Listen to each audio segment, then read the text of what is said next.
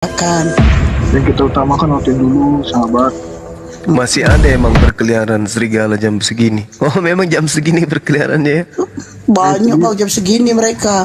Jam segini. Ini kita nggak kepagian ini, Bang. Enggak, dia jam segini berkeliaran. Apalagi jam segini dia kan ya nyolong wifi tetangga lumayan. Iya, Bun. Tadi udah live, Bun. Jam 9 saya sudah live. Baru Terus? satu jam live. Sementara berjalan, terus Uni Rifa sama Bang Kores lagi ngaji, tiba-tiba rungkat. Wah, itu dilaporin itu. Itulah kepanasan mereka dengan orang ngaji kayaknya. Waduh. Aku tadi udah pikirnya adalah tidur lebih awal, besok biar bangun cepet. Rupanya nggak bisa tidur. Aku tuh nggak bisa tidur karena aku mikirin oten. Aku nggak ada makan oten malam ini. Jangan lupa di tap-tap sama di share-share, sahabat. Cek, salah headset. Assalamualaikum. Waalaikumsalam. Ini host ini. Unik lagi Iya, ngaji sorry, main dirungkat-rungkatin. Astagfirullah. Ini tiba-tiba nggak bisa, Bang. nggak tahu pulang sudah gelap begitu dibilang mati lampu, nggak percaya dia. Katanya rungkat duluan baru mati lampu, enggak. Mati lampu bersama. Kan ceritanya ada yang mau ku naikin, nah itu nggak bisa. Terus layar saya ini, layar di handphone ini nggak bisa diapa-apain nih. Kenapa ini? Jadi saya matikan handphone gitu. Iya, guruna dulu hilang. Terus tiba-tiba rungkat tar gitu. Duh, ini sabotase ini pasti gurunda ini.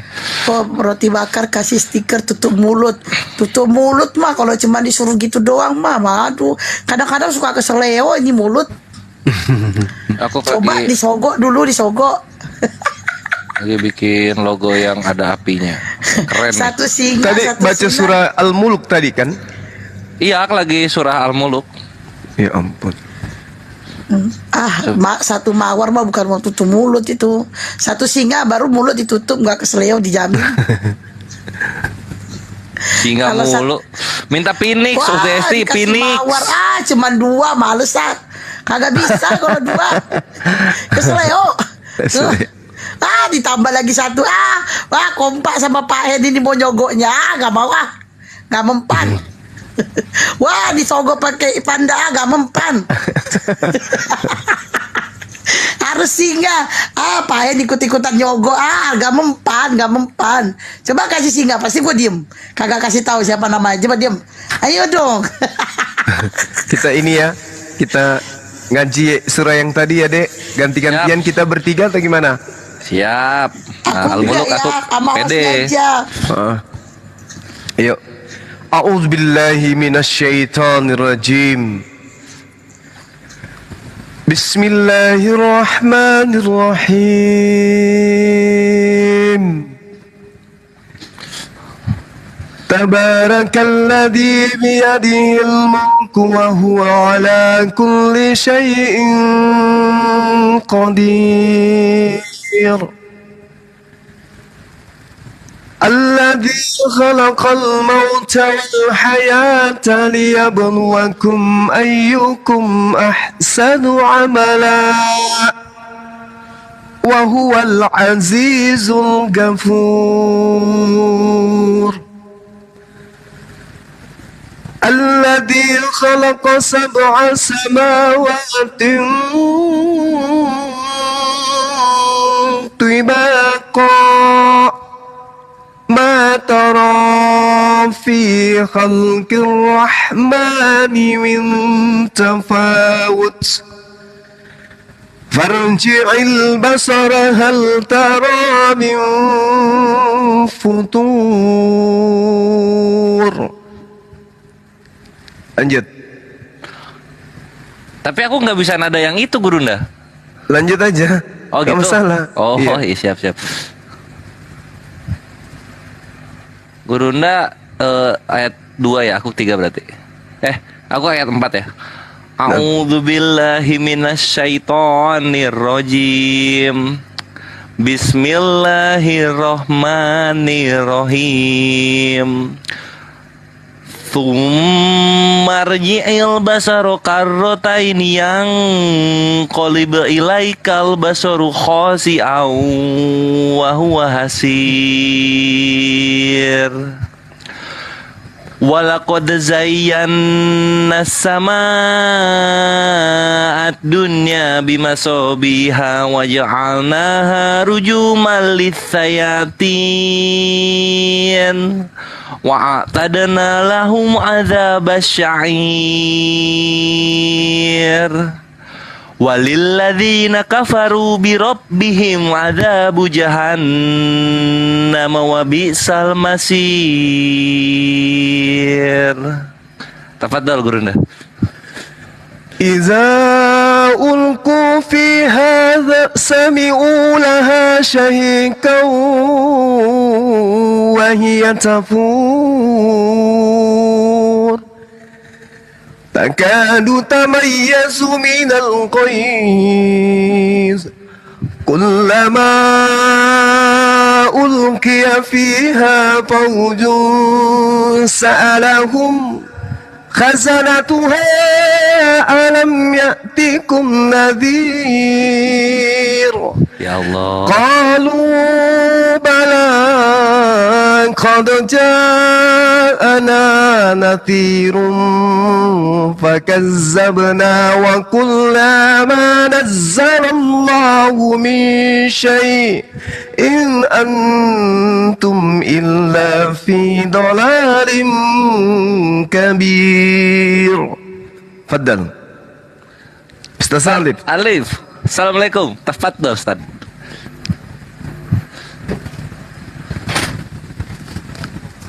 Lanjut dek. Kalau antum beliau tidur kayaknya. Wa qalu law kunna nasma'u aw naqilu ma kunna fi ashabis sa'ir. Fa'tarafu bidzambihim fasuhqan li ashabis sa'ir.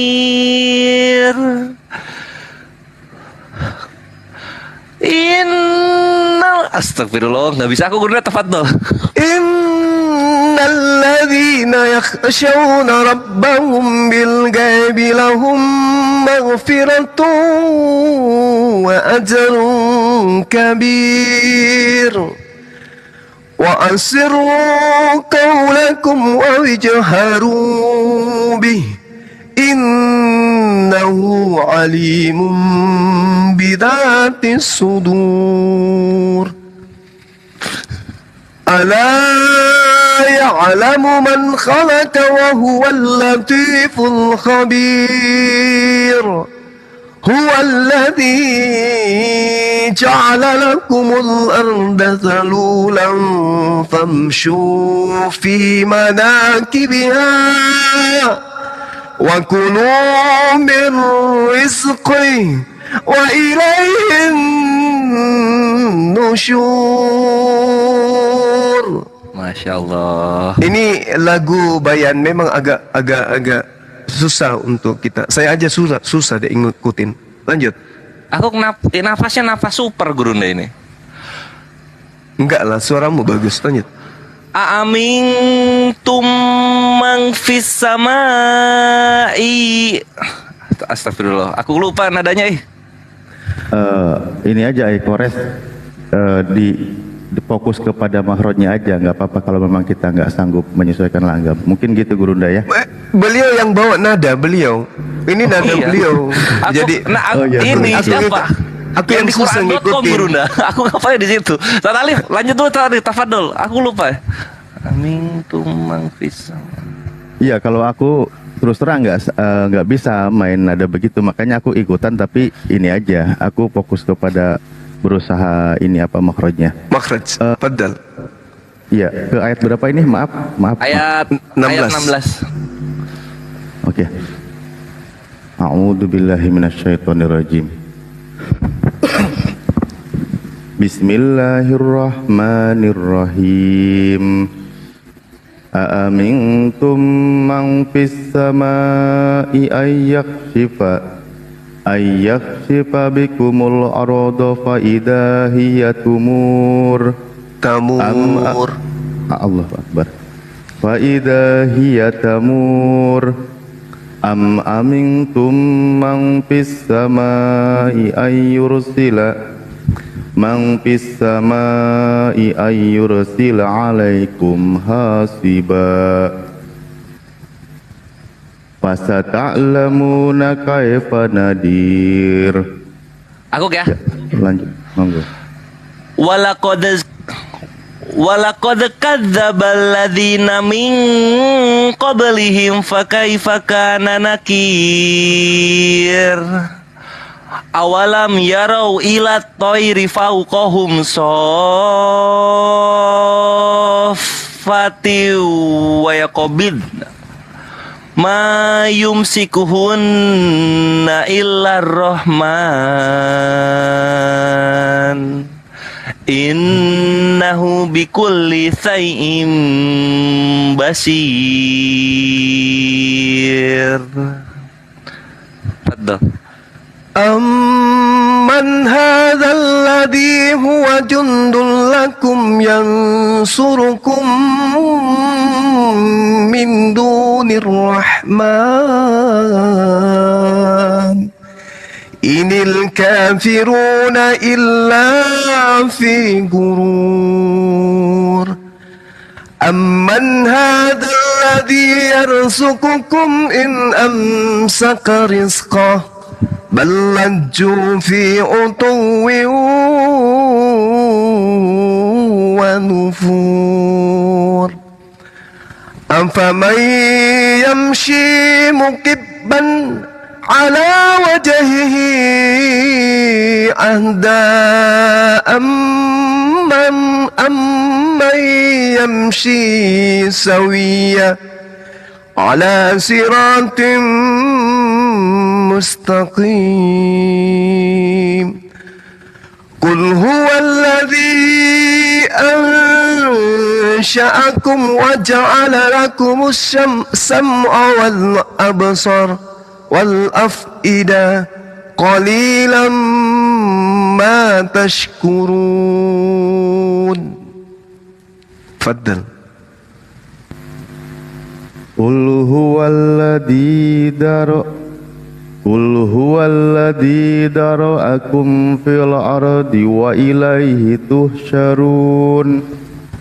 Wa yaquluna mata hadzal wa'du in kuntum shadiqin.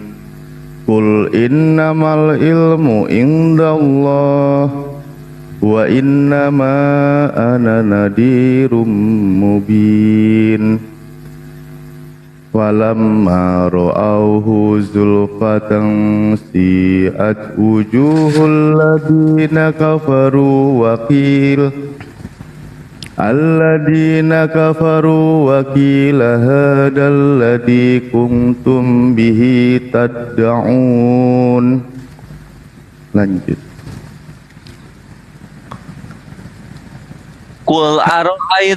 Qul aro'aitum in ahlakani Allahu wa man ma'iya aw rahimana faman yujirul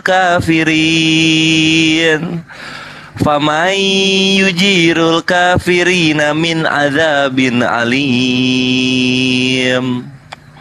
Qul huwar rahmanu amanna bihi wa alaihi tawakkalna fasata'lamuna man huwa fi dhalalim mubin. Qul aro'aitum in asbaha ma'ukum ghauran faman yatikum bima'im ma'in. Sadaqallahul azim. Sadaqallahul azim. Masya Allah. Bacaan Guruna merdu banget. Luar Tahlif biasa. rapi banget. Kita masuk ke surah Al-Waqiah. Belum ada onten di bawah. Belum ada onten. Belum Ada. ada, masih namanya masih muslim semua ini. Dinda Alif biasa baca Al-Waqiah. Baca, tapi aku nggak bisa langgam Gurunda, aku ngaji biasa. Nada kamu. Nggak apa-apa. Sambil nunggu Oten, kalau ada Oten ya kita belajar sama-sama. Oke ya? Nah, aku di sini berdua aja ya. Aku skip. Bisa muluk. Enggak, tengok aja dulu di bawah. Ada nggak tamu kita? Host, Siap, belum ini saya cek akunnya belum ada yang oten ini masih. Kiel sini naik Kiel. Nanya aja, nanya. Nggak ditanya balik deh. Kita diskon.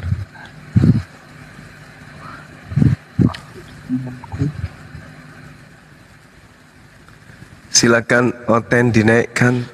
Biasanya kalau Hesti yang teriakin dinaik, Otennya pasti naik. Siap Bang. Nih aku dengerin dari tadi tuh lidah itu. Aku tuh kalau mengaji kayak gitu tuh lidahku tuh nggak bisa kayak orang Bang Juma, Ustadz Ali, malah kayak kores malah lebih bagus. Kayak saya tuh bilang zo aja tuh saya susah banget zo gitu. Aku belajar ngaji tuh 6 tahun. 6 tahun. Bunda Hesti saya udah kasih tuh ya. Bunda bisa lihat juga, siapa tahu udah pernah lihat ada oten yang di sini. Oh iya, saya bisa lihat. Maka saya kalau bilang kul huwallahu ahad itu orang mendengarnya aku nggak bilang deh. Jadi sampai aku ngomong kul huwallahu ahad. Gitu. Orang bilang aku nggak bilang Kok bisa deh. gitu Makanya ya? kalau ngaji tuh agak susah lidahku tuh. Coba ulang lagi tadi kulnya. Dia apa? Kul huwallahu ahad. Kul huwalu. Iya. Ada di bawah. Ko Julius ada di bawah. Dia mau naik ngaji juga. Oh dia mau ngaji. Aku Bang, bisa iya, nengok ya. bagus ya. Gimana cara Bang, nengoknya? Coba kalau aku yang itu ya, aku bikin dulu ya. Bang Suma gimana kalau di room sahabat? Dehendra juga ada di bawah. Sebelum kita live. Halo. Bang Suma yang di sebelah itu akun abal-abal itu ya, di report aja teman-teman. Apa jahat? Sebelah mana tuh? Nggak tahu. Makasih Itu Bang ada Roti Bakar. di Iya bawah. biasa lah saya. Papa Jat. Kul huwalu, kul huwallah, kul huwalu. Kul huwallahu ahad. Allahu samad. Lam yalid wa lam yulad. Ah. Apa? Oh, walam yakul lahu kufuwan ahad. Allahu Akbar. Masya Allah. Ini mana otennya? Iya, naikin aja. Bukti Tunggu, kalau ada konten. ku sharekan ke oten dulu. Ya, ayo berjibaku para yang punya rumah-rumah host buat ini share ke ini siapapun lah. Tapi banyak yang ngambil loh. Aku tadi siang sebenarnya sebelum yang Bang Zuma masuk, semua pada curhat. Dibilang, aduh ngeri kali kalau Bang Zuma itu. Yang mana, Dek? Tadi pas ini. Iya. Aku Ya tadi kan turun. enggak sebelumnya Bang, kan udah ada duluan beberapa oten. Terus semua penonton kan nanya tuh, Bang Zuma mana? Bang Zuma mana? Saya bilang, kan yang habis Abang bilang itu 20 menit lagi, aku bilang, oh bentar lagi Bang Zuma datang. Jadi pada nulis, pada komplain, aduh itu Bang Zuma tuh gini. Jadi semua pada kabur. Terlalu kejam ya. Iya, dia bilang sadis sekali. Ya demi keselamatan mereka ya nggak apa-apa ya kan. Mungkin ada lagi.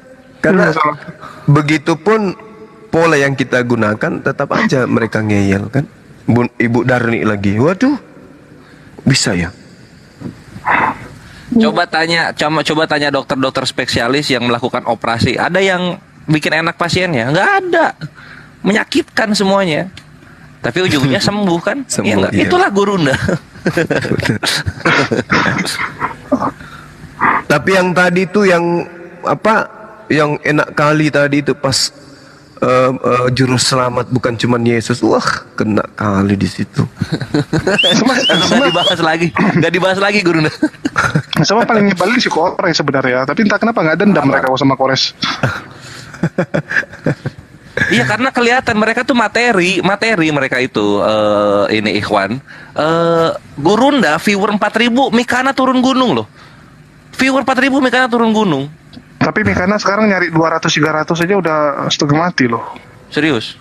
Iya, kasihan loh. Oh, Siapa? pedas Mikana. banget.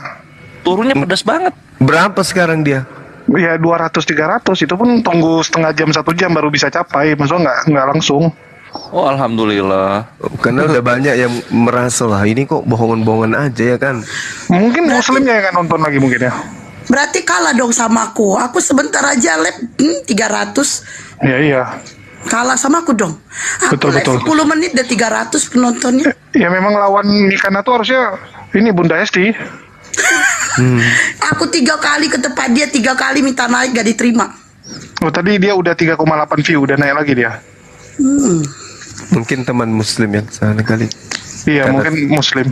Karena kita nggak ada yang live kan. Oh ya bisa jadi. Ya Rapat bisa tadi jadi kita. bang. Ya aku juga nggak live kan seharian. Kenapa sih? Udah aja kenapa nggak live? Ini Gara-gara nggak jadi kau lah al-waqiah terakhir. ini. Oh. Udah ada OT-nya belum?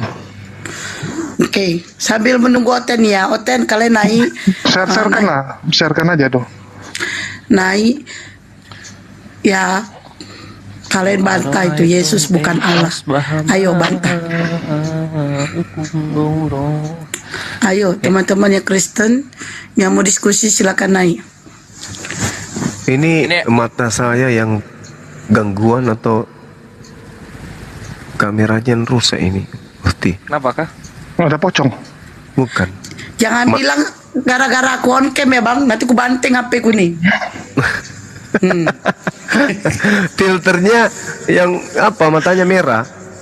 Kok filternya matanya merah? Gimana filternya mata merah?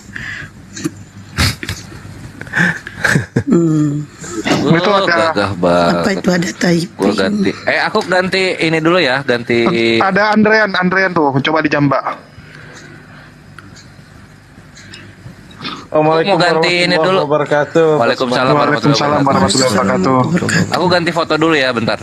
Udah lah, so ganteng kau itu aja lah. Mikana buat kitab Zuma, sendiri. saya seorang muslim Bang Zuma. Wah, masya Allah. Assalamualaikum bang. Iya, gimana? Waalaikumsalam Bang Zuma buat semuanya. Saya mau bertanya Bang Zuma, cuman agak kurang paham dikit sih. Dalam surat Al-Maun ayat 4 Ayat berapa?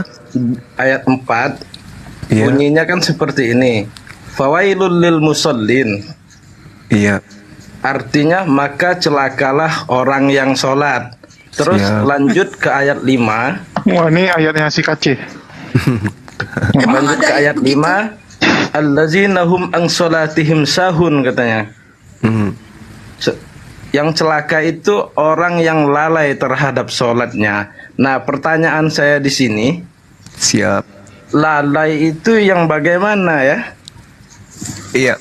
Jadi kalau kita berbicara mengenai orang-orang yang lalai itu adalah orang yang apa ya? Yang tidak memenuhi ketentuannya. Jadi mengerjakan sholat itu di luar waktunya, bermalas-malasan, lalai akan tujuan pelaksanaannya gitu. Kalau orang yang betul-betul khusyuk di dalam sholat, menjaga sholatnya, insya Allah orang itu akan terjaga dari kemaksiatan. Misalnya dia sholat asar, maka dia akan senantiasa terjaga maksiat sampai maghrib. Kalau sholatnya itu betul-betul sempurna, maka sholat maghribnya itu benar-benar akan menjaga dirinya, batinnya, tangannya, mulutnya sampai ke isya. Isya juga begitu. Tidur setelah beraktivitas, tidur dengan wudu, kemudian bangun sholat tahajud. Itu yang dimaksud orang yang tidak lalai, tidak celaka dalam sholat. Jadi ketika kita melaksanakan sholat, sholat itu tercermin dari perilaku kita sehari-hari. Bukan hanya sebatas tindakan badan, tetapi berdampak kepada perilaku kita sehari-hari. Inna sholata tanha 'anil fahsya'i wal munkar. Jadi mencegah kepada perbuatan keji dan mungkar. Berarti Iya. Berarti kesimpulannya lalai ini di sini mengulur-ulur waktu ya gitu Bang Zuma. Ya, benar. Termasuk. Mungkin aku tambahin dikit Silakan. supaya ada kelihatan kerja lah. Nah, daripada nanti netizen tulis nggak kerja kan. Jadi ya. Jadi itu kayak ada orang kan kayak gini, menganggap bahwa ibadah itu hanya rutinitas ya. Jadi dia melakukannya itu kayak robot, cuman istilahnya ya udah kayak hafalan tapi dia nggak ngerti dan nggak khusyuk. Ya itu juga termasuk. Terus juga orang-orang yang mungkin sholatnya itu supaya orang lain lihat. Ya jadi sengaja sholat pas ada orang gitu kan, pura-pura oh udah jam sholat yuk saya sholat gitu kan. Ya jadi supaya orang melihat kalau dia itu sholat gitu, rajin sholat. Nah, itu juga termasuk. Jadi orang-orang seperti itu yang dimaksud. Ya kita tahu sendirilah orang-orang munafik seperti itu. Oke, itu aja sih tambahan dari saya. Oh iya Bang. Nah terus ini lagi Bang, apa yang Mas tanyakan? Saya ini kadang-kadang banyak kurang paham juga. Cuman mau nanya lagi bingung. Saya boleh nggak saya diam di sini dulu gitu. Nanti kalau udah ketemu saya nanya lagi Bang. Tergantung dari hostnya. Masalah juga ada Oten yang mau naik Bang, jadi kita lebih utamakan Oten dulu. Oh ya udah Bang. Iya, nanti tanya sama Ustadz. Bang, kalau ada kajian-kajian tanya sama mereka. Mereka lebih paham pastinya. Kadang-kadang ini juga sih. Pengen juga belajar, cuman kadang-kadang ada yang nggak nyangkut Bang. Kalau di sini saya seneng ngedengarnya.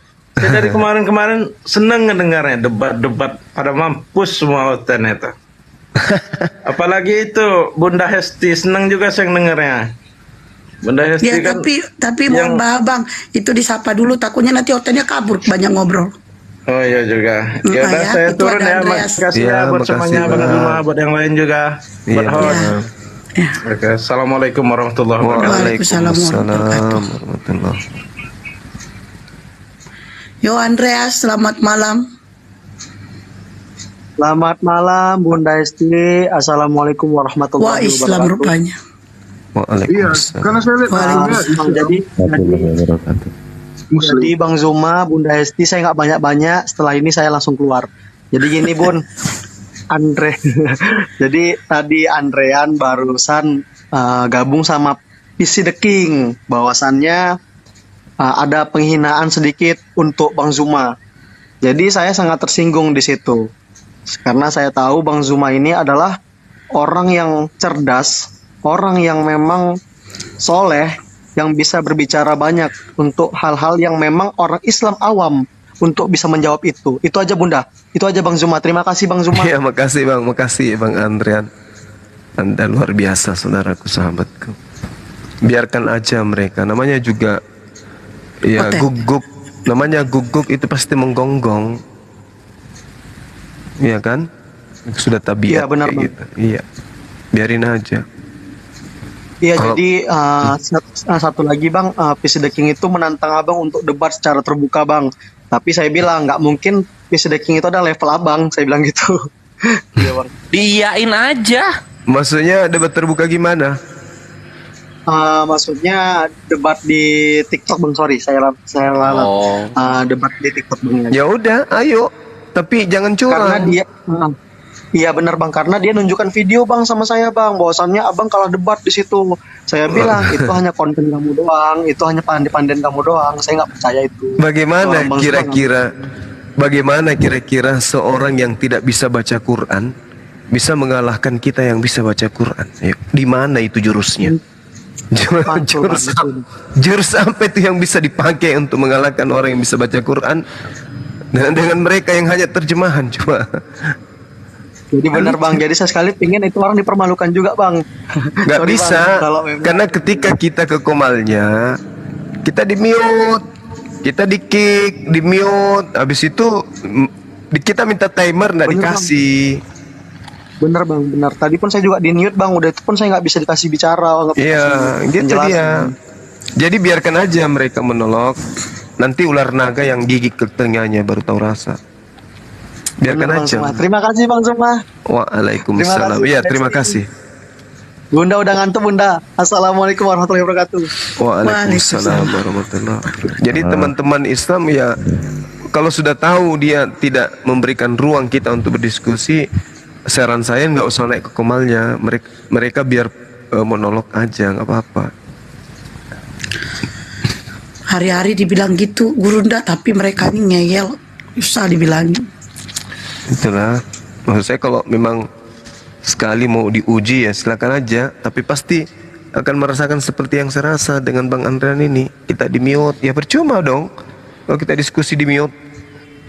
Hujat Islam, hujat Gurunda, mualaf satu. Hujat Islam, hujat Gurunda, mualaf lagi satu. Gitu aja terus, nggak bosan. Miusi, selamat malam. Agama apa? Halo, selamat malam. Saya dari Kristen, Bu. Oh, udah ada. Oh, ini yang ngomong fals-falsan nih. Apa yang mau di ini? Ya, maaf tadi, maaf. Mau ditanya. Ini saya mau bertanya tentang ini. Saya ada ayatnya. Maryam 17. Saya bacakan dulu ya terjemahannya ya, Pak ya. Iya, silakan. Lalu dia memasang tabir yang melindunginya dari mereka. Lalu kami mengutus roh kami, Jibril, kepadanya. Maka ia menampakkan diri di hadapannya dalam bentuk manusia yang sempurna. Yang menjadi pertanyaan saya, manusia yang sempurna ini, apakah Jibril menambahkan hakikat kemanusiaannya? Apakah tidak? Dan ketika Jibril menampakkan dirinya dalam bentuk manusia yang sempurna, apakah Jibril mempunyai dua kodrat, yaitu malaikat dan manusia di dalam dirinya? Demikian, Pak. Terima kasih. Oke, baik. Jadi ketika kemudian di dalam Al-Quran dikatakan bahwa Jibril atau Roh Kudus diutus kemudian kepada Bunda Maryam, malaikat Jibril memang betul-betul dalam keadaan manusia. Jadi beliau datang kemudian menampakkan dirinya di hadapan Bunda Maryam dengan bentuk manusia yang sempurna. Dia benar-benar dari malaikat kemudian berubah menjadi manusia. Itu seperti itu adanya. Jadi dia tidak punya dua natur, dia benar-benar pada saat itu adalah manusia yang sempurna. Manusia yang sempurna kan pastinya mempunyai hakikatnya sebagai manusia. Nah, apakah ketika Jibril menampakkan diri sebagai manusia, apakah dia manusia yang siluman? Kalau jin kan menampakkan diri menjadi manusia, itu kan namanya siluman. Nah, kalau Jibril menampakkan dirinya dalam bentuk manusia yang sempurna, apakah dia siluman juga atau dia benar-benar manusia dalam hakikatnya manusia? Dia benar-benar seorang laki-laki yang ganteng dan rupawan, yang kemudian datang demi untuk tidak menakutkan Bunda Maryam. Karena keberadaan malaikat ketika datang kepada para nabi itu biasa membuat nabi-nabi ini takut pada wujud asli daripada malaikat. Karena Maryam adalah seorang wanita yang lemah lembut, wanita yang soleha, maka malaikat datang menampakkan dirinya dalam bentuk laki-laki. Seperti itu, benar-benar laki-laki. Jadi dia meninggalkan wujud aslinya, kemudian dia masuk dalam wujud manusia. Di dalam wujudnya sebagai manusia, apakah dia mempunyai hakikat kemanusiaan? Ya, dia dalam bentuk sempurna sebagai laki-laki. Dia datang. Jadi penampakan yang terlihat daripada malaikat Jibril kepada Maryam ya memang betul-betul laki-laki. Karena kedatangannya juga kan cuman sebentar kepada Maryam. Hanya memberitakan tentang seorang akan lahir dari Bunda Maryam tersebut. Jadi siluman ya, Bang, atau gimana? Oh, bukan siluman. Malaikat yang datang merubah wujud menjadi manusia. Bukan siluman ular atau siluman manusia, bukan. Dia benar-benar manusia. Dari malaikat kemudian mewujud menjadi manusia. Jadi dia menambahkan hakikat kemanusiaan di dalam dirinya sehingga dia menjadi manusia. Bukan menambah hakikat, merubah wujud menjadi manusia. Seperti itu. Jadi hakikat malaikatnya itu berhenti, kemudian dia mengambil wujud manusia untuk kemudian menampakkan diri kepada Bunda Maryam. Bukan siluman. Berarti tadi Bang Juma kan berkata dia melepaskan kehakikatan sebagai malaikat. Nah, berarti ketika dia menjadi manusia, hakikat malaikatnya itu lepas. Seperti itu. Hakikat malaikatnya nggak lepas. Dia tetap makhluk malaikat yang kemudian merubah wujud menjadi manusia. Berarti nggak Malaikat tapi bentuknya manusia gitu loh. Iya. Malaikat, dia malaikat, tapi wujudnya manusia. malaikat.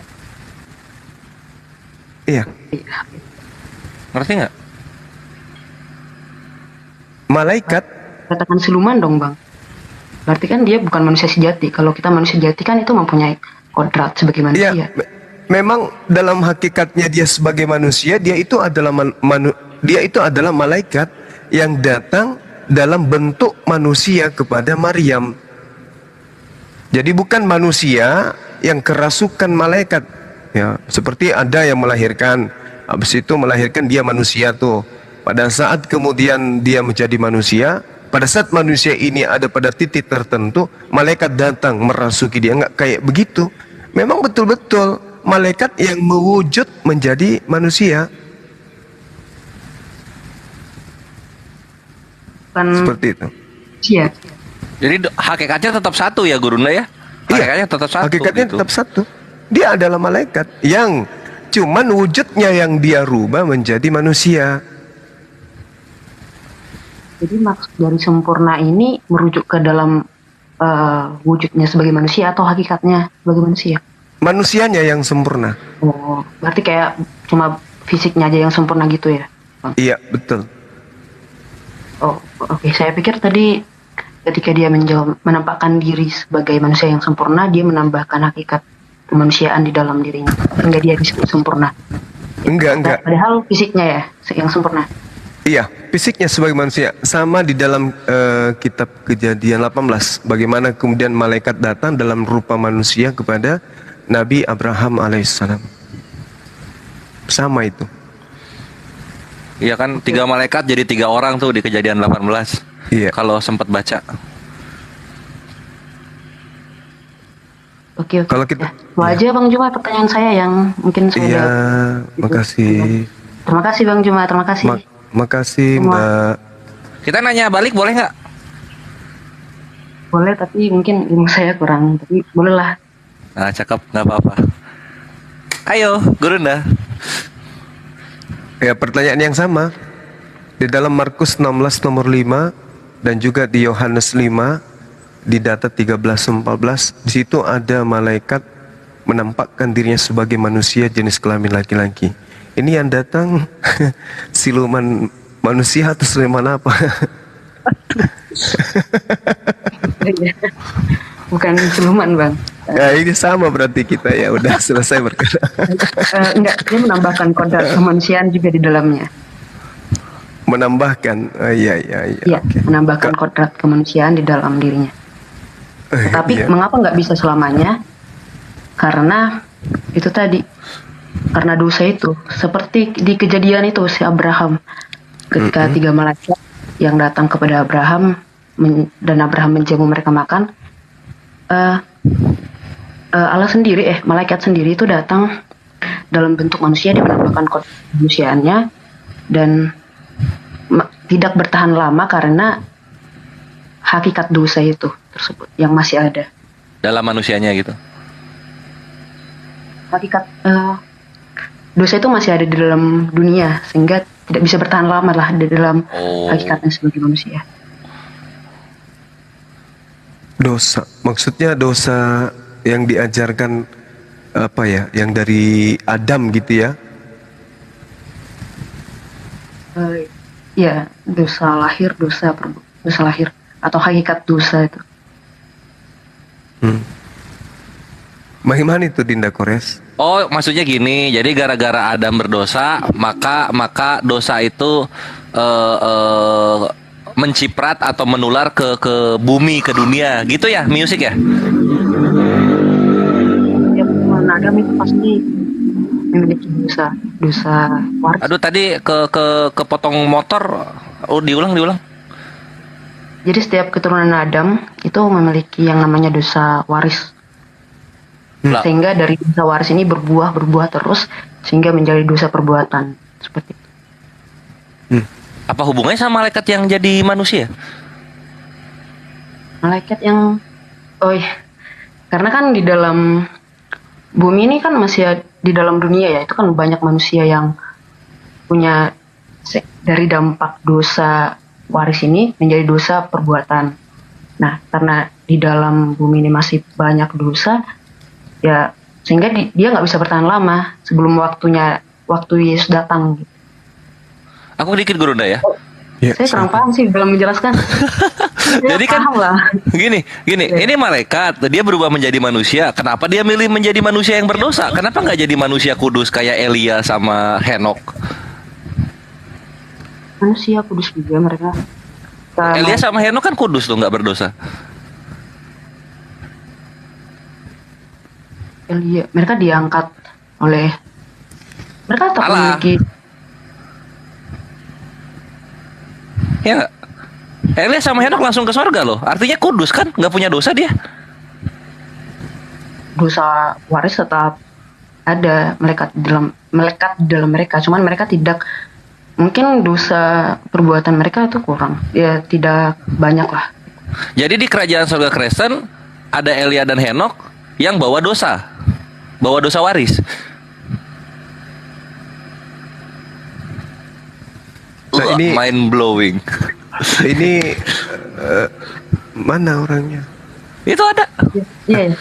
Jadi gini, saudari saya yang masih bertanya-tanya dalam diri saya ini, apa kesalahan Adam gitu sampai kok ada kesalahan dosa beliau yang sepanjang Kristen ini ada selalu aja mengatakan dosa Adam. Sebenarnya Adam ini mewariskan dosa atau mewariskan ilmu pengetahuan? Karena kalau Adam tidak makan buah, akal Adam tidak berfungsi. Nah, kemudian yang kedua, jangan engkau makan buah pengetahuan baik dan buruk. Sementara Adam sebelum makan buah itu, Adam belum tahu baik dan buruk. Selayaknya anak bayi dikasih aturan, anak bayi belum tahu mana baik, mana yang buruk, tapi diberi aturan, ya tentulah anak itu akan melanggar. Nah, jadi kalau dikatakan mewariskan dosa, kurasa nggak cocok gitu loh. Sebab dengan Adam makan buah itu, Adam mengetahui baik dan buruk. Akibat dari baik dan buruk, maka dia bisa menjalankan perintah Tuhan, yang mana dia dicipta untuk berkuasa di atas muka bumi. Kita lihat dalam Kejadian 1 nomor 26. Baiklah kami menciptakan manusia serupa dengan kami. Untuk apa? Di bumi. Sebagai apa? Pemimpin, menguasai ikan di laut, burung di udara, dan hewan yang melata di darat. Bagaimana Adam bisa menguasai menjadi pemimpin di atas muka bumi kalau tidak tahu baik dan buruk? Jadi yang diwariskan sebenarnya oleh Adam adalah pengetahuan sehingga manusia bisa berkuasa. Coba kita lihat bagaimana setelah Adam itu makan buah pengetahuan baik dan jahat. Seketika dia menyadari dirinya telanjang. Berarti sebelum makan buah itu dia nggak tahu dalam keadaan telanjang, tapi telanjang. Nah, kita bayangkan aja, kalau Adam tidak makan buah tersebut, maka keturunannya dalam keadaan telanjang tidak sadar-sadar dirinya telanjang. Kalau telanjang aja tidak sadar dirinya telanjang, bagaimana bisa berkarya? Maka tidak mungkin bikin rumah, bikin mobil, pesawat, HP, nggak mungkin. Kenapa? Telanjang aja nggak sadar, gimana mau berkarya? Kalau dia telanjang tidak sadar telanjang, apa bedanya dengan kera, dengan sapi, dengan kambing? Gak ada bedanya. Untung saja Adam itu makan buah itu sehingga mewariskan kepada keturunannya pengetahuan baik dan jahat. Siapa yang mau jahat silakan, siapa yang mau baik silakan. Itu baru dikatakan makhluk free will. Karena kalau Adam tidak makan buah pengetahuan baik dan jahat, dia dia bukan berkehendak bebas berarti. Selamanya dia tidak tahu apa-apa. Nah, apakah kita ini harus mengatakan sebagaimana yang ada di Roma 5 nomor 12 kalau nggak salah ya. Di situ difitnah Adam ini mewariskan dosa kepada anak manusia. Padahal sebenarnya yang diwariskan itu adalah pengetahuan yang sangat luar biasa, yang sangat dibutuhkan oleh manusia sebagai alat untuk mengembangkan amanah dari Tuhan sebelum dia dicipta. Baiklah kami menciptakan manusia serupa dengan gambar kami, agar berkuasa ikan-ikan di laut, burung di daratan. Kayak mana Adam bisa berkuasa kalau telanjang aja nggak sadar? Nah, inilah yang saya katakan, mohon maaf, dosa waris ini hanya diada-adakan. Demi untuk apa? Supaya Yesus mati di atas tiang salib menebus dosa tersebut. Padahal dosa itu nggak ada. Kejadian 5, kalau nggak salah nomor 2, Tuhan kemudian memberkati Adam dan anak-anaknya, keturunannya. Sama seperti di Al-Quran. Fatalaqqa Adamu min Rabbihi kalimatin fataba alaih innahu huwat tawwabur rahim. Adam kemudian diterima tobatnya oleh Allah. Berarti tidak ada dosa diwariskan kepada anak-anaknya. Makanya dosa kita tanggung masing-masing, bukan ditanggungkan kepada anak Maria. Saya kira begitu sebagai penjabaran dari saya sebagai orang awam. Silakan kalau ada yang menambahkan atau mau menanggapi. Begini Bang. Itu aja sih, langsung sih. Ya, yang menjadi dosa itu bukan karena dia memakan buah itu, bukan. Itu bukan. Tetapi yang menjadi dosa itu adalah ketika dia tidak setia dengan Allah. Allah bilang, jangan kamu makan buah itu. Tapi dia tidak setia ketika Allah mau mengucapkan larangannya itu. Nah, kalau anak kita kan tahu yang baik dan yang buruk kan tuh bagus ya. Tetapi ketika dia menentukan apa yang baik dan yang jahat bagi dirinya, nah itu yang menjadi masalah. Demikian juga Adam dan Hawa. Nah, ketika dia memakan buah itu melanggar kesetiaannya kepada Allah, dan dia sendiri yang menentukan yang baik dan yang jahat baginya. Nah, itu yang menjadi inti dari dosa itu. Ketika manusia itu menentukan apa yang baik dan yang jahat padanya. Padahal Allah sudah memberikan kehendak bebas, yaitu ketika jangan kamu makan buah ini.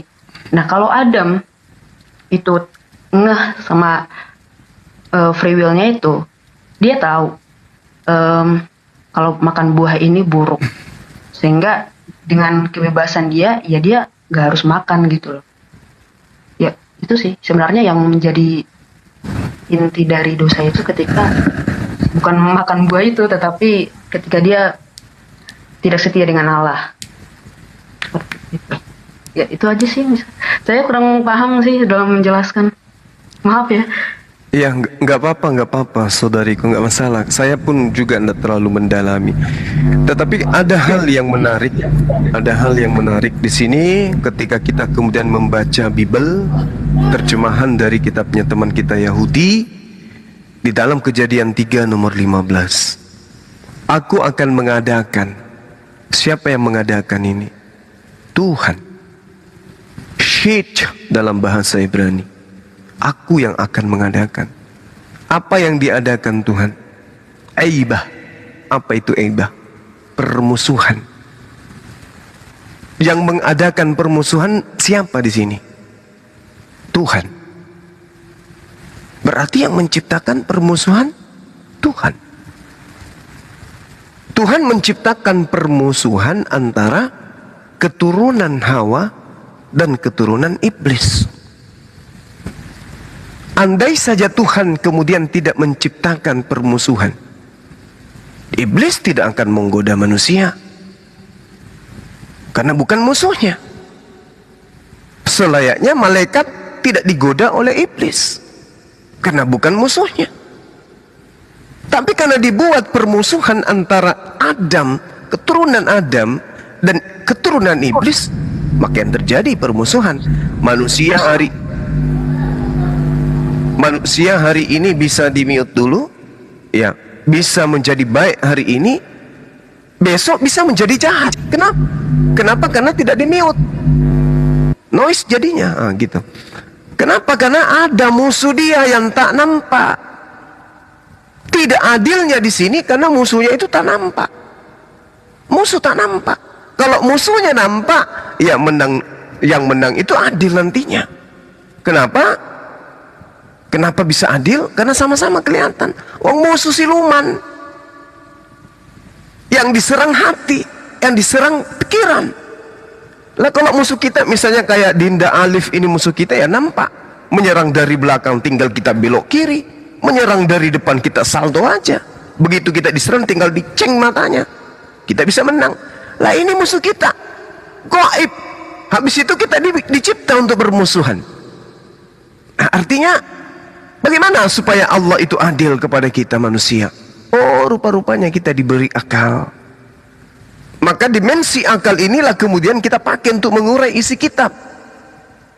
Bukan cuma imani saja, tapi akal menjadi senjata untuk melumpuhkan musuh kita itu. Mau kayak mana kita harus pasrah? Tuhan sudah membuat kita bermusuhan dengan iblis. Maka senjata yang harus kita gunakan adalah akal.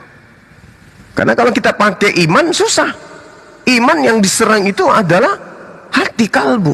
Nah itu adalah momok yang mematikan pada diri manusia adalah hati. Ketika dia jatuh cinta kepada satu pengajaran, doktrin dan dogma tanpa melibatkan akal, di situ iblisnya bermain. Makanya Yesus berpesan kepada murid-muridnya, kasihi Tuhanmu dengan akal. Jangan cuman bertuhan, tapi akal nggak dipakai. Nah untuk itulah kemudian ini tanda tanya besar ini. Kalau Adam yang dituduh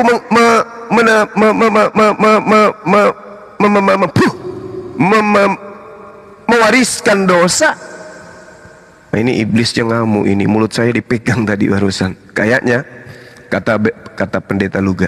Jadi kalau iblis menjadikan kita itu musuh, lalu kemudian Tuhan kemudian menjadikan kita bermusuhan dengan iblis, lalu Adam dikatakan mewariskan dosa, berarti Tuhan yang menginginkan.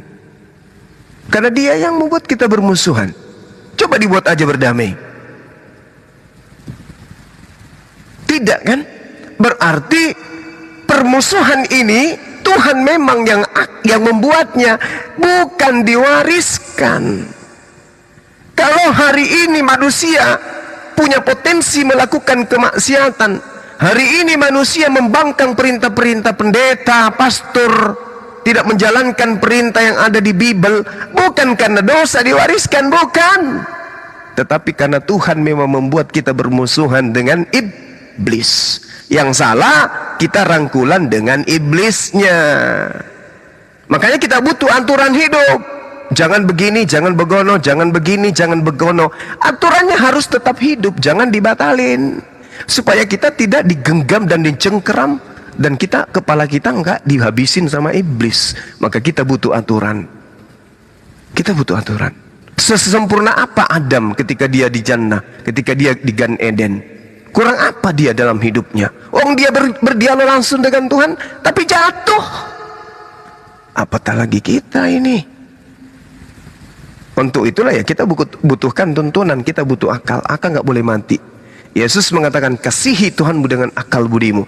Maka karena akal yang kita pakai, maka dimensi akal harus connect dengan kitab suci. Bukan doktrin, bukan dogma, tapi kitab suci. Jadi salah menurut saya yang awam kalau ada konsep yang mengatakan manusia itu melakukan dosa karena jatuh dalam dosa. Salah. Kenapa? Manusia melakukan dosa, pencurian, pembunuhan, pemerkosaan dan seterusnya itu karena memang dibuat bermusuhan oleh Tuhan itu sendiri. Aku akan mengadakan permusuhan antara keturunanmu dan keturunannya. Saya kira begitu tambahan dari saya yang masih fakir ilmu. Silakan yang lain ditambahkan. Iya, saya mau tadi menanggapi tadi permusuhan itu ya Pak. Jadi kalau kita perikopnya manusia jatuh dalam dosa di Kejadian 3 itu kan hukuman kepada Adam, Hawa dan ular itu kan setelah Adam dan Hawa memakan buah pengetahuan pengetahuan itu.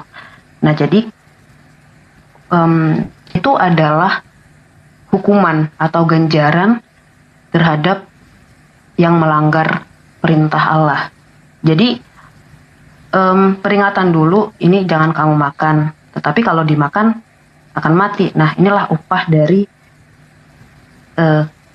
ketika kamu memilih untuk memakan buah tersebut. Jadi hukuman itu terjadi ketika Adam dan Hawa itu melanggar aturan yang Allah berikan. Seperti itu. Jadi bukan Allah mengadakan permusuhan dulu terhadap Adam dan Satan itu, tetapi ketika Adam tersebut yang memakan buah itu, sehingga hukuman itu pun diberikan. Seperti itu. Iya, jadi kalau itu yang kita jadikan sebagai dasar pijakan akan terdapat banyak kontradiksi. Yang pertama, dalam Kejadian 15 misalnya, Kejadian 1 nomor 26. Di situ jelas sekali dikatakan bahwa Adam dicipta agar Adam ini kemudian bisa berkuasa terhadap apa yang ada di bumi. Nah, sekarang kalau buah itu, buah pengetahuan itu tidak dimakan, lalu bagaimana dia bisa menguasai bumi? Tuhan berfirman, baiklah kita menjadikan manusia menurut gambar dan rupa kita, supaya mereka berkuasa atas ikan-ikan di laut dan burung-burung di udara dan atas ternak dan atas seluruh bumi dan atas segala binatang melata yang merayap di bumi. Gimana ceritanya beliau bisa kemudian berkuasa kalau dia tidak mengetahui baik dan jahat? Sama seperti Allah. Adam kan itu segambar dan serupa dengan Allah. Gambar itu dalam artian sifat-sifatnya itu adalah terkandung, sifat-sifat Allah itu ada terkandung di dalam manusia. Nah, untuk menguasai bumi dan seluruh isinya itu kan tidak harus melalui dosa. Kita tidak harus menentukan ya mana yang baik dan yang buruk. Seperti Allah, kita memiliki kita memiliki gambaran Allah atau sifat-sifat Allah dalam kita, sehingga untuk memerintah seluruh bumi tidak harus dari dosa itu mengetahuinya. Ya, Adam tidak bisa ngapa-ngapain kalau dia belum mengetahui baik dan buruk, tidak bisa berkuasa dia. Kalau kemudian kita nisbahkan kepada rupa gambar menurut pemahaman teman kita Kristen, berarti Tuhan itu bisa keliru dong. Tuhan itu bisa kemudian dipengaruhi oleh setan. Adam dicipta serupa segambar dengan Tuhan.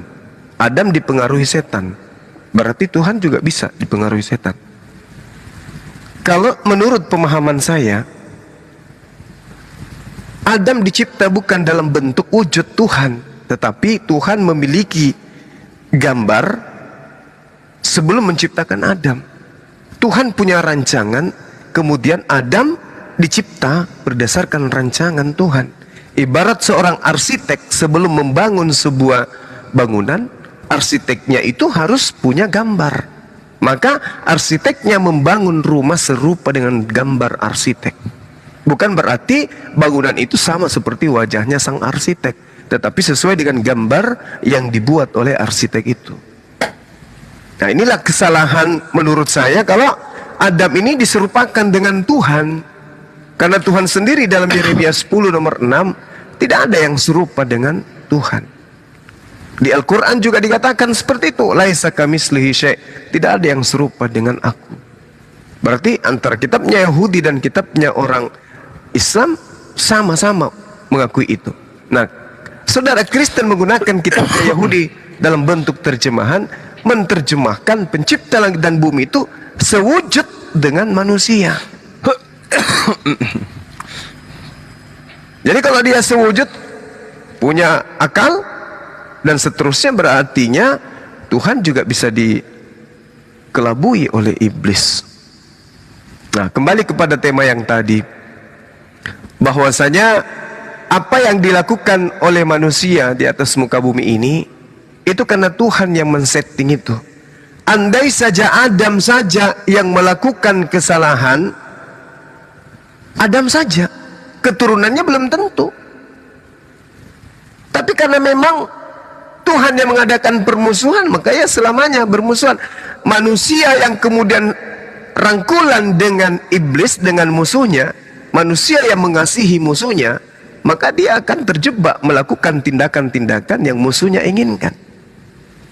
Makanya kalau dikatakan manusia itu harus mengasihi musuh, saya rasa itu adalah slogan yang keliru. Karena musuh itu di dalam pengajaran Bani Israel yang disebut kemudian aiba, itu adalah iblis. Rasa dengki, bencian, hasad, husud yang ada pada diri manusia. Nah, inilah yang akan dimunculkan oleh Tuhan di antara pelakunya, antara keturunan Hawa dan keturunan iblis tersebut. Untuk itulah kemudian ya salah menurut saya loh ya pribadi kalau dikatakan Adam mewariskan. Kalau diwariskan kesalahan itu tidak perlu Tuhan membuat permusuhan. Kenapa? Tanpa permusuhan yang diadakan oleh Tuhan, keturunan Adam tetap akan melakukan kesalahan. Karena sudah menjadi turun-temurun dari neneknya. Tapi ternyata ada kata permusuhan di situ, aibah. Tuhan yang menciptakan keadaan sehingga ketika ada yang bermusuhan, lalu yang satu bermusuhan dengan iblis, dibuat dia bermusuhan, ada yang kemudian menjadi kawannya. Nah ini ya, siapa yang membuat permusuhan itu ada? Kembali kepada hakikat Tuhan itu sendiri. Jadi menurut kami umat Islam, pada dasarnya manusia diciptakan itu dalam keadaan sempurna dan suci. Tidak ada dosa yang diwariskan dari Adam. Contoh, manusia Adam itu dicipta dalam keadaan dewasa. Bayi manusia dalam keadaan kecil tanpa dosa dia. Kemungkinan kalau dia dicipta dalam keadaan dewasa, ya mungkin di alam roh dia pernah melakukan kesalahan, kalau kita berasumsi. Tetapi dia dari bayi tidak pernah melakukan apapun, tapi kok dianggap dapat warisan dosa. Kalau dikatakan bukan dosa perbuatan, tetapi dosa keadaan, di mana manusia bisa keadaannya melakukan tindakan dosa, ya kembali kepada Tuhan. Yang mengadakan itu Tuhan, bukan Adam. Jadi artinya kesimpulannya, bukan dosa waris, bukan Adam yang mewariskan kepada anak keturunannya, tapi Tuhan yang telah melakukan tindakan membuat manusia dan iblis itu bermusuhan, sehingga pada diri manusia ada kecenderungan melakukan kemaksiatan. Bukan karena pengaruh unsur warisan, tetapi karena pada diri manusia ada komponen yang digunakan Tuhan untuk menjadi ladang iblis masuk menggoda manusia itu sendiri. Begitu juga sebaliknya, ada pada diri iblis yang diciptakan oleh Allah pada diri manusia untuk memusnahkan iblis itu. Apa itu? Doa, tindakan amalan baik, mendekatkan diri kepada pencipta. Itu adalah tindakan-tindakan untuk memusnahkan iblis. Saya kira begitu. Silakan. Saya nanti pagi ada kelas pagi jam 7. Ini saya mungkin last penjelasan ya Bang ya. Kalau mengenai permusuhan. Kalau kita baca di Kejadian 3 ayat 15, Kau akan mengadakan permusuhan antara engkau dan perempuan ini, antara keturunanmu dan keturunannya. Maksud yang dikatakan di situ itu nubuatan tentang Yesus. Bahwasanya keturunan manusia ini akan merumukkan kepala ular. Ya itu tadi ketika Yesus bangkit dari kubur, dia itu udah meremukkan kepala ular tersebut. Nah itu tentang nubuatan sih, tentang Yesus. Demikian sih yang bisa saya jelaskan Bang. Saya kurang ahli sebenarnya. Ya. Jadi pertanyaan saya sudah terjawab ketika malaikat menampakkan diri dalam bentuk manusia yang sempurna kepada Maryam. Ya itu saja Bang. Terima kasih ya Bang ya. Iya, makasih. Tunggu music, aku belum nanya. Beliau mau istirahat. Iya. kenapa masih nyembah Yesus? Saya percaya bahwa Yesus itu Allah dan Tuhan. Dan di dalam ajarannya juga sangat apa ya? Sangat wah gitu loh, Bang. Apa wahnya? Yang pertama kasih. Ya, kayak yang Bang Juma tadi bilang, kasihlah musuhmu. Itu kan level tertinggi di dalam mengasihi. Gimana cara ngasihi iblis? Kasih itu kan tegas. Kalau kita sama iblis ya tegas bahwa kita menolak semua atau menolak godaan dari iblis tersebut. Berarti iblis bukan musuh. Iblis musuh, sehingga makanya kita harus mengasihi atau tegas terhadapnya bahwa tidak, saya tidak ingin mengikuti godaan iblis tersebut. Sedih dong iblis. Ya bagaimana ya, itu karena dia memberontak dari Allah juga kan. Ya, jadi kalau iblis kan malaikat tetapi dia memberontak. Jadi gimana caranya ngasih iblis supaya dia bahagia?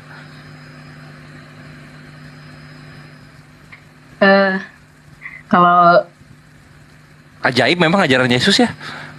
Ya ajaib banget. Itu saya bangga sih jadi Kristen sebenarnya. Ya. Iya. Saya bersedih. Semoga Music dapat hidayah. Music orang baik soalnya. Orang baik harus dijagain. Karena hukum kasih tidak bisa berjalan kalau nggak ada hukum syariatnya Islam. Percaya nggak? Betul Bang, hukum syariat Islam. Yang mana? Jadi hukum syariat Islam itu menjaga orang-orang supaya tidak dizolimi oleh orang lain, gitu. Ya. Jadi ketika hukum kasih memberi, maka hukum Islam menjaga supaya tidak ada yang memanfaatkan, gitu. Bagus lah. Soalnya kalau nggak dijagain sama Islam, kekristenan kalau ada maling ke rumahnya mau gimana coba? Susah. Iya sih. Tadi yang saya bilang kasih itu tegas terhadap yang jahat. Artinya menolak kejahatan gitu Bang. Iya. Boleh saya terakhir ya, saudariku ya, sebelum dirimu istirahat ya. Jadi mohon maaf sebelumnya nih, mohon maaf berdasarkan pengakuan saudari tadi bahwasanya luar biasa ajaran Yesus itu karena mengajarkan kasih gitu. Kasih kepada Tuhan dan kasih kepada manusia. Ada dua hal yang perlu diperhatikan di sini. Kristen agama yang tidak berdiri sendiri dalam arti kata tidak seperti agama Hindu, tidak seperti agama Buddha. Kristen itu adalah sebuah agama yang didirikan dengan mengambil mata rantai dari pengajaran para nabi yang datang kepada Bani Israel. Meskipun secara ilegal. Mohon maaf saya harus mengatakan itu. Karena tidak ada nabi yang diutus kepada orang Yunani dan Romawi. Nah, sehingga ketika berbicara mengenai kasih, di dalam imannya orang Yahudi, kasih itu adalah mentaati perintah Tuhan yang datang kepada Bani Israel. Bukan perintah-perintah penulis kitab yang datang kepada Kristen, tapi perintah Tuhan yang datang kepada Bani Israel. Itu baru disebut kasih. Contoh di dalam Yosua 22 nomor 5. Taatilah segala perintahku, aturanku yang datang kepada Nabi Musa. Dengan begitu engkau akan mengasihi Tuhan Elohimmu. Kasih kepada manusia Matius 5 nomor 19. Barang siapa yang mengajarkan kepada orang lain untuk tidak menghilangkan hukum Taurat, meskipun yang paling terkecil, maka dia akan menempati tempat tertinggi di dalam kerajaan langit. Jadi kalau kasih kepada manusia, kasih kepada anak, kepada istri, kudu wajib hukumnya mengajarkan mereka taat kepada aturan-aturan Tuhannya Bani Israel. Bukan aturan penulis-penulis perjanjian baru. Karena Yesus tidak mengenal kitab itu. Itu yang pertama. Kemudian yang kedua, ketika saudari saya mengatakan kasih, sebenarnya pertanyaan Dinda Kores mengatakan bagaimana cara mengasihi iblis. Sebenarnya cara mengasihi iblis itu ya menjadi Kristen. Nanti kalau Adinda penasaran dengan penjabaran saya ini, tolong besok kalau sudah bisa tinggalkan kegiatan, naik lagi ke sini. Cara mengasihi iblis itu ya menjadi Kristen. Kok bisa kayak gitu? Saya ambil dari data Quran dulu, habis itu kita ambil dari Bible. Bismillahirrahmanirrahim. Wa ya'buduna min dunillah ma la yanfa'uhum wa la yadurruhum wa kana al-kafiruna 'ala rabbih zahira. Dan mereka menyembah selain Allah apa yang tidak memberi manfaat kepada mereka dan tidak pula mendatangkan bencana kepada mereka. Orang-orang kafir, orang-orang yang menolak Allah adalah penolong setan untuk berbuat durhaka terhadap Tuhan. Mari kita buktikan ayat ini. Izinkan saya 1 menit membuktikan ayat ini, bahwa orang kafir, orang Kristen adalah penolong setan untuk berbuat durhaka kepada Tuhan. Kita lihat siapa yang kemudian mengajarkan dan menghadiahkan Yesus di atas tiang salib. Iblis. Dengan cara apa? Baca dalam Yohanes 6 nomor 70. Seorang Yesus berkata, salah satu dari kalian adalah iblis. Aku yang memilih kalian, tapi salah satu dari antara kalian itu adalah iblis. Satu. Matius 13:27. Dia itu udah izin loh. Dia itu udah izin mau istirahat, kok masih lanjut? Iya, kalau mute dulu. Nggak apa-apa, lanjut aja. Saya juga izin tadi untuk menambahkan sedikit terakhir. Yohanes 6 nomor 70, Yesus berkata, akulah yang memilih kalian yang 12, tapi salah satu di antaramu adalah iblis. Apa karya iblis yang tadi itu? Dia kemudian iblis, Yohanes 13:27, merasuki Yudas. Inilah iblisnya. Lalu Matius 26:48, siapa yang Yudas cium, itulah Yesus. Maka tangkaplah Yesus. Yudas yang dikatakan Yesus sebagai iblis mencium Yesus sehingga Yesus ditangkap. Apa akibatnya? Dia disalib. Yohanes 19 nomor 30. Akibat dari ulah iblis, Yesus disalibkan. Akibat dari disalibkan, Yesus mati. Roma 14 nomor 9, Yesus bangkit supaya menjadi Tuhan. Roma 10 nomor 9, siapa yang percaya Yesus adalah Tuhan, maka akan diselamatkan. Maka ketika kemudian pesan-pesan iblis bahwa Yesus itu adalah Tuhan di dalam Matius 4 nomor 3, Matius 4 nomor 6, Lukas 4 nomor 3, Lukas 4 nomor 9, Lukas 4:41, Matius 8:29, Markus 3:11, Markus 5 nomor 7, Lukas 8:28, iblis berpesan bahwa Yesus itu adalah anak Tuhan. Siapa yang mengaminkan ini? Hindu, Buddha, Islam atau Kristen? Kristen yang mengaminkan. Maka ketika Al-Quran mengatakan orang-orang kafir itu adalah penolong setan untuk berbuat durhaka kepada Tuhannya, maka betul, teman-teman Kristen menolong iblis ketika iblis mengatakan Yesus ini adalah anak Tuhan. Maka Kristen melanjutkan ajaran itu sudah 2000 tahun lamanya, mengimani ajaran setan yang mengatakan Yesus itu adalah anak Tuhan. Padahal kalau menurut Yahudi, anak Tuhan itu adalah manusia yang soleh, yang mendengarkan didikan Tuhan. Bukan anak Tuhan itu adalah Tuhan. Baca Amsal 3 nomor 11 nomor 12. Jadilah engkau menjadi anak selayaknya Tuhan mendidik engkau, maka sama seperti ayah mendidik anaknya. Maka yang disebut anak Tuhan adalah anak yang tunduk, saleh, atau menjadi seorang yang berserah diri kepada perintah-perintah Tuhannya. Ya, saya kira begitu ya. Jadi kalau kasihilah musuhmu, kami umat Islam bukan musuh teman Kristen. Entah siapa musuh Kristen ini yang mau dikasihi. Kalau kami umat Islam tidak pernah menjadikan Kristen itu musuh. Tapi kalau Kristen musuhnya siapa ya? Mau dikatakan Kristen tidak mungkin, Islam tidak mungkin. Ya musuhnya adalah setan. Tapi ternyata setan itu mau dikasihi. Ya udah silakan. Saya kira begitu dari saya. Terima kasih saudariku Muyesik. Mohon maaf kalau ada kata-kata yang kurang berkenan. Ini adalah Komal Dialog Lintas Agama. Jadi memang kita harus berdiskusi dua arah. Saya kira begitu dari saya. Terima kasih dan sekali lagi mohon maaf. Silakan istirahat. Insya Allah besok kalau ada kesempatan kita jumpa lagi. Musik, aku pesan dikit ya. Boleh gak? Boleh Bang, boleh. Oke. Kalau Yesus, Roh Kudus dan Bapa tidak berkata tentang itu, jangan difitnah. Kasihan, jangan difitnah. Itu sudah. Oh iya, kalau mengenai Tritunggal itu, jawabannya agak panjang ya. Tapi saya sudah rangkum beberapa pertanyaan dari Bang Juma tadi tentang iblis tadi ya. Nanti kapan-kapan kalau nggak ada kegiatan saya naik ke Komando ya Bang ya. Iya, cari Bang Zuma aja, Dinda. Kita diskusi dua arah. Ya, dirimu berikan aku ilmu, saya pun memberikan apa yang saya tahu. Silakan istirahat dulu. Ini udah pukul 2:30 di tempatku. Tidak baik bagi perempuan untuk tak tidur jam segini. Apalagi di warnet. Ayo pulang. Enggak, saya lagi di kosan ini Bang. Besok. Oh di kosan ya, siapa? Kuliah jam 7 soalnya. Iya. Terima kasih ya abang-abang. Iya, sama-sama. Terima kasih host. Sehat selalu. Hostnya Saya udah di tidur. keluar ya. Iya. Terima kasih. Makasih. Ya. Jangan ikuti Bunda Hesti. Bunda Hesti ini separuh laki. Iya.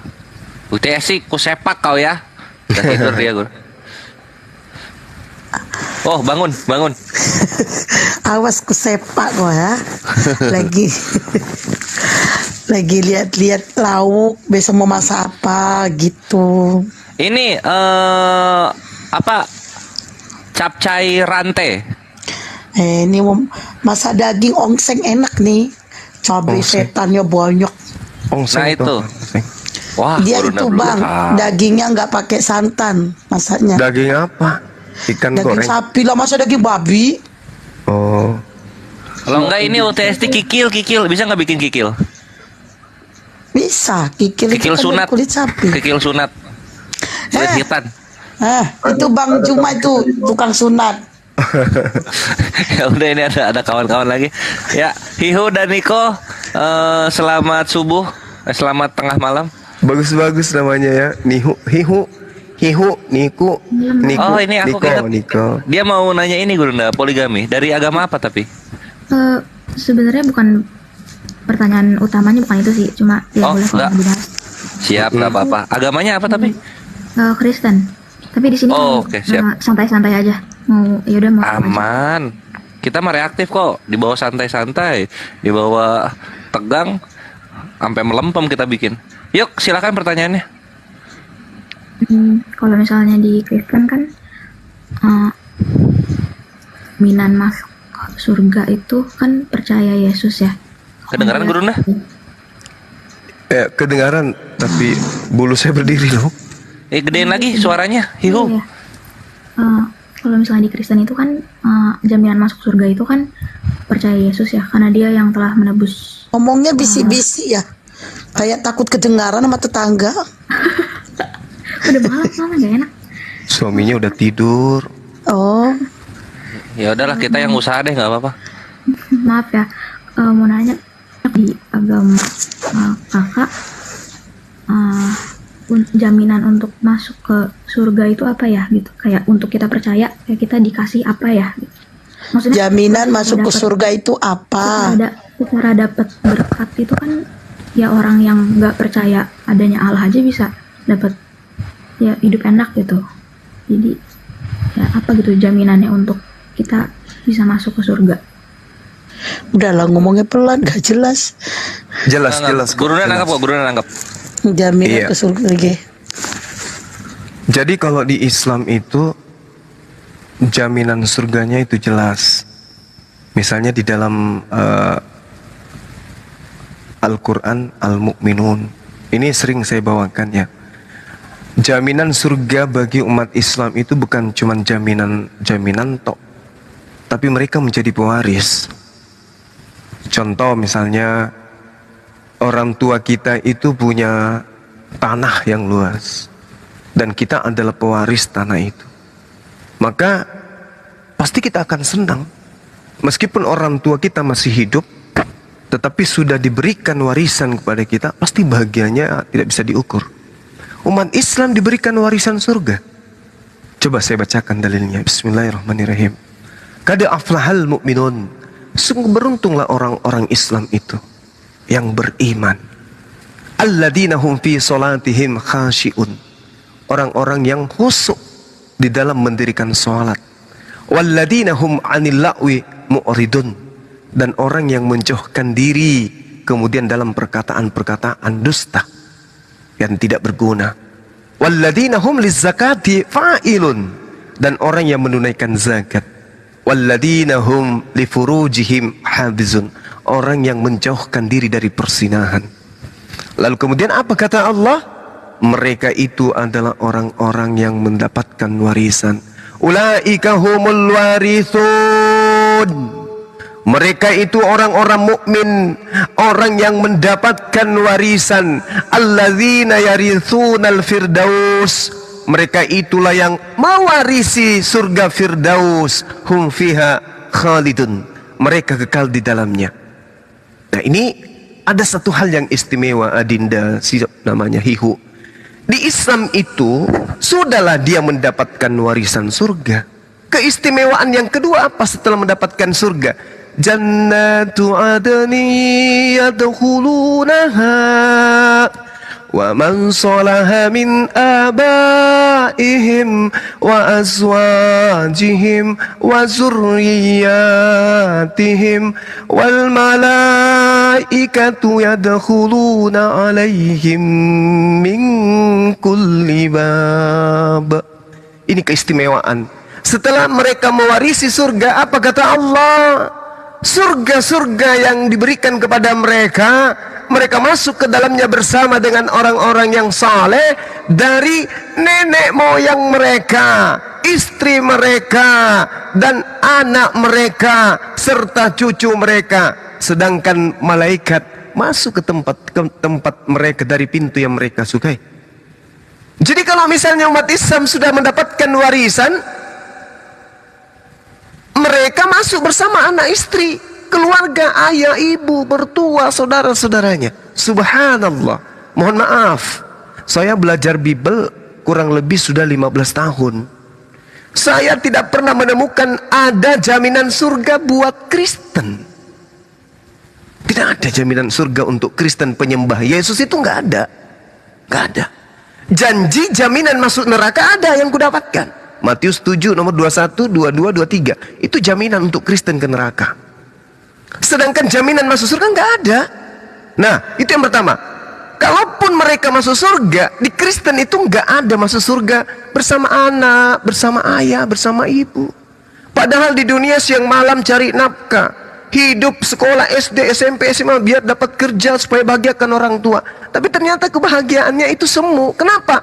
Kalau di dunia mereka bahagia, tetapi sayangnya di kehidupan yang kekal, yaitu surga, mereka sudah tidak saling kenal satu sama lain. Mana ayahku, mana ibuku, mana yang telah... Bayangkan aja, ibu sudah meninggal misalnya, udah 3 tahun meninggalnya, rindu serindu-rindunya. Ternyata kita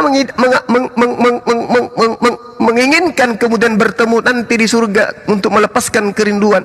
Tapi ternyata nggak ada dalilnya kita akan bertemu dengan orang tua kita. Jadi ketika dia menghirup udara terakhir di bumi ini, itulah terakhir kita akan bertemu dengan mereka. Enggak bertemu lagi kita di surga. Enggak ada dalilnya.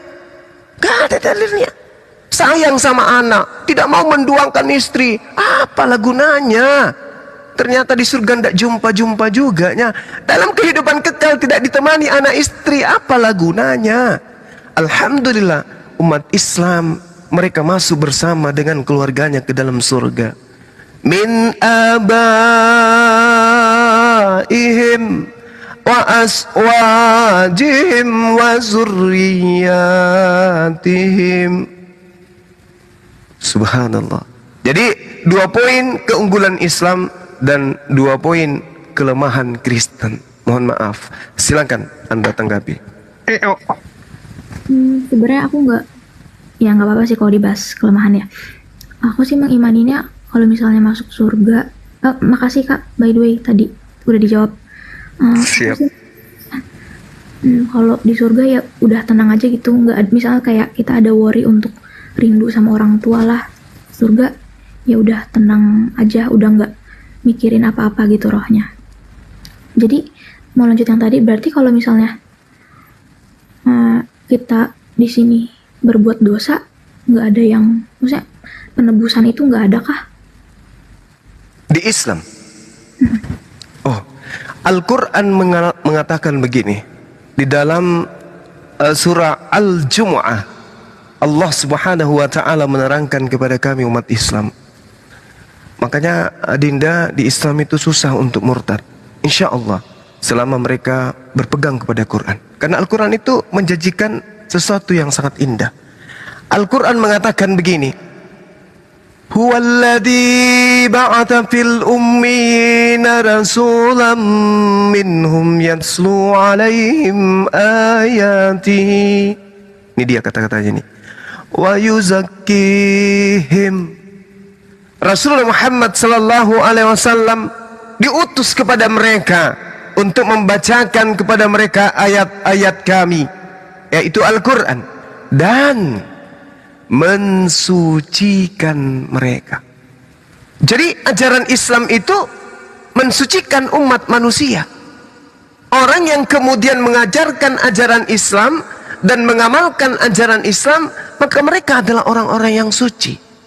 Sementara yang masuk ke dalam surga orang kudus. Kudus itu bahasa Arab, artinya suci. Orang yang masuk ke dalam surga adalah orang yang suci.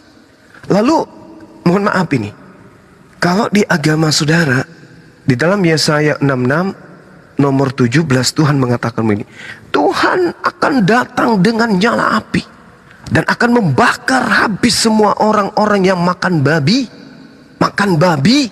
dan makanan-makanan yang menjijikkan semisal tikus. Yesaya 66. Itu jelas di kitabnya orang Yahudi. Nih. Nah, sementara Islam datang mensucikan mereka. Sementara pemakan babi ini, mohon maaf, Imamat 11 nomor 7, jangan engkau makan babi karena itu haram bagimu. Di agama Kristen itu tidak haram, padahal haram bagimu. Di Wahyu 21 nomor 27, orang yang najis tidak bisa masuk ke dalam surga. Pemakan babi ini adalah orang-orang najis. Orang yang tidak bersunat ini adalah orang yang najis. Yesaya 52 nomor 1, Yehezkiel 44 nomor 9. Tak boleh masuk ke dalam surga orang yang najis. Islam datang mensucikan manusia, wa yuzakkihim. Bayangkan, saya salah bicara kepada Adinda, ada kata yang kemudian terucap khilaf dari saya yang kemudian merusak pola perasaan. Saya beristighfar kepada Allah dengan sungguh-sungguh. Astagfirullahaladzim, astagfirullah. Maka dosa saya itu kemudian dihapuskan oleh Allah. Mensucikan jiwa mereka. Kami berpuasa hapus dosa. Bayangkan, dosa harian dihapuskan dengan sholat. Dosa mingguan dihapuskan dengan Jumat. Dosa bulanan dihapuskan dengan puasa. Subhanallah. Makanya Rasulullah diutus kepada muka bumi untuk apa? Mensucikan manusia. Wa yuzakkihim. Nah, ini tidak ditemukan di agama Kristen. Kemudian ketika manusia Islam itu sudah disucikan oleh baginda Rasulullah Muhammad SAW, Al-Quran menarasikan dengan sangat jelas, wa may ya'mal minas solihati min zakarin aw untha wa huwa mu'minun fa ulaika yadkhulunal jannah wa la yuzlamuna naqira. Laki perempuan ketika dia masuk ke surga, mereka laki, mereka perempuan tidak sedikit pun akan dizolimi di sana. Di surga, Adinda, tidak laki-laki ataupun perempuan akan dizolimi. Mereka semua akan berbahagia. Mari kita lihat apa yang terjadi di surga, saudari yang saudari Adinda saya tadi katakan. Masuk ke surga tenang. Gimana mau tenang? Nggak ada ibu, nggak ada ayah, nggak bisa makan, nggak bisa minum, nggak bisa berjumpa dengan orang-orang yang ketika di dunia kita bersendagura bersama. Dari bayi kita disapi, dibesarkan, kemudian kita berbakti kepada mereka, siang malam tidur bersama, tiba-tiba berpisah untuk selama-lamanya. Mau tenang kayak mana? Kami umat Islam masuk bersama dengan kebahagiaan kami dengan keluarga. Coba Adinda bayangkan, Anda diberi hadiah pergi ke Turki atau ke Dubai atau kemana kota yang Anda idam-idamkan. Anda ke sana, tapi seorang diri hampa. Kebahagiaan tak sempurna.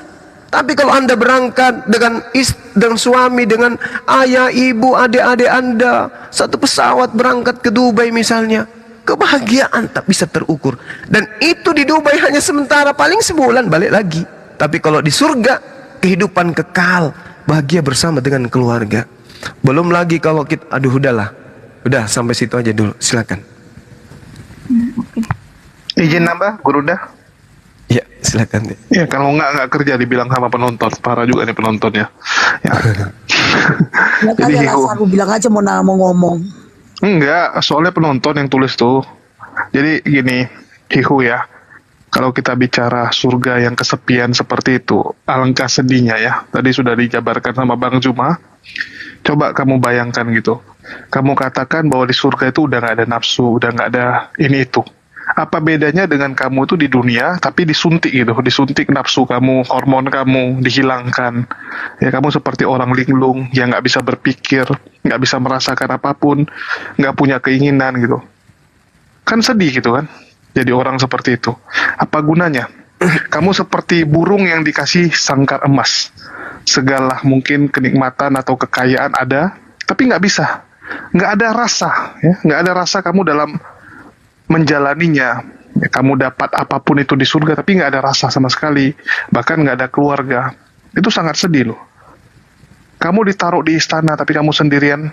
Coba kasih 1 bulan, saya berani jamin gila kamu. Ya, hari pertama kedua mungkin masih normal lah, tapi begitu udah 1 minggu 2 minggu udah mulai tuh ngomong sendiri, ya lama-lama jadi gila gitu. Dari kemarin kita sudah sampaikan ke teman-teman Kristen bagaimana ya kamu di dunia, mungkin kamu ditinggalkan oleh orang tua di usia yang masih muda. Terus kalian ingin ya memberitahukan kepada orang tua kalian kalau kalian sekarang sudah sukses, sudah menjadi orang yang seperti waktu kecil kalian cita-citakan. Misalnya cita-cita pengen jadi polisi, pengen jadi seorang pilot gitu kan. Tapi kalian nggak bisa lagi cerita, nggak bisa lagi bersenda gurau, nggak bisa lagi menyampaikan bahwa saya sudah berhasil nih. Ya, selama ini mungkin kamu sampaikan di kuburan gitu kan. Tapi di kuburan itu kamu mau ngomong gimana pun ya nggak mungkin didengar. Kan gitu. Kesempatan kamu adalah saat nanti di akhirat. Itulah kenapa umat muslim itu surganya sangat luar biasa. Karena di situ kita akan berkumpul lagi dengan orang-orang yang kita kasihi. Jadi buat Hiu, coba renungkanlah. Kita di dunia ya, menurut Hiu kan Anda sudah bersusah payah di dunia, Anda sudah melakukan hal-hal yang baik gitu. Tapi reward yang Anda dapatkan malah hanya kehampaan gitu. Apa nggak sedih? Terus juga tadi Bang Zuma juga sudah sampaikan ya dalil-dalilnya. Ya kita maklum aja kalau teman-teman itu terlahir Kristen, dari kecil Kristen, mengimani Kristen, dan merasa nggak ada yang salah gitu kan.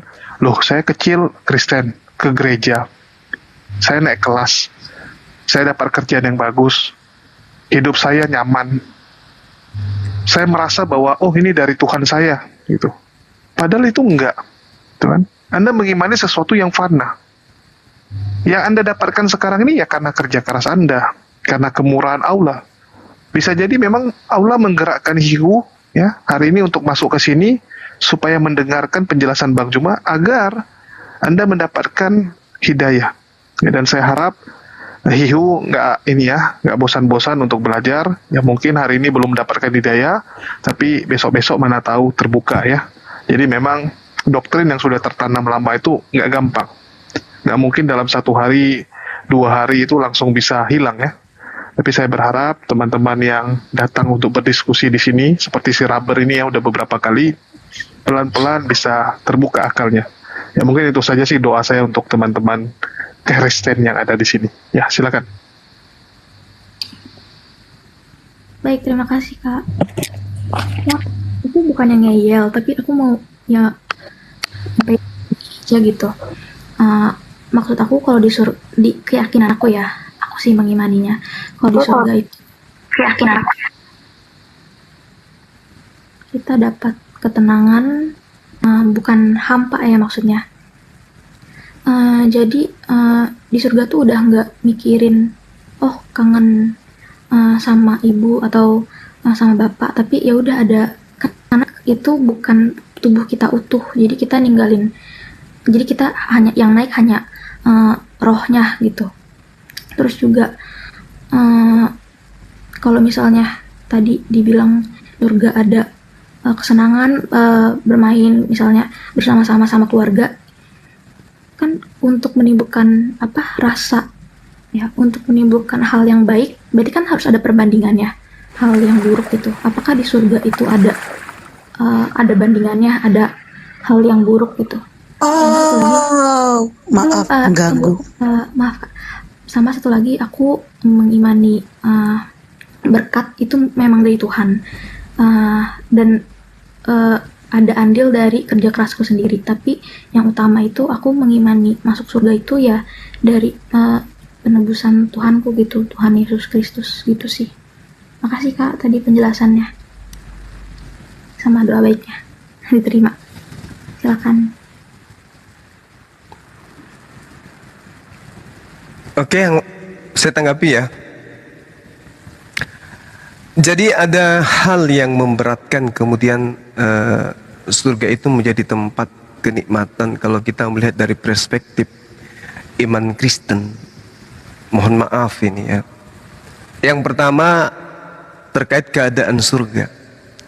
Al-Quran mengatakan begini, Bismillahirrahmanirrahim. Illa man taba amana wa amila salihan faulaika yadkhulunal jannah wala yuslamuna syai'a. Orang-orang yang bertaubat kemudian itu ketika beriman mengerjakan kemudian amalan soleh kebajikan, mereka itu akan masuk ke surga dan tidak dizolimi sedikit pun. Mereka tidak dizolimi ketika mereka kemudian masuk ke dalam surga. Nah, kalau tidak dizalimi artinya tidak dirugikan.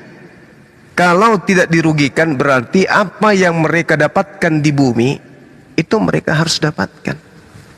Apa yang membuat mereka bahagia di bumi itu yang harus mereka dapatkan di sana. Karena kalau dia tidak mendapatkan apa yang pernah dia dapatkan ketika di bumi, itu akan membuat orang itu tersiksa. Karena di surga kita tidak lupa ingatan. Di surga kita adalah makhluk seperti yang sekarang. Bukan berubah menjadi makhluk super duper sampai lupa ingatan, bukan. Surga itu adalah tempat kemudian pembalasan. Jadi kalau tempat pembalasan artinya orang yang dibalas diberi upah ini adalah orang yang kemudian diberikan kepuasan terhadap apa yang jadi tindakannya ketika di bumi. Contoh, ada orang bekerja mati-matian sebulan penuh banting tulang. Pada saat gajian dia dibuat menjadi gila. Sudah menjadi gila, lupa ingatan dia, dikasihlah gaji besar 30 juta, 50 juta, 100 juta, 1 triliun. Apakah gajinya itu bermakna buat dia? Enggak. Sama sekali enggak. Nah, di dalam kitab saudari saya, adik saya ini jelas dikatakan bahwa manusia akan diupah berdasarkan dengan perbuatan masing-masing. Siapa yang berbuat, itu yang diupah. Kita yang berbuat, yang dibalas ya kita. Tangan ini yang membantu manusia lain, tangan ini yang membantu saudara-saudara kita yang lain, maka tangan ini yang harus menerima upah. Kaki ini yang kemudian melangkah meringankan beban saudara-saudara kita yang lain, maka kaki ini juga yang harus diupah. Perut ini yang menahan, yang kita tahan untuk kita tidak memasukkan makanan yang diharamkan kemudian, maka perut ini yang harus mendapatkan upah. Bukan perut lain, bukan tangan lain, bukan kaki lain. Wa daraba lana mathalan wa nasiya khalqah. Katakan kepada mereka, kul yuhyi alladhi ansha'aha awwal marrah. Katakan kepada mereka bahwa mereka yang mati itu akan kami bangkitkan kembali.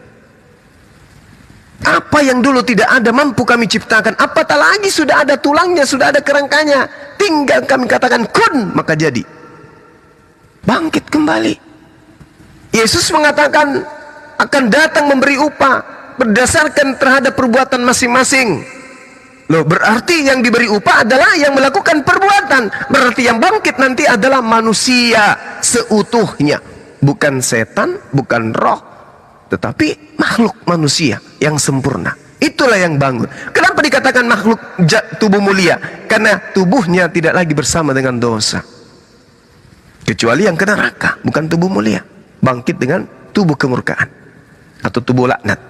Jadi tubuh yang bangkit ini adalah tubuh yang tadinya mengabdi kepada Allah untuk mendapatkan upah, bukan tubuh lain. Maka ketika tubuh kita yang ada di bumi ini dibangkitkan kembali, lengkap sempurna, maka tentu ingatan kita kepada ayah, ibu, anak, dan semua-semuanya akan dikembalikan oleh Allah. Di dunia, kita kemudian bermimpi mendapatkan sesuatu yang kita inginkan, berlian, emas. Di surga, kita diberikan sesuai yang kita mau. Apakah kita tidak bahagia? Bahagia. Itulah upah surga itu. Bukan siksaan, bukan dizalimi. Al-Quran mengatakan tidak disalimi. Faulaika yadkhulunal jannah wa la yuzlamuna syai'a. Mereka tidak disalimi sedikit pun. Mereka akan diberikan kenikmatan dan tidak dirugikan sedikit pun. Maka kalau dikatakan tidak disalimi, maka tidak seperti penggambaran di tempat saudara. Bayangkan masuk surga. Bayangkan masuk ke surga, di surganya Kristen. Hanya memuji saja.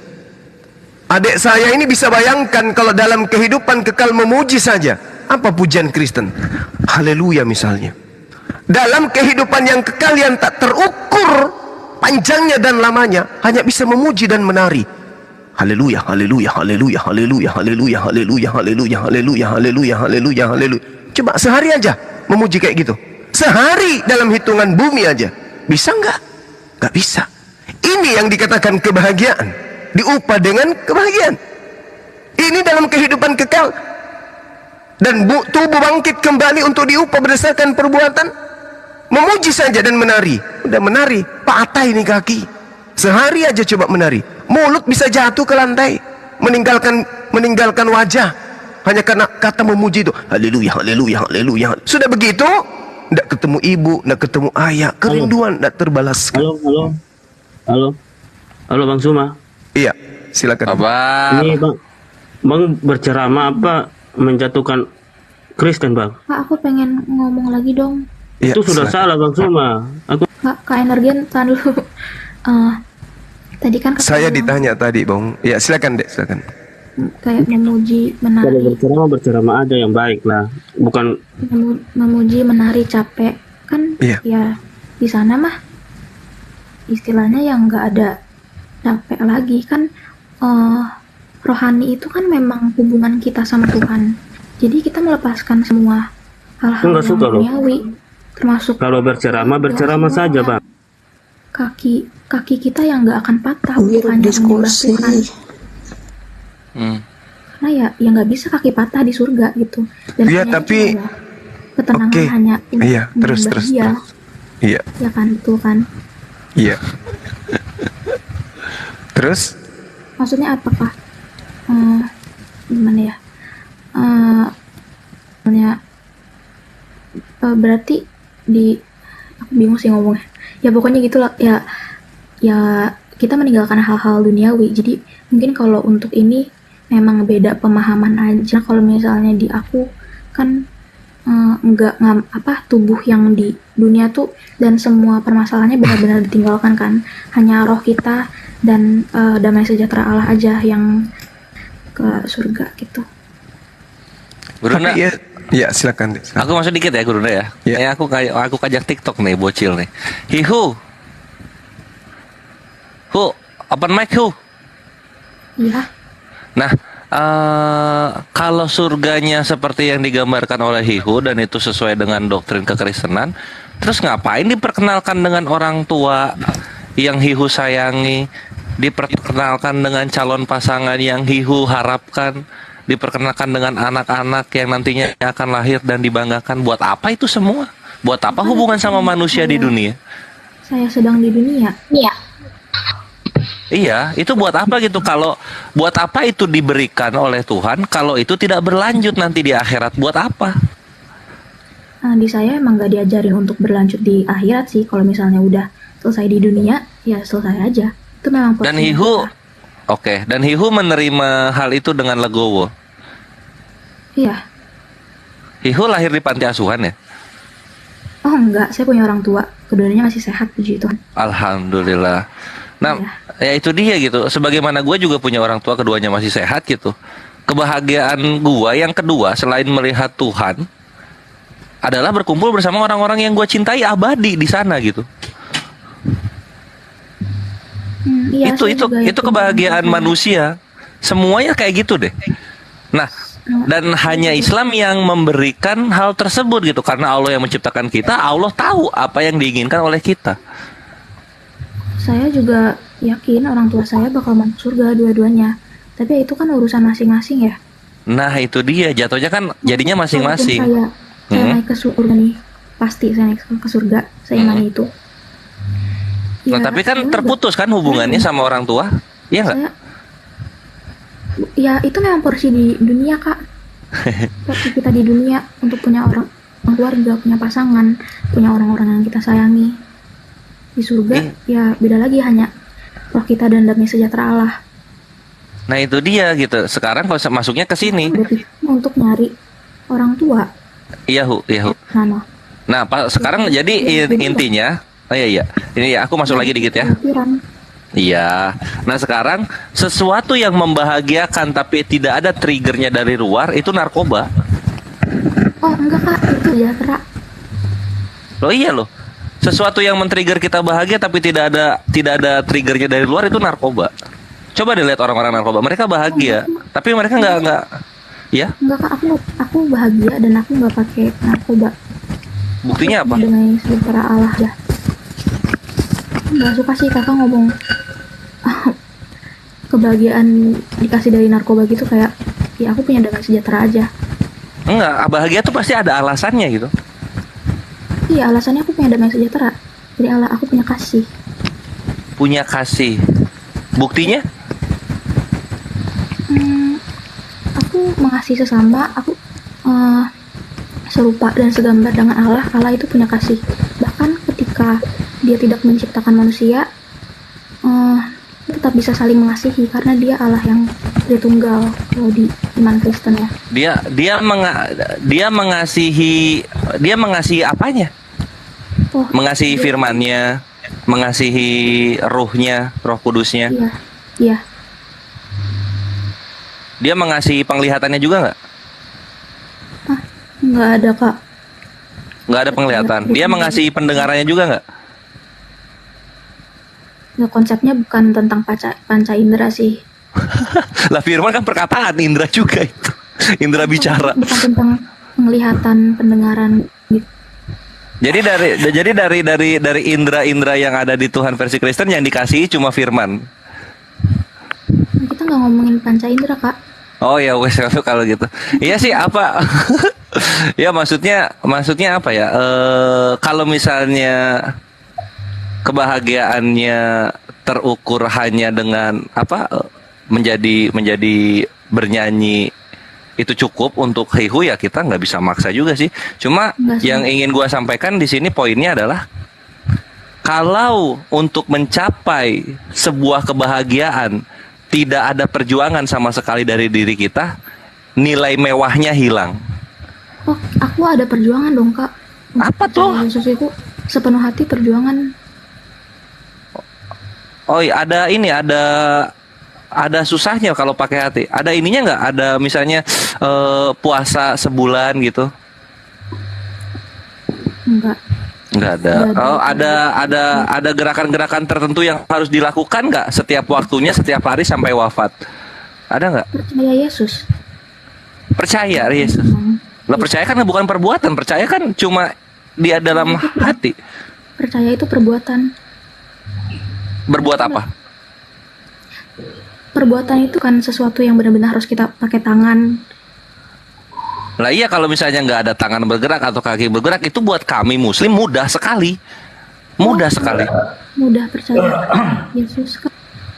Ya mudah sekali, nggak ada perjuangan, nggak ada perbuatan, nggak ada pembuktiannya gitu loh. Nggak ada komitmen untuk membuktikan, itu sangat mudah sekali bagi kami. Tapi gue cukuplah segini aja, silahkan Gurunda.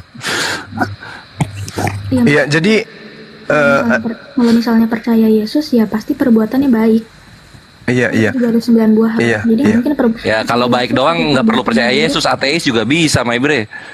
Lah kan justru syaratnya percaya Yesus, makanya beda sama ateis, ya nggak sih? Ya dong. Iya. Oke. Jadi kalau misalnya orang tua adik ini meninggal, jadi itu adalah perpisahan untuk selamanya. Tidak. Ada dalilnya akan bertemu di surga? Saya belum baca sih. Nggak ada dalilnya. Belum baca, saya belum hafal. Ya, Nggak ada dalilnya. Intinya ya saya di surga ya nggak nyari tua saya atau pacar saya atau suami saya kelak gitu atau anak saya. Ya udah nggak nyari karena ya udah dapat ketenangan. Apalagi yang mau dicari gitu. Bagaimana Bagaimana bisa tenang? Anda hidup sebagai manusia, tidak bertemu dengan ayah dan ibu lagi. Bisa Nah itu tenang. Gurunda, dia nggak peduli Gurunda, nggak peduli dia. Bahaya itu. Sementara di dalam kitab saudara sendiri, coba kita lihat ya. Berbahagialah hamba-hambanya yang kemudian ya, yang akan datang melayani mereka. Ini dalam surga ini.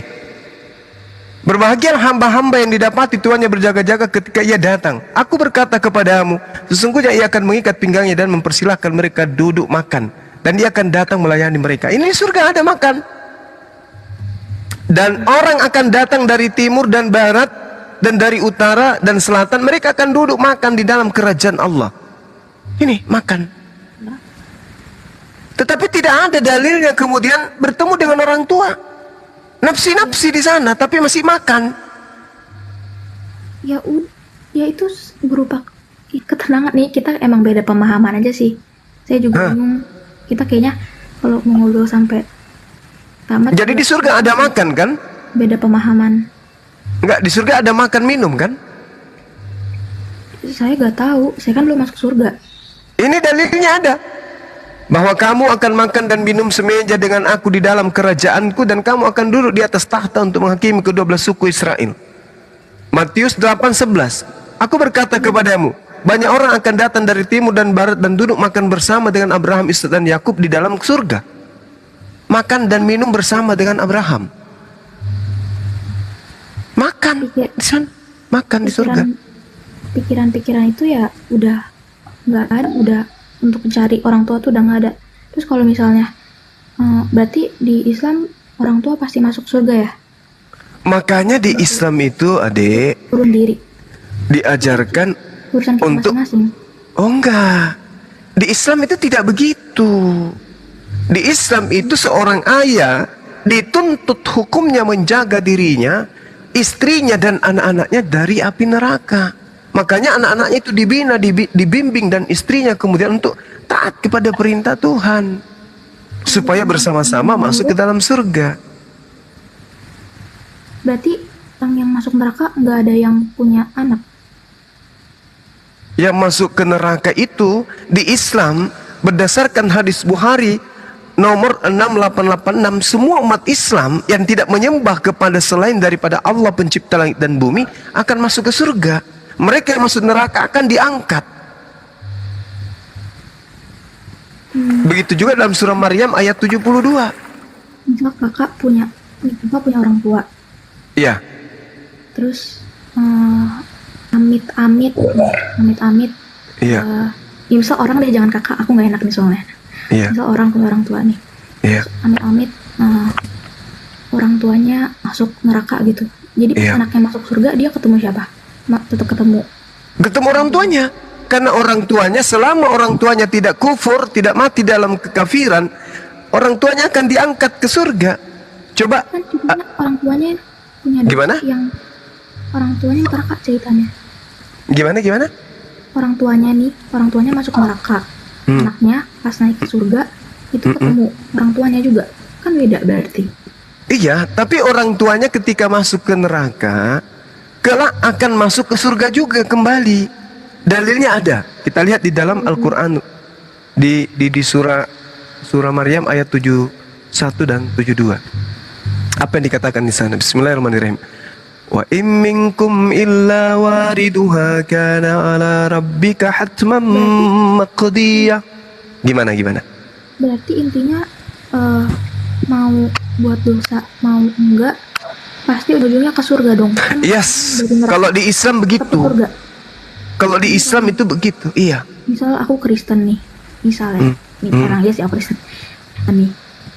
Nanti terus karena aku nggak bukan agamanya Muslim, nggak ajaran Muslim, aku ke neraka dulu. Tapi aku tetap ke surga. Yang menyembah ciptaan Tuhan itu di dalam Islam disebut kufur, kafir. Mereka kalau mati dalam keadaan kafir kekal di neraka. Saya gak nyembah ciptaan tapi Yesus kan ciptaan. Bukan. Jadi apa dan? Allah. Saya mengimaninya Allah. Nah itu dia. Di Islam Yesus itu manusia. Menurut Yesus dia juga adalah manusia. Menurut Ade ini Yesus itu adalah Allah. Silakan dengan iman Ade ini. Tapi Yesus mengatakan dirinya anak manusia. Jika engkau telah meninggikan anak manusia, barulah engkau tahu bahwa akulah dia. Dia siapa? Mesias. Mesias siapa? Orang yang diurapin. Orang yang ditunggu-tunggu oleh Bani Israel. Yesus datang kepada Bani Israel, mengajar 3 tahun untuk membuktikan dirinya utusan Tuhan, bukan membuktikan dirinya adalah Tuhan.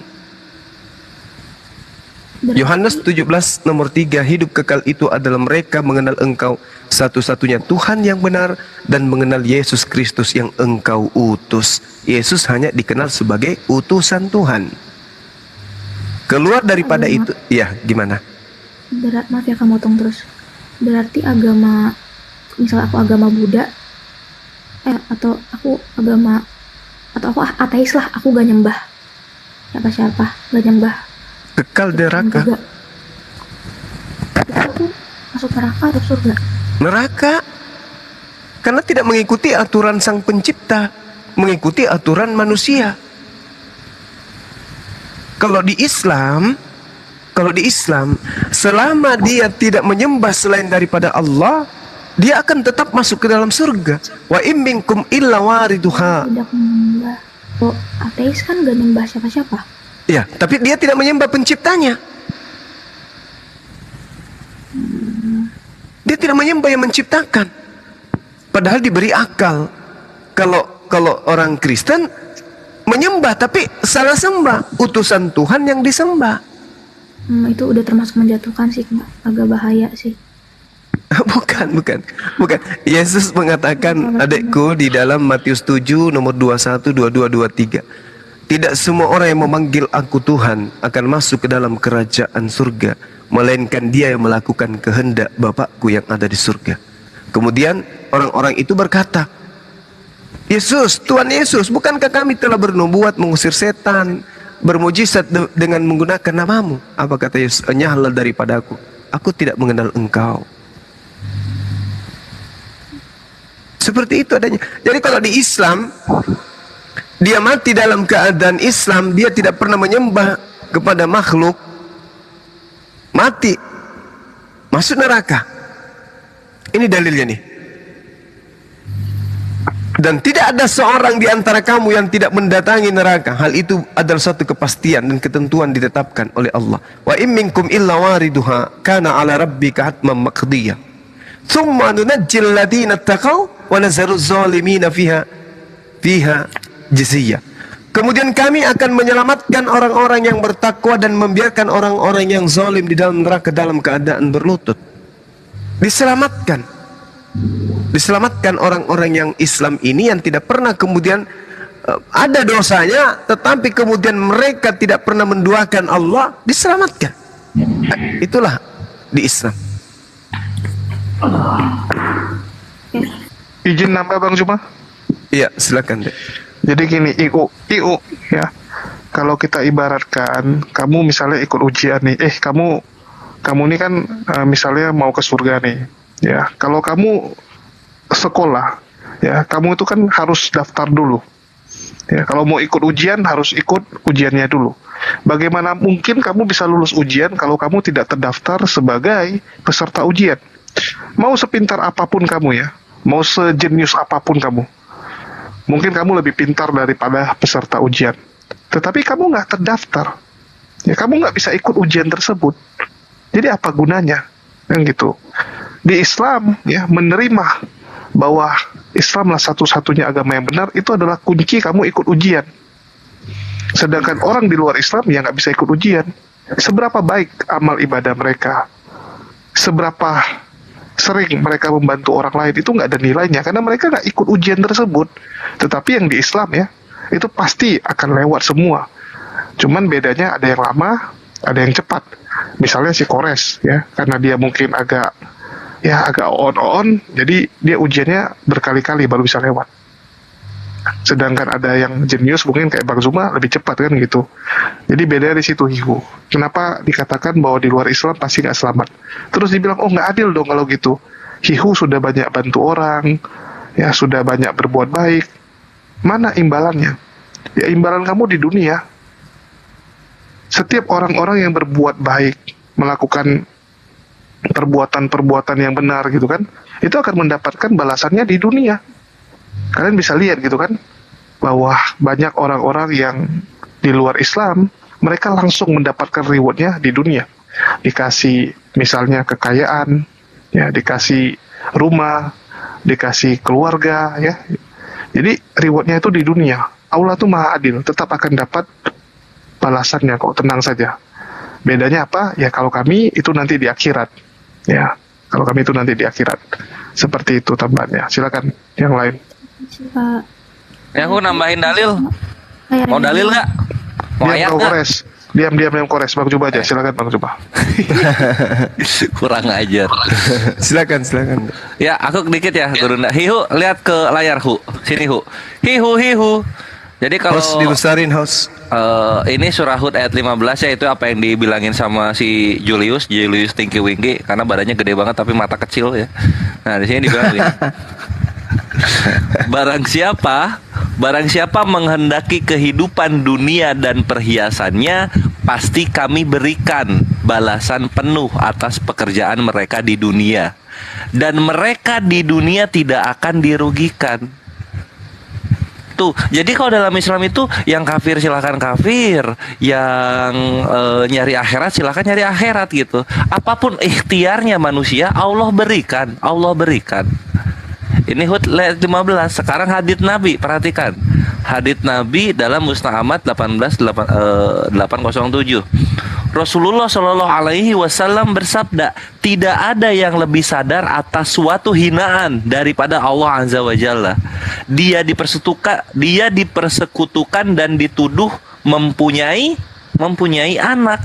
Namun dengan kesemuanya dia yang memberi kecukupan, menolak bala dari mereka, dan memberikan rezeki pada mereka.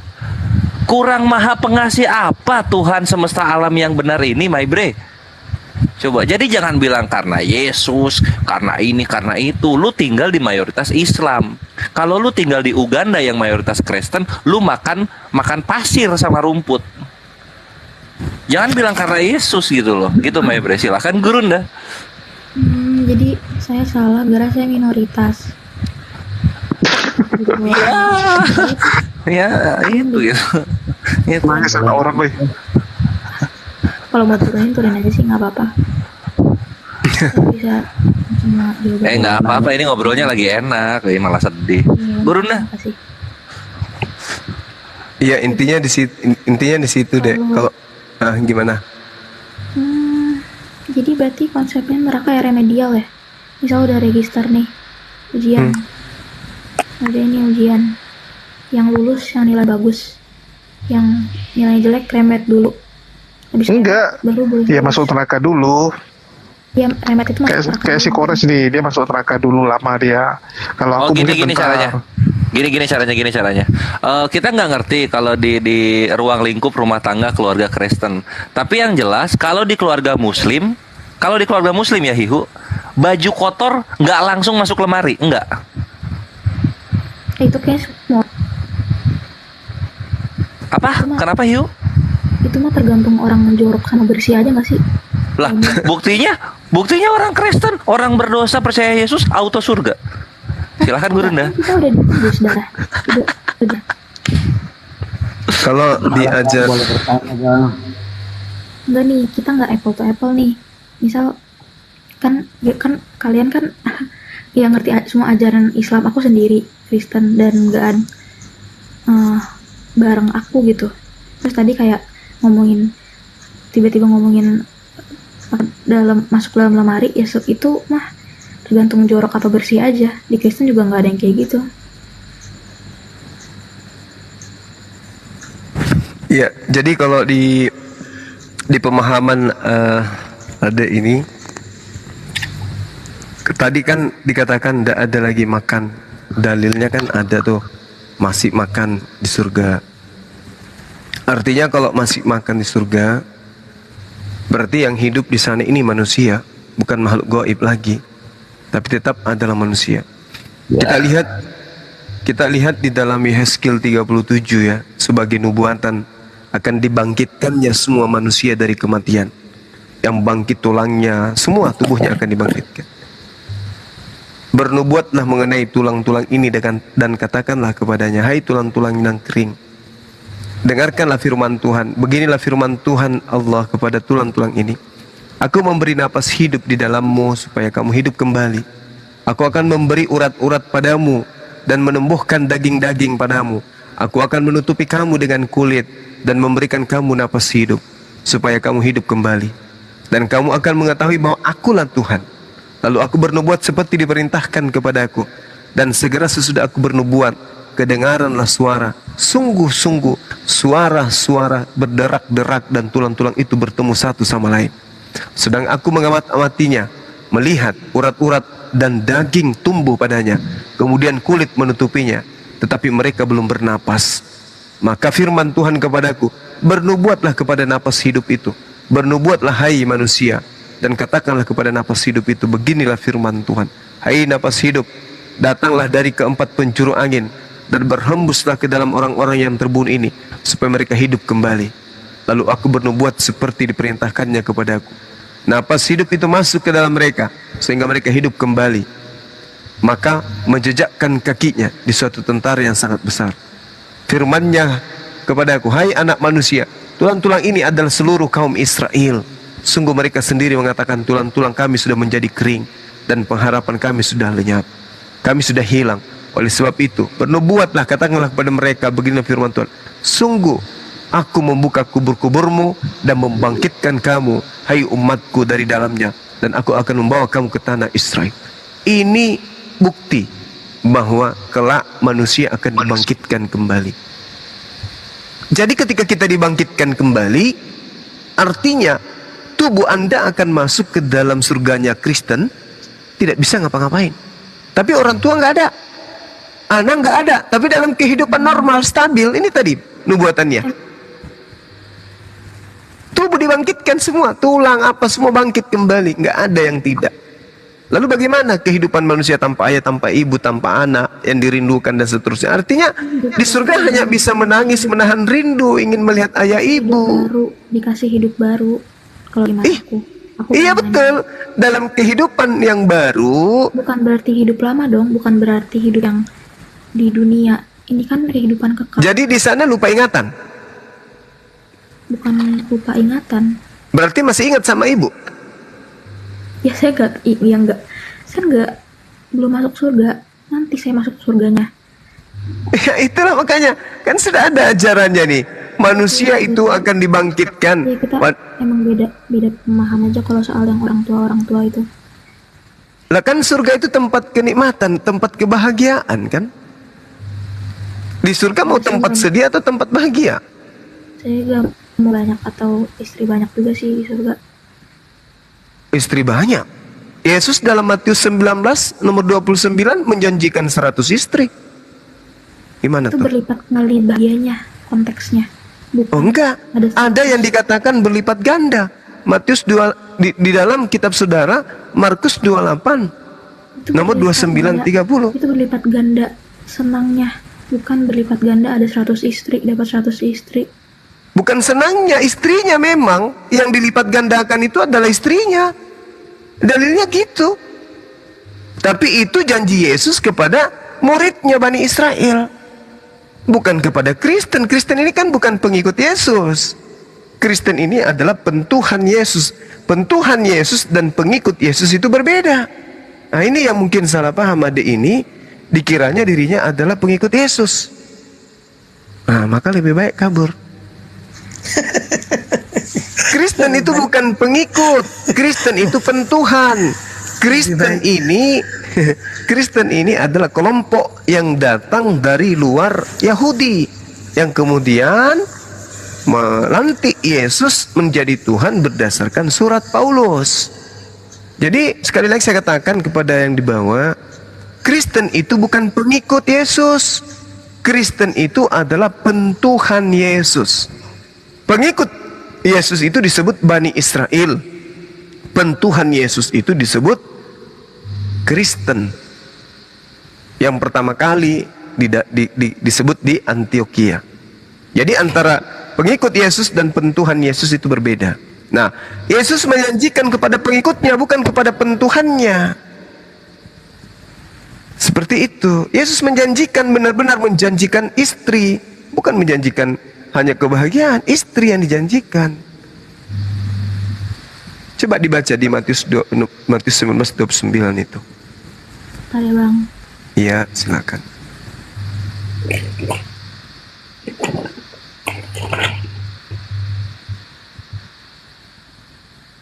Disapa dulu, ada Ruber Ice itu. Iya, lo kasih.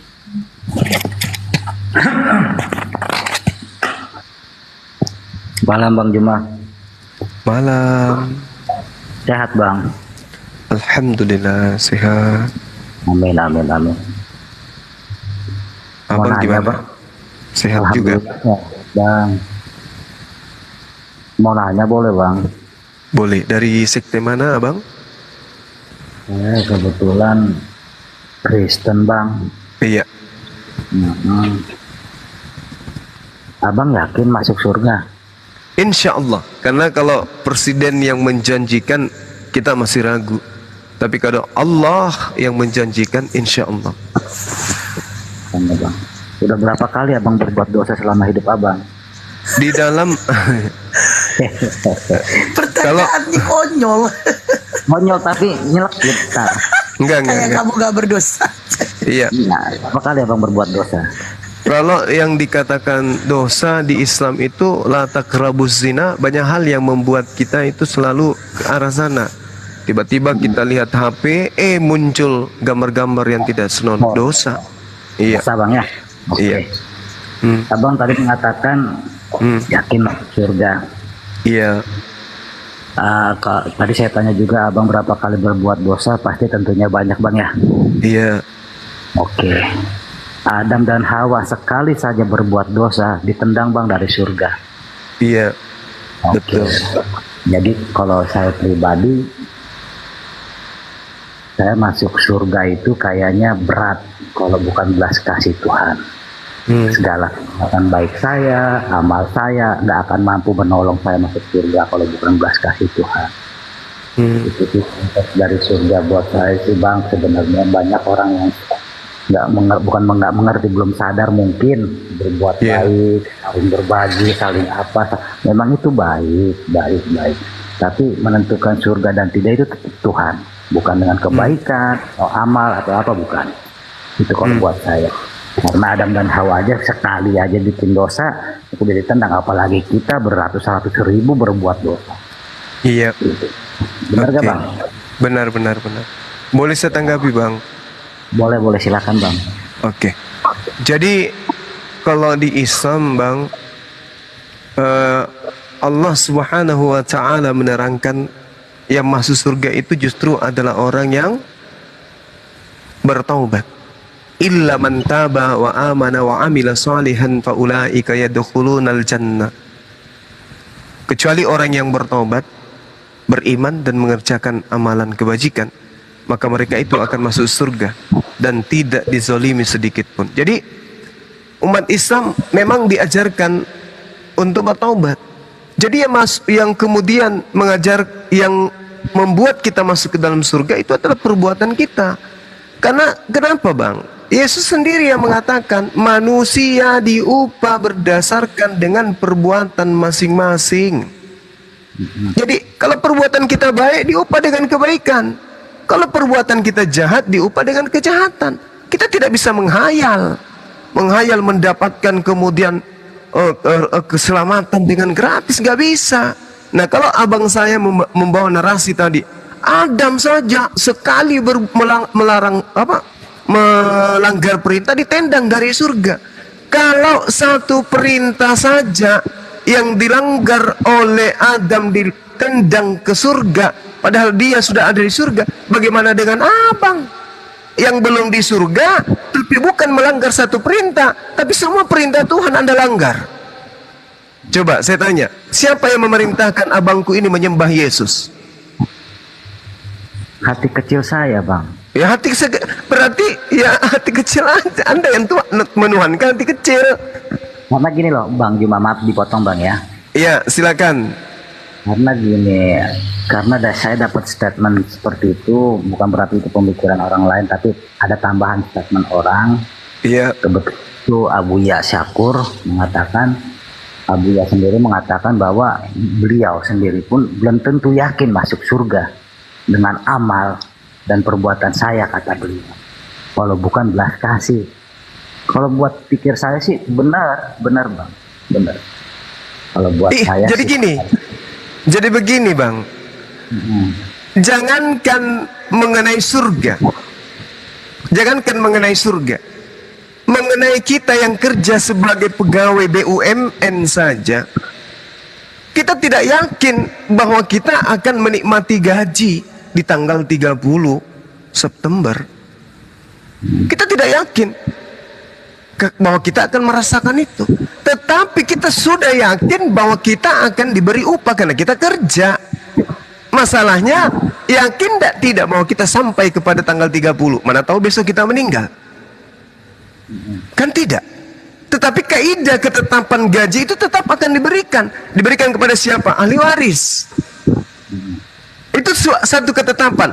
Memang yang membuat manusia masuk ke dalam surga bukan amal perbuatannya, memang bukan. Tetapi Allah dengan ridhonya memasukkan kita ke dalam surga apabila kita mentaati perintah-perintahnya. Itu bukan amalan yang memasukkan kita, tapi ketaatan kita menjalankan perintah yang kemudian membuat kita masuk ke dalam surga. Kata Yesus, ini kita ambil contoh di Yesus Bang. Kalau di Islam aja kan nanti abang nggak tetap percaya. Di dalam Matius 19 data nomor 17-nya ada orang yang bertanya, Guru, bagaimana caranya aku bisa masuk ke dalam surga supaya saya memperoleh hidup yang kekal? Kata Yesus, jika engkau ingin memperoleh hidup yang kekal, apa kata Yesus? Turutilah segala perintah Allah. Nah, lalu orang itu bertanya, apa perintah Allah itu? Jangan membunuh, jangan berzina, jangan mencuri, jangan saksi dusta, hormati orang tuamu, kasihi sesamamu. Berarti kan ini perbuatan. Ini amalan semua ini. Amalan semua ini. Terus dikatakan oleh Yesus, oleh orang itu, semua itu telah aku turuti, semua itu telah aku lakukan, tidak ada lagi yang kurang. Kata Yesus, masih ada yang kurang. Jikalau kau hendak sempurna, pergilah juallah segala milikmu, berikanlah itu kepada orang miskin, maka engkau akan beroleh harta di surga. Ternyata amal perbuatan itu adalah harta surga. Kemudian setelah kamu lakukan itu, ikutlah denganku, baru ikut kepada Yesus setelah melakukan segala perintah Allah. Kalau Kristen tidak, meninggalkan semua perintah Allah dengan noise-nya luar biasa, tapi tidak di mute, kuping mau pecah, konsentrasi tidak fokus. Allahu Akbar, Masya Allah. Ya, jadi bagaimana mungkin Kristen ini bisa masuk ke dalam surga? Yesus mengatakan ketika ditanya, bagaimana caranya saya bisa masuk surga wahai guru? Kata Yesus, turutilah segala perintah Allah. Di Kristen, untuk menjadi Kristen harus mengimani tidak ada lagi perintah Allah. Sebab perintah-perintah Allah yang ada di atas muka bumi ini ada tersusun di dalam kitab yang disebut kitab lama. Kitab lama, perjanjian lama, tidak laku lagi. Yang sekarang adalah kitab baru katanya. Sementara Yesus tidak mengenal perjanjian baru. Yang Yesus kenal ada perjanjian lama. Turutilah segala perintah Allah. Salah satunya apa? Jangan membunuh. Sementara Kristen ini adalah agama yang menjadikan kematian Yesus, pembunuhan terhadap Yesus sebagai tiket keselamatan. Gimana ceritanya? Yesus mengatakan jangan membunuh, sementara Yesus dibunuh. Bisa enggak orang-orang yang membunuh Yesus ini, yang melanggar perintah Tuhan ini, masuk ke dalam surga? Nggak bisa. Kalau yang membunuh Yesus aja nggak bisa, apatah lagi yang mengimani pembunuhan itu sebagai karya Tuhan. Na'udzubillah summa na'udzubillah. Yesus loh yang mengatakan, bukan aku yang mengatakan. Ternyata masuk surga adalah mentaati perintah Tuhan. Berarti amalan-amalan. Kalau di dalam melakukan amalan ada kehilapan, ada salah, ada dosa, solusinya apa menurut Al-Quran? Illa man taba wa amana wa amila salihan fa ulaika yadkhulunal jannah. Kecuali orang yang bertobat lalu beriman, mengerjakan kebajikan, maka mereka itu akan masuk surga. Jelas di Islam. Nah di Kristen bagaimana caranya bisa masuk? Itu Bang Suma, itu kan jelas di Islam. Kalau jelas masuk surga, kok kenapa ambil dari ayat Alkitab lagi? Maksudnya? Yang tadi Bang, kok bilang ikut dari kata Yesus, kok masuknya di mana tuh Bang? Di Islam itu jelas. Nah, tadi ya di Islam saja Bang. Kok itu dikaitkan dengan agama, dengan Yesus? Ini kayak Paulus ini. Paulus di dalam Kisah Para Rasul 16 ketika ada yang mengatakan inilah Paulus. Ditanyakan konsep keselamatan untuk masuk surganya Muslim kan, gitu kan? Yang tadi ditanya Bang Ruber. Kok dikaitkan sama Yesus? Anda percaya kepada Quran? Enggak percayalah. Ya, Anda percaya kepada Bible? Enggak percayalah. Nah, kalau percaya kepada Bible, menurut Yesus, hidup kekal itu menuruti segala perintah Allah. Mana perintah Allah agar manusia Mana perintah Allah agar manusia percaya kepada Paulus yang mengajarkan bahwa Yesus mati secara terkutuk di atas tiang salib? Mana perintah Allah untuk mengimani manusia terkutuk di atas tiang salib? Ada dalilnya. Gue tanya perintahnya Muslim, di mana perintahnya untuk mentaati? Apakah itu perintah? Tadi kan sudah saya jelaskan tadi. Udah aku jelaskan tadi. Ketaatannya Kristen punya kan? Loh, iya kan? Ajaran Yesus dan ajaran Al-Quran itu sama, Bang. Enggak sama, Bang. Sama. Yang tidak sama itu ajaran Kristen dengan ajaran Yesus tidak sama. Kristen mengajarkan ke kanan, Yesus mengajarkan ke kanan, Kristen mengajarkan ke kiri. Kita buktikan ya. Al-Quran mengatakan, ya Bani Israel, ini Rasulullahi ilaikum. Itu. Aku ini adalah Rasul Allah untuk kalian. Yesus, Matius 15 nomor 24, Yesus berkata, aku diutus hanya kepada domba yang sesat dari umat Israel. Al-Quran mengatakan Isa hanya untuk Israel. Sama. Apakah kalian? Bagaimana Isa sama Yesus berbeda? Apakah saudara Bani Israel? Seperti Isamu di Al-Quran nggak sama. Kamu jangan mencocok-cocokkan Alkitab kami dengan Al-Quran. Kalau Anda menyangkal kamu Isa, jangan emosi santai. Gitu, kamu tuh sudah salah lagi. Jangan emosi. Katanya ajaran kasih. Aku boleh ngomong nggak? Ya silakan adek nih Hihu, silakan. Jangan emosi, Energen, santai. Saya tendanganku masih tinggi loh, masih bisa sampai ke muka. Jadi santai, relax. Ya, silakan adek nih Hihu, silakan. Maksud Energen kalau misalnya kalau misalnya abang nyuruh abang terus-terusan ngomongin dalil yang dari Al-Quran, kan kita juga nggak bisa percaya bang. Kan abang juga nggak percaya sama ajaran Kristen, ya kita juga nggak bisa percaya sama ajaran dari Al-Quran gitu, karena beda. Isa juga bukan Yesus kan. Oke, saya tanggapi ya. Disamain gitu. Oke. Kalau Isa Anda katakan bukan Yesus, memang betul. Bukan. Tetapi yang aneh sekarang ini adalah, tadi kamu bilang Isa sama Yesus itu tidak sama kan? Ajarannya. Oke. Jangan mengambil kutip Alkitab dengan Oke, Quran. Anda Itu diam. sama. Anda diam. Anda Nggak diam. boleh Boleh itu. boleh enggak? Boleh tidak Kristen mengembalikan semua Ya, jangan istilah-istilah? menyamain Alkitab kami dengan Al-Quran. Itu nggak Boleh tidak? Nggak boleh kalau menurut saya. Saudara jangan sombong. Jangan sombong bagaimana? Nggak boleh. Jangan sombong. menyamain. Jangan Kata kami sombong. menyamain Jangan Alkitab sombong. kami. Saudara jangan begitu sombong. Bagaimana Bang Zuma? Itu udah jelas. Bisa Tapi enggak kami orang ini didiamkan dulu? Kayaknya dia habis mabok ini. Jangan sombong. Nah, itu kan ku bilang jangan sombong. Kitabnya orang Kristen, kalau kami mengambil semua istilah-istilah Islam di dalamnya, maka kalian jelas-jelas telanjang bulat menjadi agama paganisme. Kristen di Indonesia ini seakan-akan wow. Kenapa? Karena masih menggunakan istilah Islam. Kalau semua istilah Islam kami ambil dari kitab kalian, kelihatan agama kalian itu agama Yunani. Kitab apa yang kalian katakan, sebutkan kitab kalian itu dengan fasih. Kalian menyebutkan tanpa malu-malu Alkitab. Hai, sadar bung, Alkitab itu nama lain daripada Al-Quran. Dan hanya di Indonesia Kristennya kitabnya disebut Alkitab. Kenapa? Karena merampok dari Al-Quran. Kitab Anda itu bukan Alkitab. Kitab Anda itu Biblos. Kitab Anda itu Biblika. Kalau diterjemahkan dalam bahasa Indonesia artinya apa? Buku. Kenapa lari ke Al-Quran? 1, 2, iman. Iman tidak ada di bahasa Yunani, nggak ada. Kalian bukan orang beriman. Iman itu bahasa Quran. Apalagi Allah. Allah itu tidak ada dalam bahasa Yunani. Allah itu ambil dari terjemahan Allah dalam bahasa Indonesia Allah. Apalagi Rasul. Rasul itu nggak ada di Yunani. Apalagi Nabi. Nabi itu nggak ada di Yunani.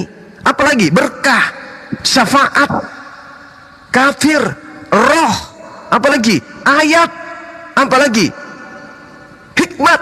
Nggak ada bahasa-bahasa itu di Yunani, nggak ada. Masuk ke Indonesia, Anda membungkus kitab Anda ke Islam-Islaman. Karena memang ada nasihat, ada misi di dalam Filipi 1 nomor 18 tentang Yesus Kristus. Baik diberitakan secara dengan cara mengelabui atau jujur, aku Paulus tetap bersuka cita. Jadi Paulus mengatakan tentang Yesus diberitakan baik dengan cara mengelabui atau dengan maksud jujur, aku tetap bersuka cita. Jadi memang kalian itu diajarkan untuk mengelabui.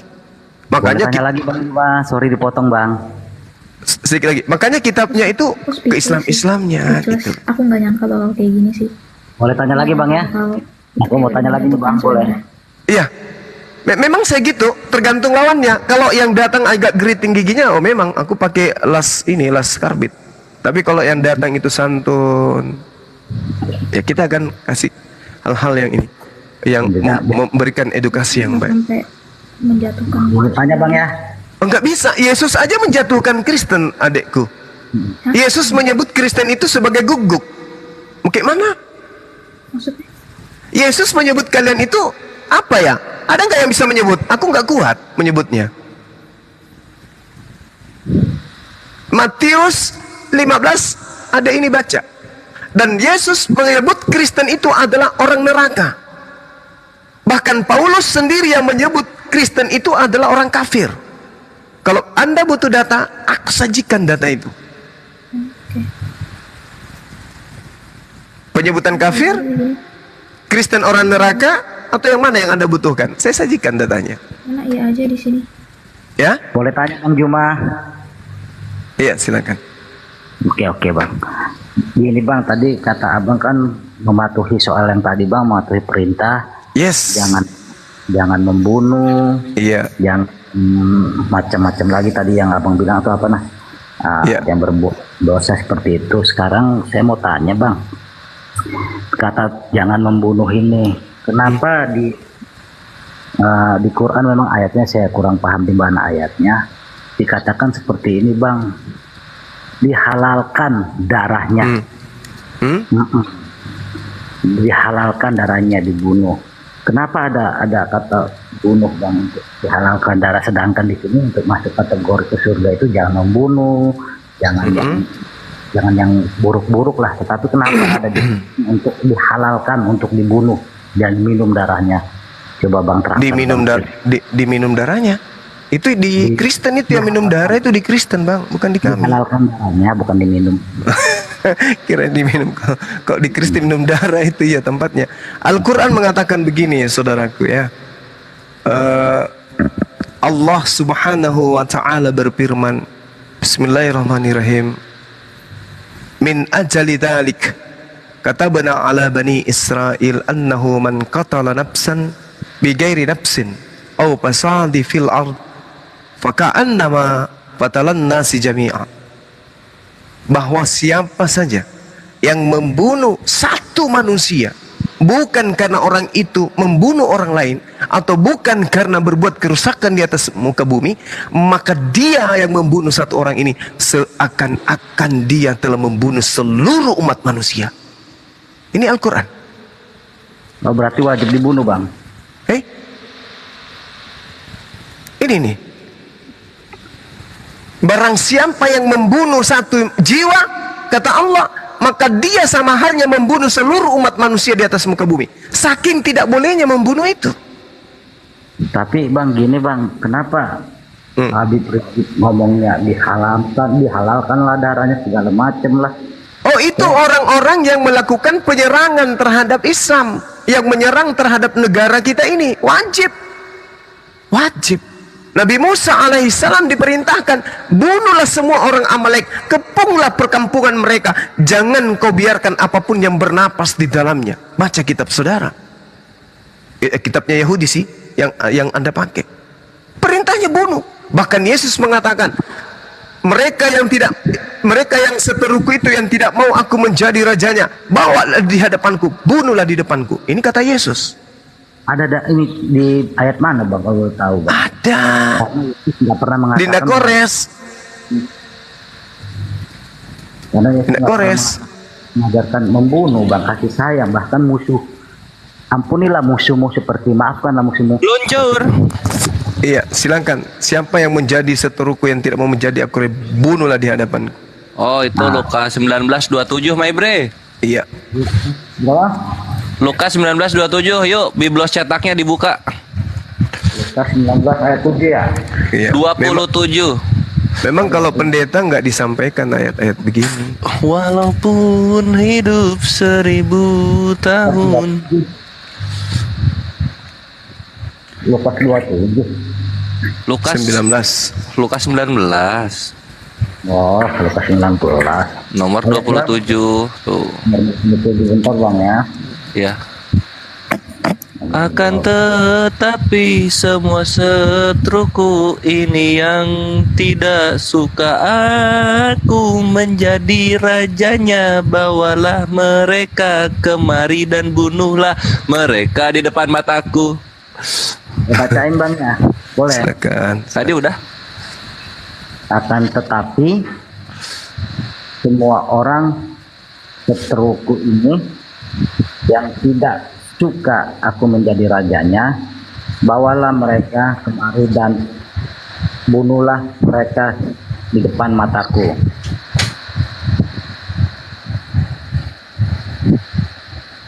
Wah, suara keheningan. Bukan, ini yang ngomong ini siapa bang? Ini kalau merah biasanya yang ngomong Simeon biasanya. Kita lihat ayat sebelumnya bang. Ya. Itu ucapan Yesus itu.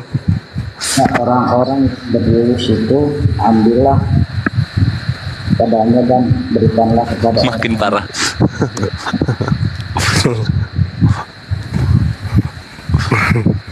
Paksalah orang masuk yang ada di lintasan untuk masuk ke dalam rumahku, sebab rumahku harus penuh. Kalau itu 14:23. Ini perumpamaan tentang uang minyak. Ini tentang perumpamaan bang.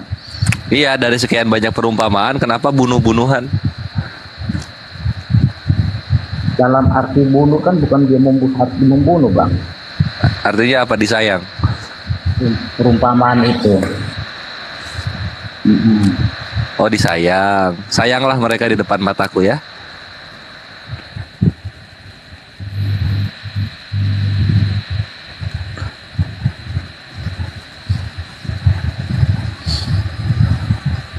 Nah yang kayak gini-gini nih, apa ya, di gereja tuh nggak pernah diwartakan gitu. Jadinya kan pas Islam yang ngomong pada nggak percaya. Bukan, mata gue dikit buram nih bang, ngomongnya aja sama. Mata aja sedikit buram. Faktor umur juga sih. Oh iya. Faktor umur juga. Ya udahlah kalau udah berumur, Islam aja lah.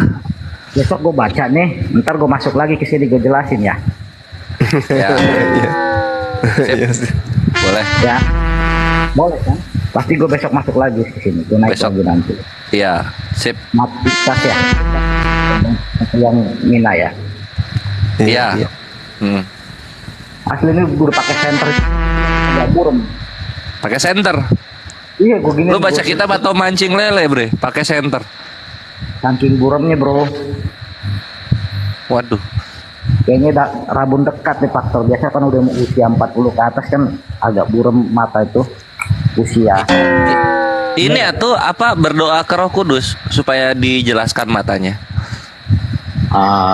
Masukan bagus sih, nanti gue coba. Masukan bagus sih. Masukan bagus. Kalau nggak mempan, terima Islam sebagai kebenaran. Afala taqilun.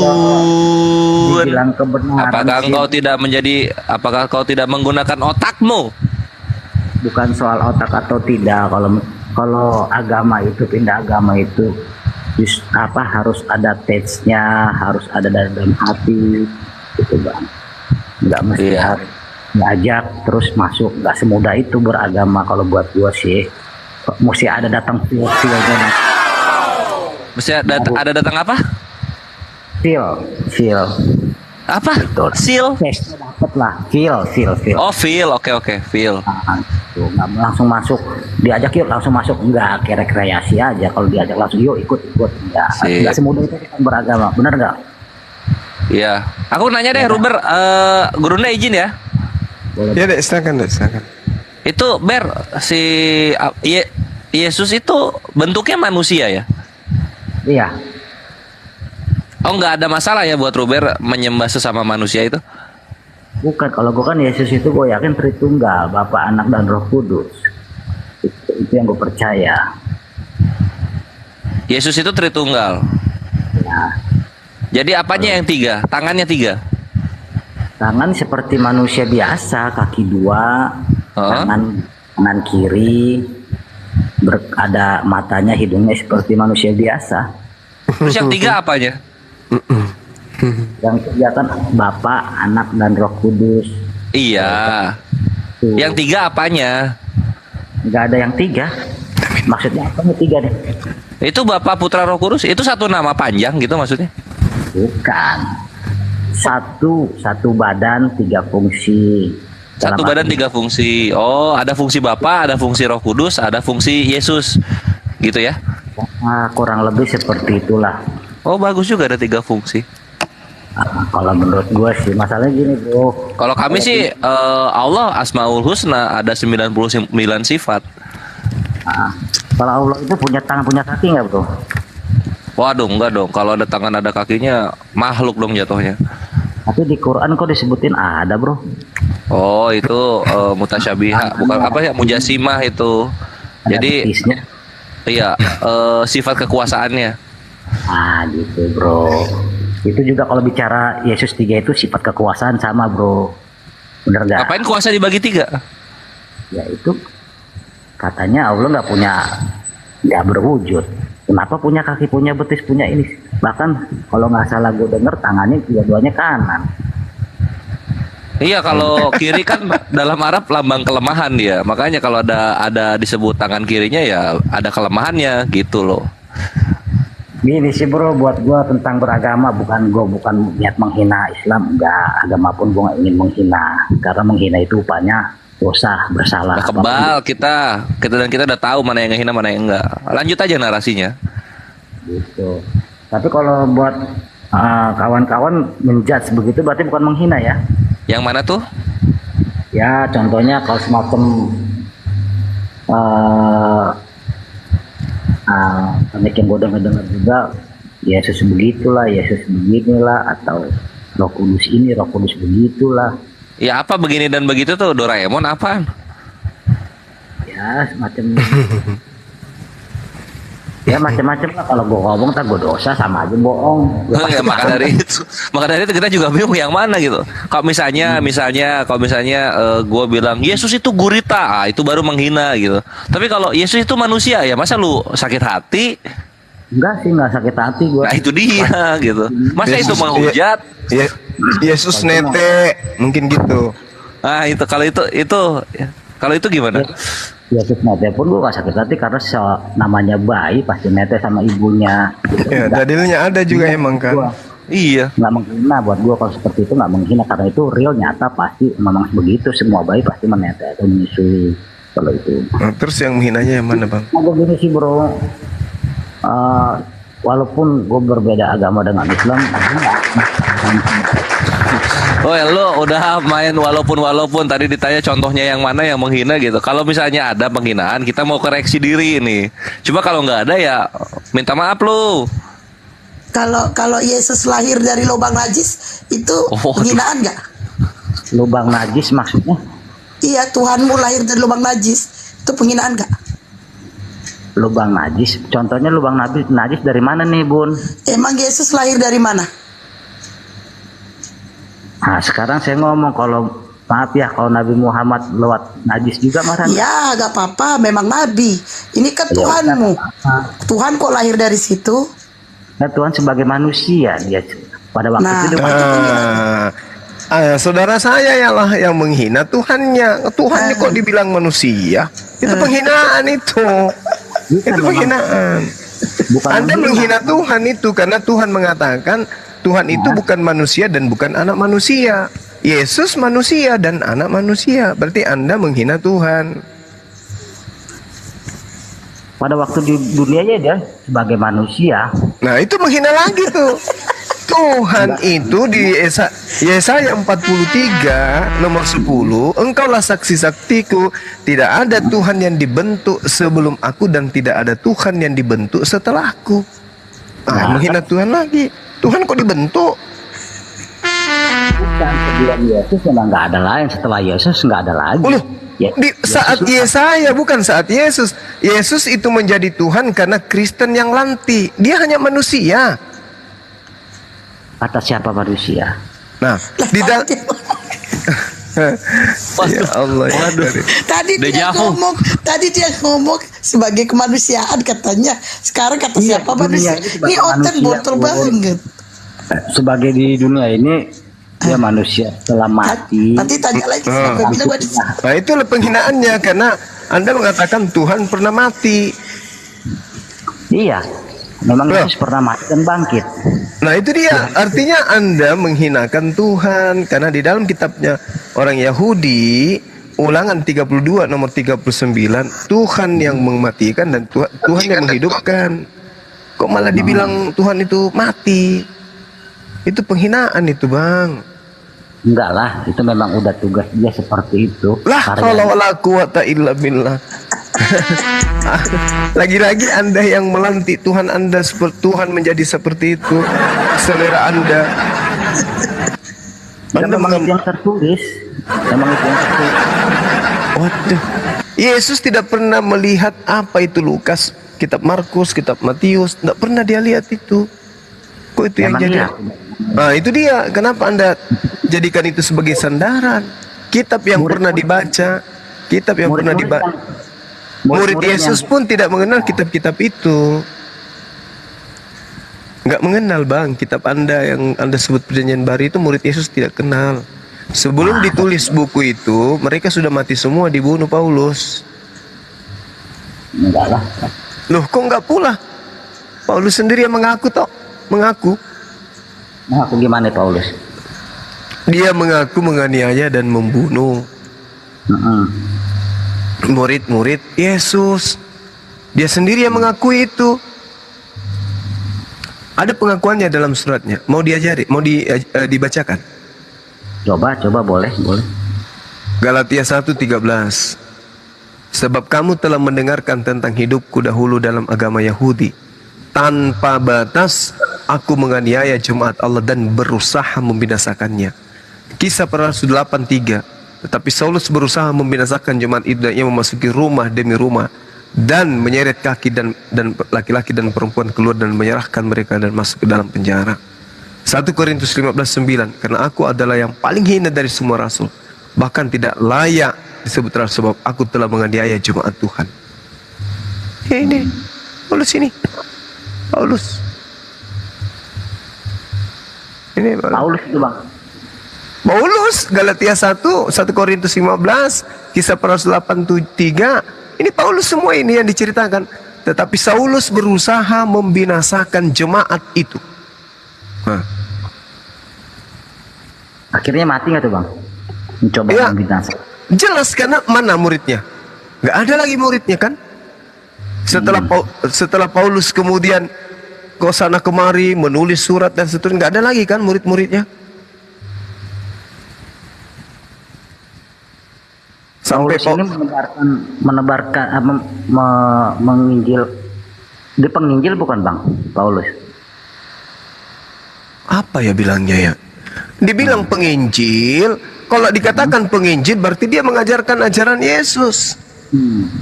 Tapi kan faktanya dia tidak mengajarkan ajaran Yesus, karena Yesus punya Injil Allah. Sementara Paulus tidak memiliki Injil Allah. Yang Paulus punya itu adalah tulisannya sendiri. Yesus punya Injil Allah, diterangkan di dalam Lukas 4 nomor 11. Tetapi kenapa Paulus ada di Alkitab yang penginjil? Di Alkitab Paulus itu adalah penulis kitab saudara, karena di kitab saudara itu banyak tulisan-tulisan Paulus di dalam. Ada 14 buku yang ditulis oleh Paulus di dalam kitab Anda.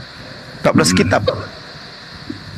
Tapi dan itu dia kan menulis tentang Yesus. Iya, memang. Logikanya mana mungkin dia membunuh muridnya Yesus, sedangkan dia memberitakan tentang Yesus. Logikanya ke sana. Benar gak bang? Maksudnya? Tadi dibilang kan membunuh semua murid-murid Yesus. Iya, dia sendiri yang mengakui, Logikanya kalau buat saya sih mungkin nanti sebenarnya intinya bukan membunuh ke situnya bang. Kalau menurut saya, kenapa kalau dia membunuh dan memberitakan tentang Yesus, kenapa dia bunuh murid-murid Yesus? Kan untuk fungsi buat dia ngebunuh murid-murid Yesus apa? Kecuali dia memberitakan siapa, baru dia membunuh Yesus atau murid-muridnya. Oke lah, biar hilang, biar lenyap lah cerita tentang Yesus ini. Itu logikanya seperti itu bisa. Mungkin kata membunuh di tadi yang abang bacakan itu maknanya berbeda. Mungkin. Ada nubuatan Yesus di dalam Lukas 21. Yesus menubuatkan akan datangnya Paulus sebagai penyesat.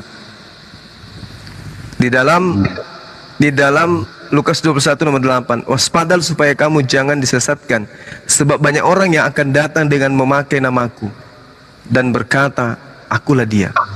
Dan saatnya sudah dekat, jangan kamu mengikuti mereka. Ini kata Yesus. Terus muridnya mendengarkan. Kapan itu terjadi, wahai guru? Kata Yesus, tetapi sebelum penyesat itu datang kepadamu, sebelum dia datang mengajarkan akulah dia, terlebih dahulu semuanya itu sebelum itu semua terjadi, kamu akan ditangkap, kamu diniaya, kamu akan diserahkan kepada rumah-rumah ibadat dan penjara-penjara, dan kamu akan dihadapkan kepada raja-raja, penguasa-penguasa oleh karena namaku. Nah sekarang pertanyaannya, siapa yang datang kepada murid Yesus, menganiaya murid Yesus, menyerahkan murid-murid Yesus ke penjara-penjara dan ke penguasa-penguasa serta imam? Itu siapa? Itu para imam dahulu bang yang tidak mempercayai Yesus. Loh, itu para imam. Kok jadi para imam sementara Paulus yang sendiri yang mengatakan, sebab kamu telah mendengarkan hidupku dahulu dalam agama Yahudi. tanpa batas aku menganiaya jemaat dan berusaha membinasakannya. 1 Korintus 15 nomor 9. Karena aku adalah yang paling hina di antara semua utusan, bahkan tidak layak disebut rasul, sebab aku telah menganiaya jemaat Tuhan. Kisah Para Rasul 8:3. Tetapi Saulus berusaha membinasakan jemaat itu dan memasuki rumah demi rumah. Sorry bang. 8 nomor 3. Dan menyeret laki-laki dan perempuan keluar dan menyerahkan mereka untuk dimasukkan ke dalam penjara. Nah, Yesus mengatakan ketika ia datang, penyesat itu akan memasukkan engkau ke dalam penjara. Nih. Itu ngebaca aja rada burem gue bang tuh membaca itu. Sebenarnya bisa gue arti cuman rada burem nih, gue nggak ada kacamata lagi. Baru tahu sekarang gue. Serius. Tapi Saulus bang, Saulus ya. Tapi Saulus berusaha membinasakan. Saulus bang, bukan Paulus. Iya, kan ya, Yesus mengatakan, waspadalah kepada serigala yang datang menyamar domba. Kira-kira Saulus ini bisa nggak menyamar kalau dia tidak mengganti nama? Kalau ini mah oknum kayaknya bang. Ya iya, oknumnya Saulus itulah oknumnya Paulus itu. Paulus itu oknumnya. Paulus itu menyamar. Bisa tidak dia mengaku-ngaku sebagai rasul utusan Yesus kalau dia tidak mengaku bertobat? Gak bisa. Ya kalau itu menurut saya mah bang bukan Paulus bang, kalau menurut saya mah. Lalu siapa? Para imam dahulu yang tidak mempercayai. Ada nggak pengakuan daripada orang-orang terdahulu ini? Ada nggak pengakuannya bahwa mereka menganiaya murid Yesus? Kan nggak ada. Yang mengaku hanyalah Paulus yang mengaku. Karena gini loh bang, dari dulu aja imam dulu aja, jangankan muridnya bang, Yesusnya aja dibunuh sama mereka. Nah itu dia. Murid para imam-imam dahulu. Gitu bang. Nah, Paulus. Jadi setelah kemudian terjadi pembunuhan kepada Yesus, Paulus mengambil alih tindakan. Dia membunuh, menganiaya murid Yesus. Yesusnya dianiaya oleh tentara Romawi, murid-muridnya dianiaya oleh Paulus. Kan dalil pengakuannya Paulus ada tadi kita baca. Kisah Para Rasul 8 nomor 3. Kan itu pengakuan Paulus.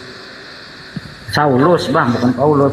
Itu pengakuan bang, itu pengakuan Paulus sebelum dia bertobat. Jangan disama-samakan toh. Bagaimana caranya kemudian Paulus bisa menyamar kalau dia tidak ngaku bertobat? Yang kita samakan sama halnya bahwasanya manusia ini penuh dengan dosa. Kita tahu bahwasanya kita pun dulu sebelum mengenal Tuhan, kita adalah pendosa gitu. Tapi ketika kita mengenal Tuhan yang sesungguhnya, maka apa yang telah kita ketahui itu salah, pasti kita berbalik ke jalan yang benar. Saulus pada saat itu masih belum bertobat. Setelah dia bertobat, makanya dia ganti nama menjadi Paulus. Nah, kalau dia merasa bertobat, kenapa justru dia mengajarkan bahwa hukum Tuhan itu adalah sengat maut? Nah, Paulus mengajarkan itu bang, jangan kita melihat semata-mata dan kita logikakan secara pemikiran kita bahwasanya si Paulus melogikakan segala sesuatu itu secara maut, tapi dia melogikakan segala sesuatu firman Tuhan bukan dikatakan juga secara maut. Itu kan menurut pendapat abang, bukan menurut Alkitab.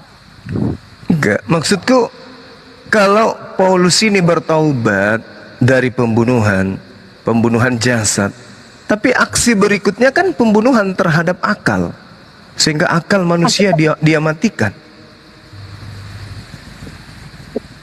Saya rasa Paulus itu membunuh jasad, mematikan akal. Paulus itu dari mana dasar Bapak bilang bahwasanya si Paulus mematikan akal setiap manusia?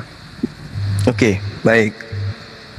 Yes, Paulus ini mengajarkan bahwa untuk menjadi Tuhan, orang itu harus jadi mayat dulu. Tidak demikian. Jangan kita menganggap apa yang kita artikan itu adalah benar. Itu belum tentu benar.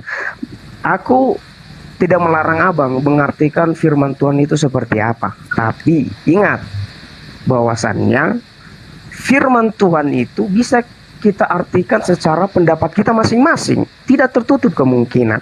Hanya saja itu menurut Bapak, tapi menurut kami belum tentu seperti apa yang dipikirkan Bapak.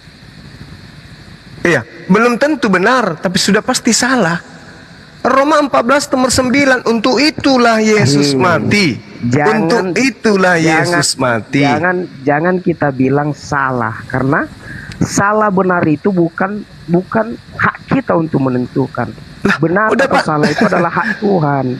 Sudah pasti salah. Tuhan itu mengatakan dirinya bukan manusia dan bukan anak manusia. Menurut Anda Yesus ini manusia atau bukan? Ini lagi yang pertanyaan konyol menurut pertanyaan konyol. Tuhan mengatakan di dalam kitabnya orang Yahudi bahwasanya Tuhan itu bukan manusia dan bukan anak manusia. Yesus manusia dan anak manusia kan? Nah, coba dulu abang kalau bisa buka itu Yohanes 1 ayat 1.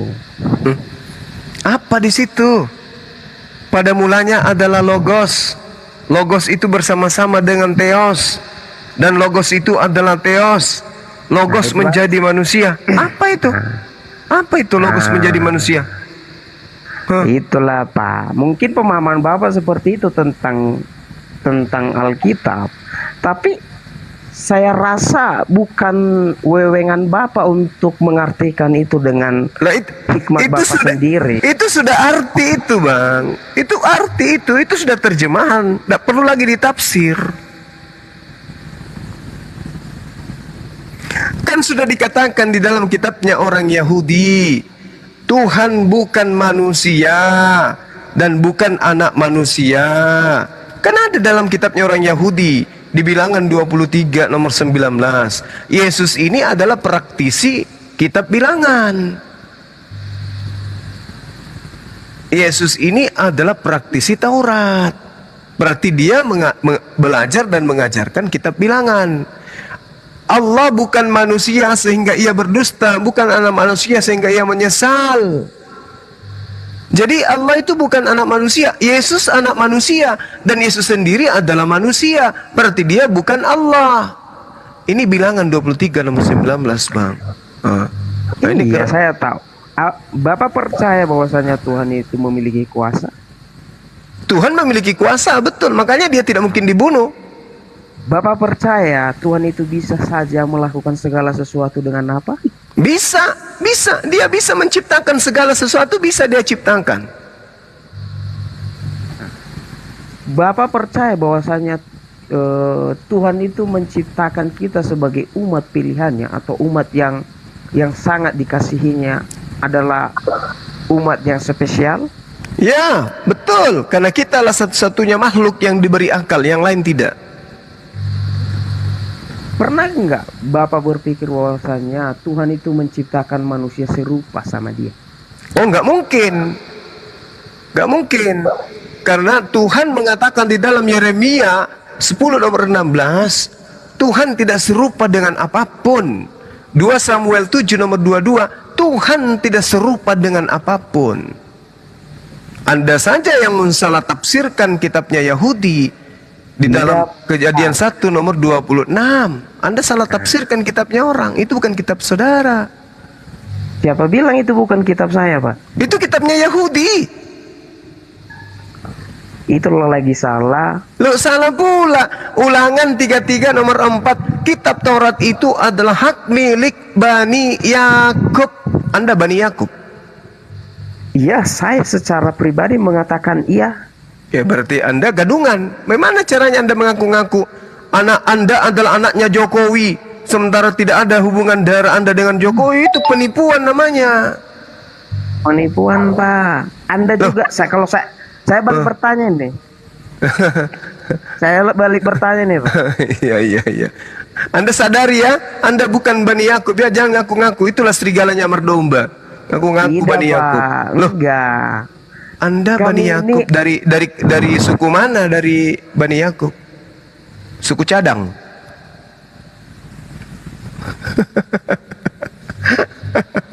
Edi. Bajunya bagus Bang Edi. Ayo.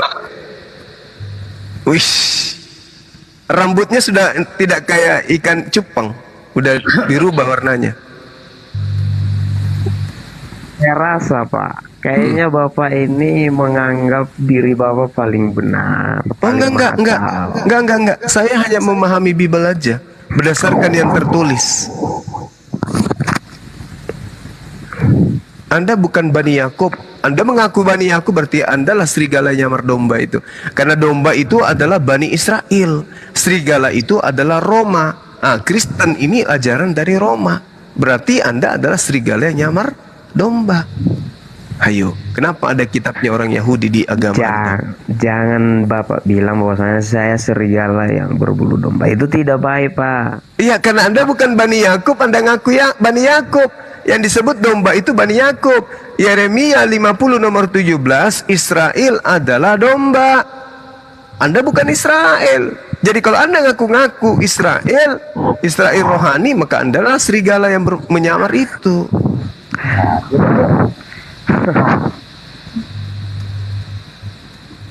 Ya, joget lagi Bang Edi. Joget lagi. Menghibur. Iya, nggak apa-apa. Gitu. Masih ada kesempatan joget terus.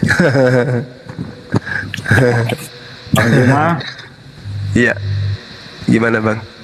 Iya Bang, mau pengen tahu tentang Islam lebih dalam nih Bang. Tapi ada satu pertanyaan itu Bang, beberapa pertanyaan nih Bang.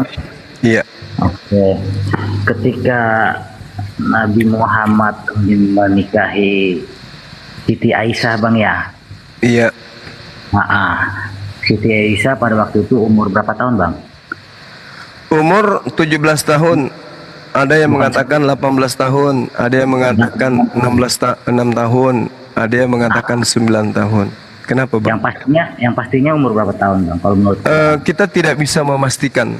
Yang pasti kalau kita berbicara mengenai sejarah, Siti Aisyah itu dinikahi pada masa usia beliau 18 tahun.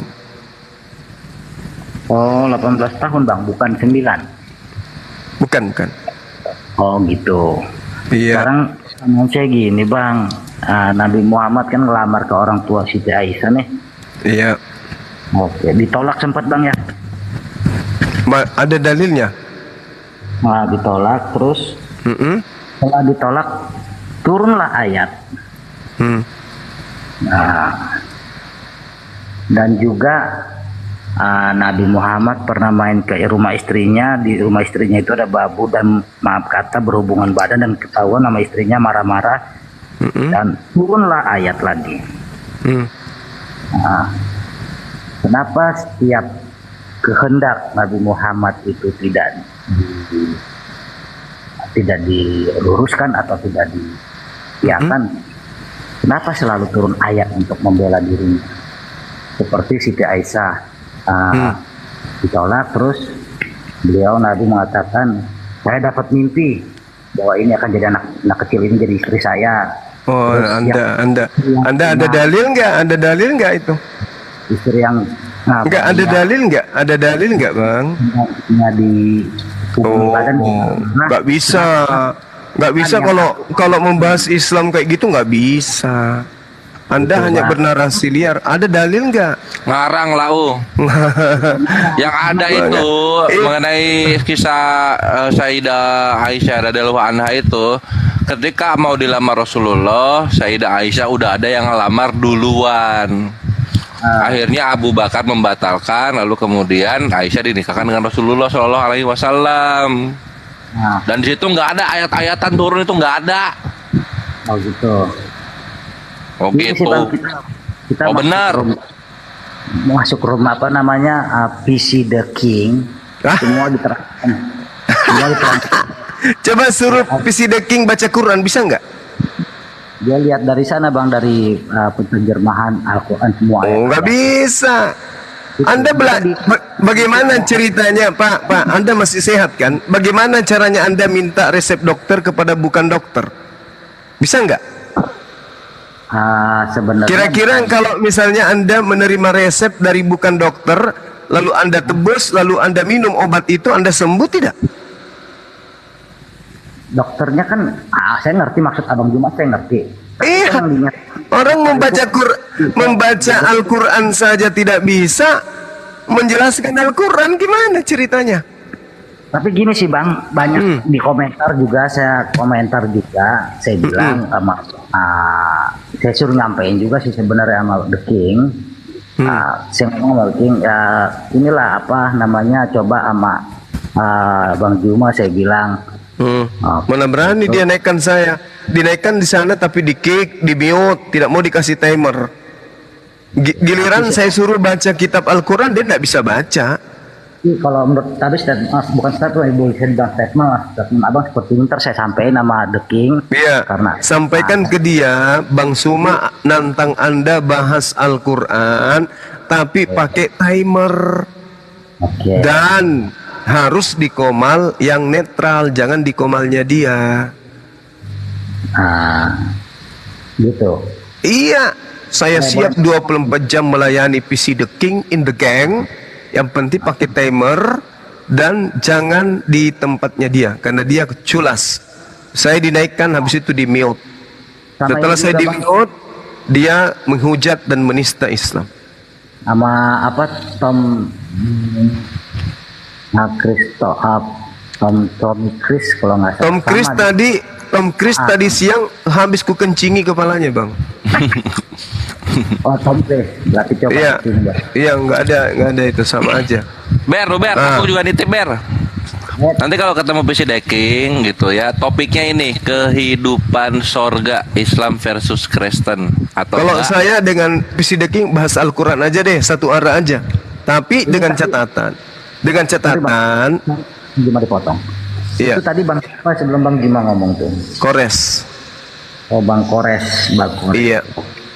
Sampaikan ke beliau, Bang Suma nantang kamu bahas Quran satu arah, Al-Quran tok saja.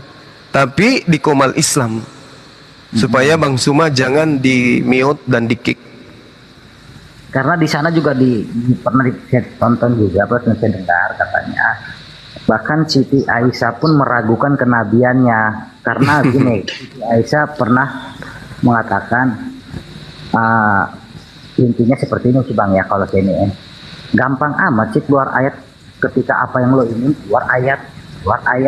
Nah, cobalah lihat Bang, coba aja lihat Al-Quran itu, ada nggak ayat Al-Quran yang tidak dibutuhkan oleh umat manusia hari ini? Semuanya dibutuhkan. Iya. Masalahnya PC Deking itu PC pipis kucing. Oh, PC Deking. Kirain pipis kucing. Jadi masalahnya dia itu laksana anak TK baca buku kedokteran, habis itu dia buka praktek. Pasiennya yang orang sarap semua. Masa iya? Masuk akal tidak itu, Pak? Ada orang memegang buku rumus-rumus kimia, tidak mampu membaca rumus kimia itu, habis itu dia menerangkan tentang kimia. Bisa enggak, Pak? Oke, sekarang gini Bang, ngatur Abang deh, maaf ya kalau gitu kan ngatur tuh.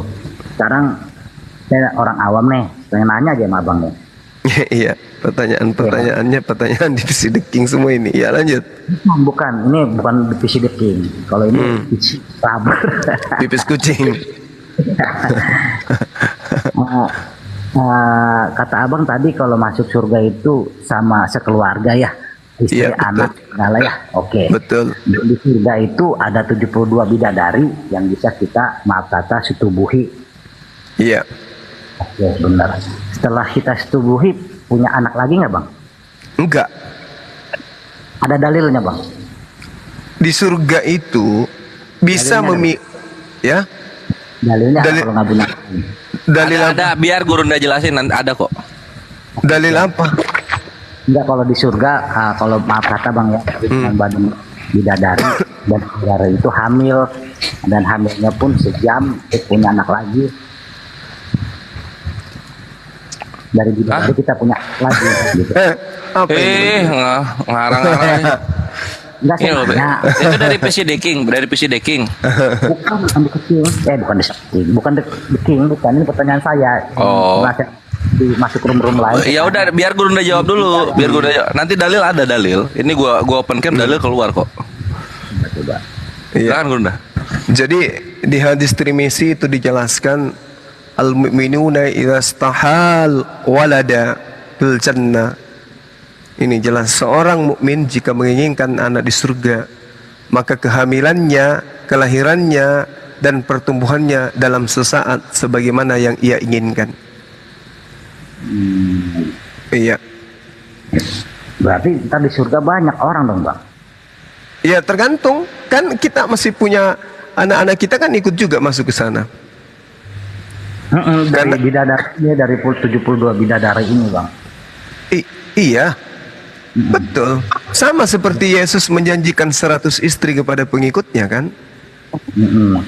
Tapi kan kalau Yesus itu enggak ini, Bang, enggak untuk melayani. Oh, siapa bilang? Lalu istri itu mau diapain? Ya, dalam arti konteks kan kalau jadi laki-laki cuman telan liur aja, lihat itu perempuan. Kalau di kan maaf kan ya, bisa bersetubuh. Tahu saya bersetubuh itu pasti punya anak gitu. Nah, berarti dalam sejam itu 72. Tapi saya boleh bertanya, kalau misalnya Anda mengatakan di Kristen tidak ada persetubuhan, lalu kenapa di surganya Kristen itu ada mempelai wanita, mempelai pria?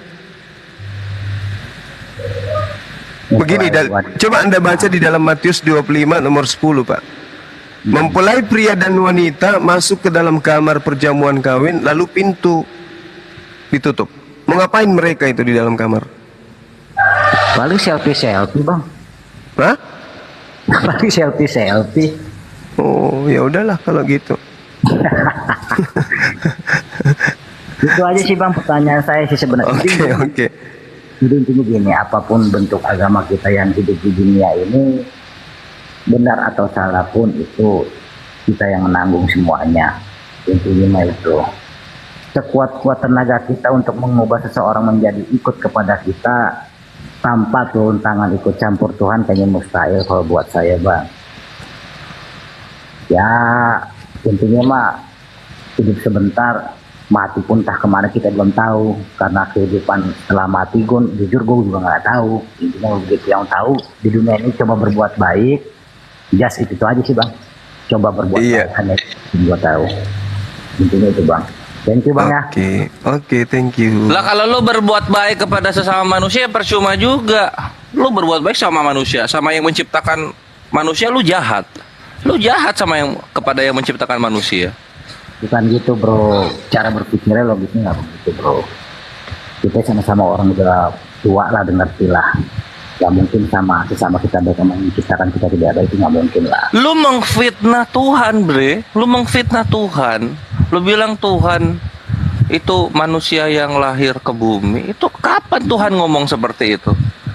Itu ada tertulis semua di Alkitab. Kalau Yesus gak ngomong seperti itu, jangan difitnah. Jangan difitnah. Sekarang gini, Superman mulus banget ya, habis skincare. Ya, gue penanya sama abang siapa nih? Yang ngomong Perah yang ngomong. Benar. Gue pengen nanya, maaf nih Bang Juma ya, Nabi Muhammad itu bisa tulis dan baca nggak, coba Bang? Bisa. Gurunda yang jawab. Bang Juma jawab ya. Iya, bisa. Beliau bisa nulis. Iya. Ini bukan Bang Juma ya yang jawab. Kenapa? Bukan Bang Juma yang Kenapa? jawab, yang tadi itu. Yang tadi Bang siapa tadi itu? Bang Vera ya? Ya. Iya, saya. Oh, Gurunda ya. Enggak, Bang Vera tadi yang ngomong. Bang Juma coba, saya pengen nanya Bang Vera dulu. Ya udah deh, tanya deh. Oke, coba. Menurut Bang Ini Vera, orang dapat titipan pertanyaan semua ini ya. Ya nggak apa-apa. Dari muridnya PC The King. Nah, lanjut Bang, lanjut. Oke. Nabi Muhammad bisa baca dan Alhamdulillah. tulis? Bisa. Tetapi kenapa di bawah Hiro itu ketika malaikat Jibril mengatakan, Nabi Muhammad mengatakan saya tidak bisa menulis dan membaca? Karena ikro tuh bukan baca, ikro tuh lantunkan.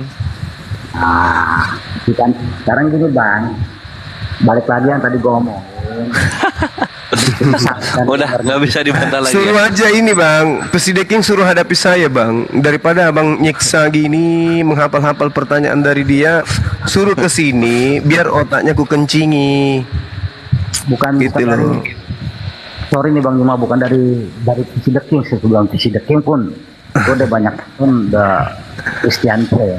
Cuman Ya lu mau apa sih rubber lu tuh katanya udah tua, udah umur 40-an. Lu masa lu mau di sorga lu menjadi istri Tuhan?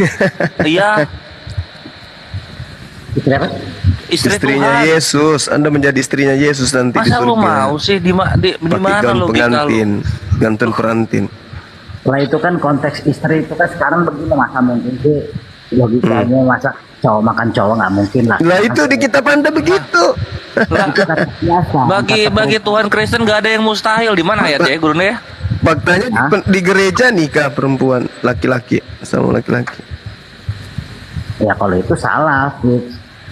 Lah karena di surga dicontohkan. Nggak ada Bang, nggak ada. Waduh, Wahyu 19:7 loh, Wahyu 19:7 loh. Kristen akan menjadi mempelai wanita. Laki perempuan jadi wanita semua. Bayangkan aja kalau abang ini pakai rok, gaun pengantin perempuan. Kalau Bang Edi sini kan memang cocok dia jadi mempelai wanita. Tapi kalau abang, udah mulai latihan dia. Kalau Bang Pera tadi mengatakan Nabi Muhammad bisa baca, di mananya Bang bisa bacanya Bang, coba Bang. Rasulun minallahi yatsulu suhufan mutahharah, yaitu Nabi Muhammad dari Allah yang membacakan lembaran-lembaran yang suci dari Al-Quran. Surah Al-Bayyinah ayat 2. Ini Pesideking ilmunya tidak sampai sini. Enggak Bang, masih jauh. Ketika wah,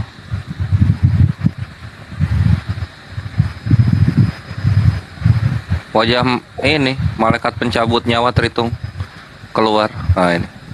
Nanti sampaikan lama di Pesideking. Ketika Nabi Shallallahu Alaihi Wasallam bertambah sakitnya, beliau bersabda, berikan aku surat biar aku tuliskan sesuatu untuk kalian.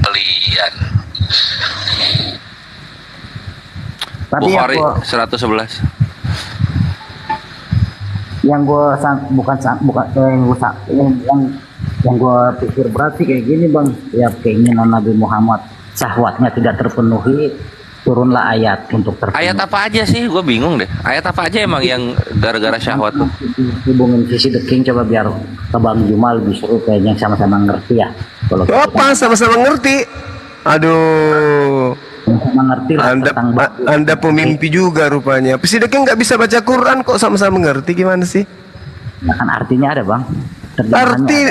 Arti itu tidak Bang, Al-Quran itu tidak dipahami dengan satu ilmu.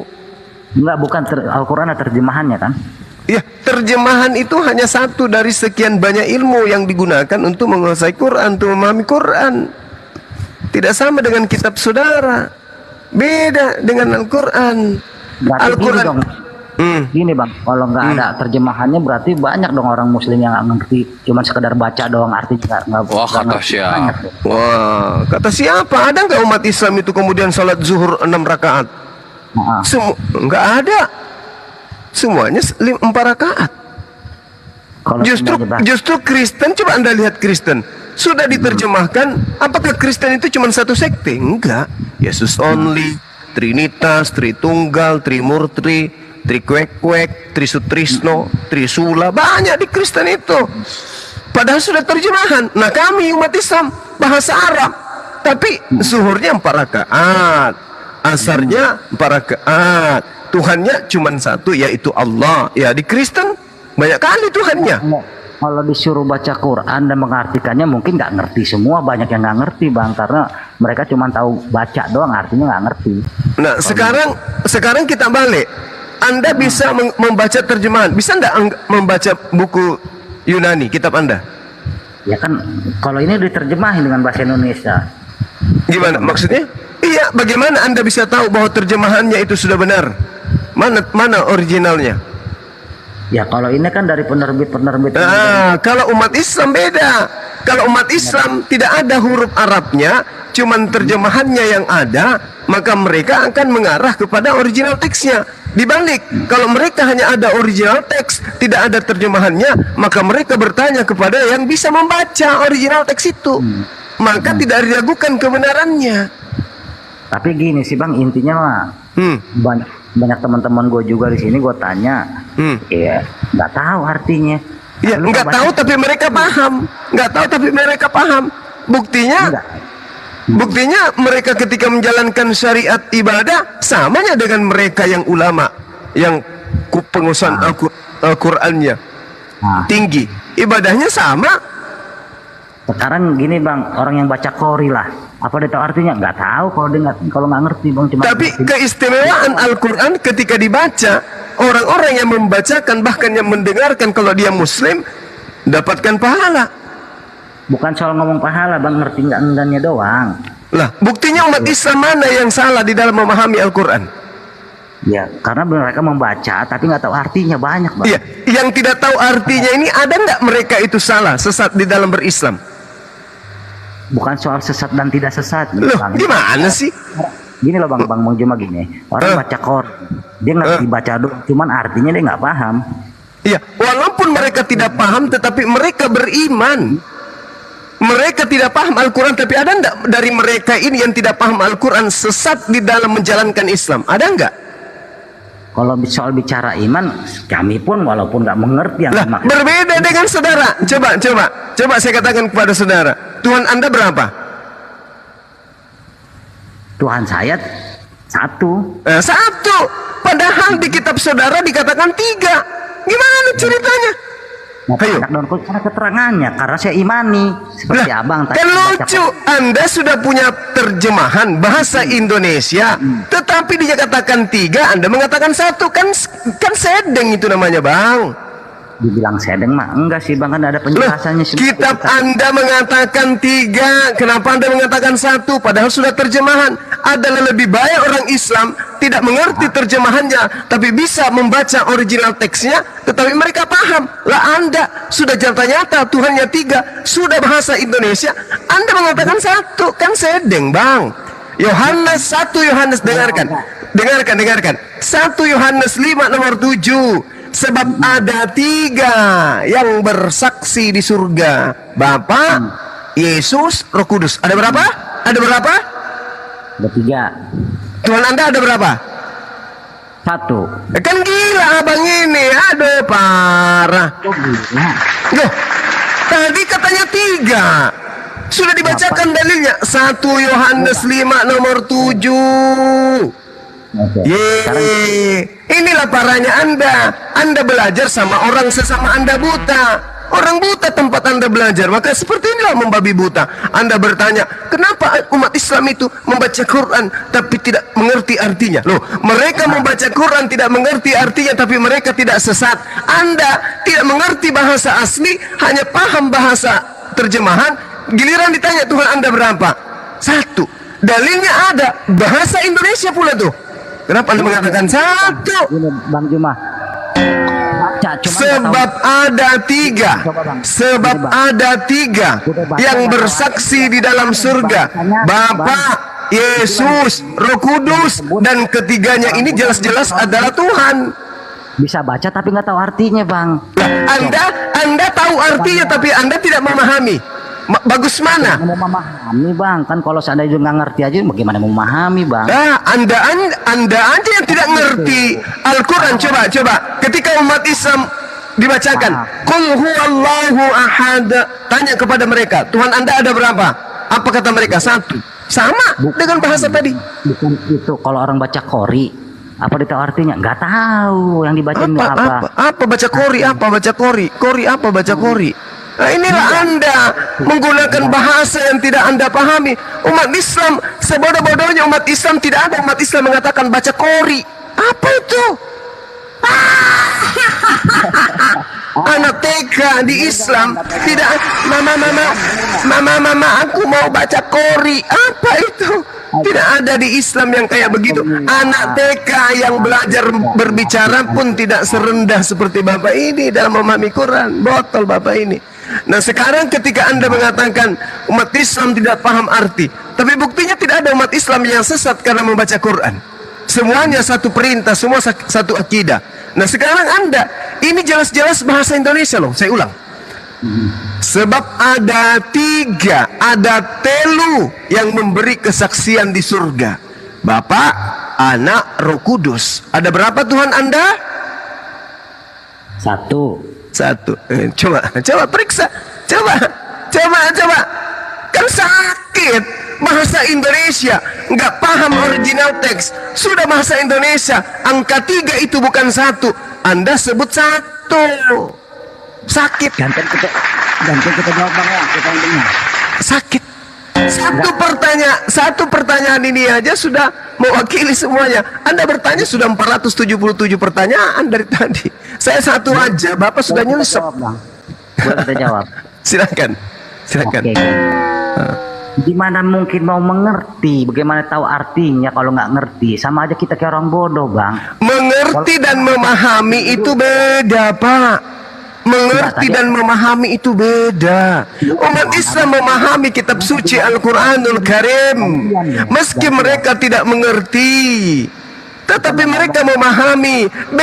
Beda Anda bisa mengerti artinya, tapi Anda tidak memahami.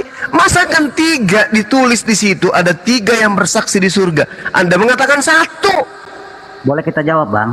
Apa yang Anda mau jawab? Wah, jawab asumsi.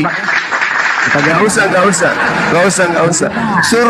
Suruh si siapa pipis kucing datang ke sini hadapi saya. Banyak yang nggak baca, cuman nggak tahu artinya, Bang. Nggak tahu artinya? Dengarkan, pasang kupingmu. Lama-lama kurobe juga mulut abang ini. Jangan marah-marah, Bang. Bukan marah, kan Anda itu bahlul. Anda bahlul. Tahu bahlul? Kidiot. Umat Islam tidak mengerti terjemahan, tapi mereka paham Al-Quran. Bedakan tahu artinya. Loh, buktinya mereka mengerti. Ada nggak umat Islam yang sesat di dalam memahami Al-Quran? Ada nggak? Ya suruh baca, tahu artinya nggak? Coba. Tidak tahu arti tapi mereka paham. Lucu abang ini. Turunkan. Merica katum berajahe. Udah turun. Sampaikan salamku ke guru Anda, pipis kucing. Ya, saya tantang dia mau bahas Quran. Bahlul otak nggak dibawa ke sini dari tadi. Bertanya, titipan semua. Dasar bahlul. Makanya kelamaan nyembah anak orang, gitulah akibatnya.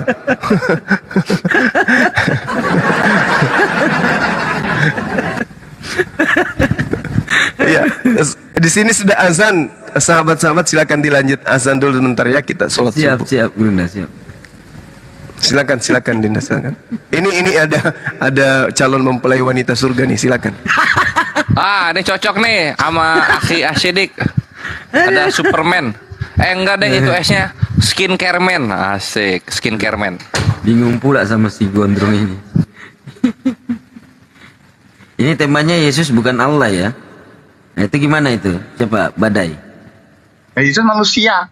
Islam aliran apa yang bilang Yesus itu Allah? Kamu aliranmu apa? Yesus itu manusia. Gimana sih otaknya? Mabok. Betul. Tapi Kristen mengatakan Yesus itu Allah, kayak Mikana gitu loh. Ya itu Kristen yang botol. Lo cari Kristen yang benar kayak gua. Nanti lo mati, Muhammad ngomong ke kamu, lo cari yang Kristen yang benar selama di dunia ini. Jangan yang tolol lo bikin konten gitu. Jadi kalau menurut Anda Yesus itu utusan Tuhan kan? Ya utusan lah. Alkitab kan bilang dia utusan manusia, berak, kencing. Kenapa sih? Apa yang salah? Tapi kalau dia mati itu menebus dosa enggak?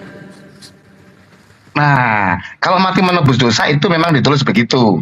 Gimana? Kalau Anda nggak percaya nggak apa-apa. Kekristenan nggak ngomong dia Tuhan atau bukan, nggak. Tapi tentang utusan dia apa? Menebus dosa. Nah, akhirat memang nulis gitu, Yesus juga ngomong gitu.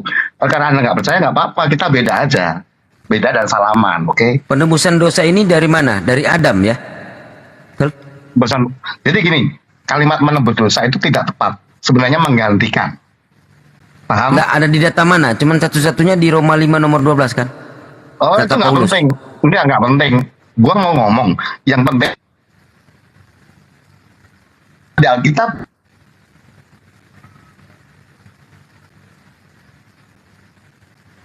Aduh, ngelek.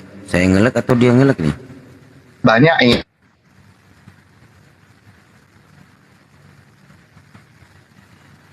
ini itu. Tapi intinya adalah menggantikan, itu aja.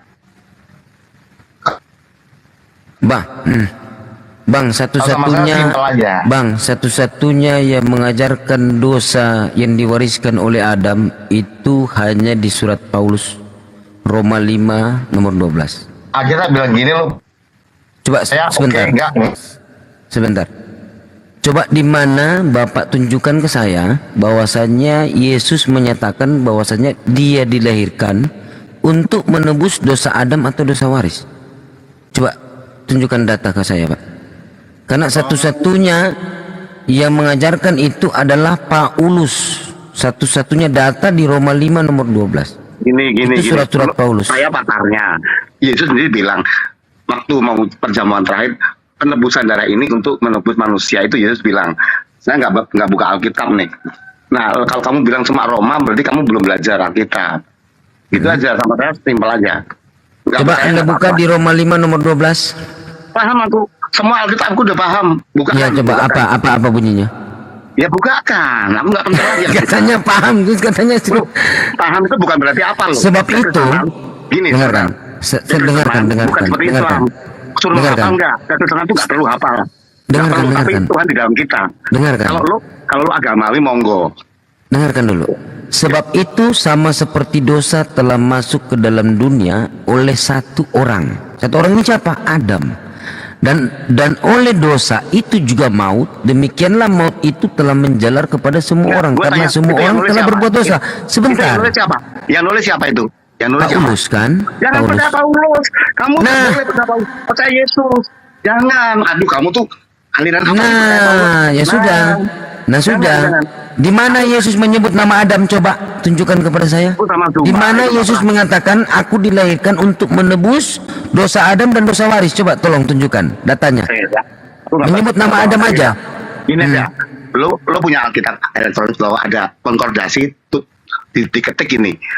Darah menebus gitu. Ketik aja coba. Darah menebus gitu. Nanti akan muncul Yesus bilang darahku ini untuk menebus dosa manusia ada. Mana datamu? Dari Adam kan ini. Mana Yesus menyebut nama Adam aja? Ini kan penebusan dari Adam kan? Nggak ada. Aku nggak membela Kristen. Lo mau tanya apa? Yesus menebus apa tidak gitu kan? Kalau lo bilang enggak, ya udah. Lo mau apa? Ya. Sama gua. Nggak ada ya datanya ya? Ada, tapi lo yang cari. Lo kan yang butuh. Gua ini pakar. Lo yang butuh toh. Lo mau belajar sama gua. Buka. Lo yang buka. Jangan lo suruh gua. Lu kan bawahan gua. Iya, mana perkataan Yesus mana? Buka aja konkordasi, diketik ya. Darah menebus gitu. Coba. Nggak ada, mana? Ya ketik aja. Iya, nggak ada. Nggak ada kok, gimana sih? Di mana Yesus menyatakan bahwasannya dia, ini perkataan Yesus ya, ingat baik-baik, bukan perkataan Yohanes, bukan perkataan Paulus. Ambil Alkitab dulu ya. Sebentar, ambil Alkitab. Silakan. Asik nih.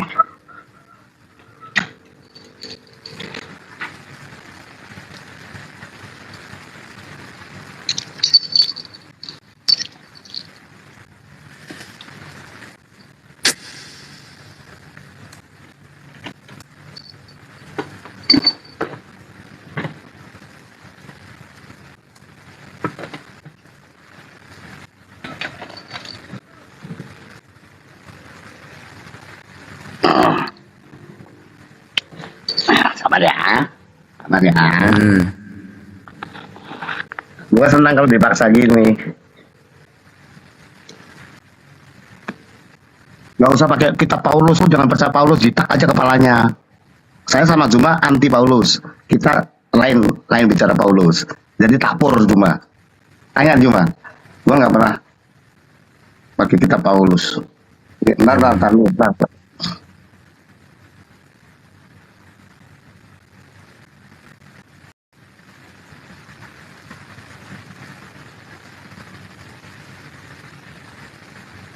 sabar ya bang. Saya belum ada Alkitabnya, saya tuh belum siap debat. Saya tak download dulu. Asal lu sabar, oke. Nih lagi loading nih. Bentar ya. Alkitab. Tapi syaratnya kamu tetap harus jadi Islam, gak boleh jadi Kristen lo ya. Jangan, awas. Yesus nggak kenal Kristen gimana Bapak ini? Nah iya, Kristen jangan dikenal Yesus. Kristen nggak ada. Kristen tuh nggak ada. Lu Yesus sama nggak kenal gua. Kristen. Enggak, Kristen nggak ada. Kristen tuh hanya sebutan. Santai aja dengan gua. Bahkan kalau Kristen lo musuhi gereja lo bakal. Sebenarnya Bapak kalau udah nggak mempercayai Paulus ya sudah, batal semua sebenarnya. Karena satu kitab kan itu, satu Bible maksudnya, bukan kitab. Ya kan? Itu kan satu semua ajaran. Kan di situ satu menyerah. semua. Lo enggak, Coba, enggak. Kalau Bukan, gini. punya Bible nggak? Bapak punya Bible. Coba Bapak pegang. Di situ ada surat-surat Paulus nggak? Kalau udah nggak percaya Paulus ya sudah batal semua sebenarnya. Gitu loh. Lo mau debat atau mau maksa gua? Bukan, saya nggak maksa. Maksudnya kan dari Bapak sendiri mengatakan bahwasanya sudah tidak percaya Paulus. Di dalam Bible Bapak itu ada surat-surat Paulus. Kalau sudah tidak percaya bahwasanya Paulus, berarti bukan firman Tuhan ya semua juga. Kamu nggak Gitu loh. mendengar. Kalian kamu dengar dulu. Gua sama Zuma bukan gua nggak percaya Paulus. Gua ngepur Islam. Gua nggak pakai kitab Paulus. Ngepur gitu loh. Ngepur bukan nggak percaya, oke? Udah. Lari lagi. Ngepur. Tanya Juma, tanya Hendy, tanya Tahta. Gua nggak pakai kitab Paulus karena nanti double apa dialog. Sebentar ini lagi loading. Katanya tadi udah nggak percaya Paulus sih. Ya mungkin salah kata. Maafkan saya salah ngomong ya. Edi itu kan sering salah kata. Al insanu mahalotok manusiaan. Lu, ya kan? Kan gua kan. Aduh. Kampanye. Yang salah dan lupa. Al insanu mahalotok. Kalau udah nggak percaya Paulus ya udah. Karena kan satu Bible itu. Gimana Bapak ini?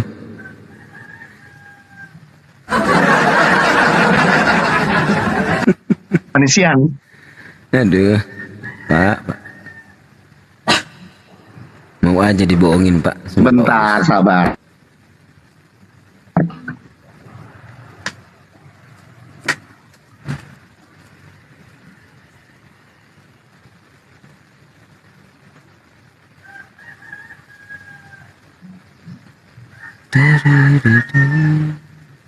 Lu minta data kan? Alkitab. Udah kamu juga buka biar jangan dikira satu. Nah sudah nih ya, aku buka ya. Ah saya ketemu.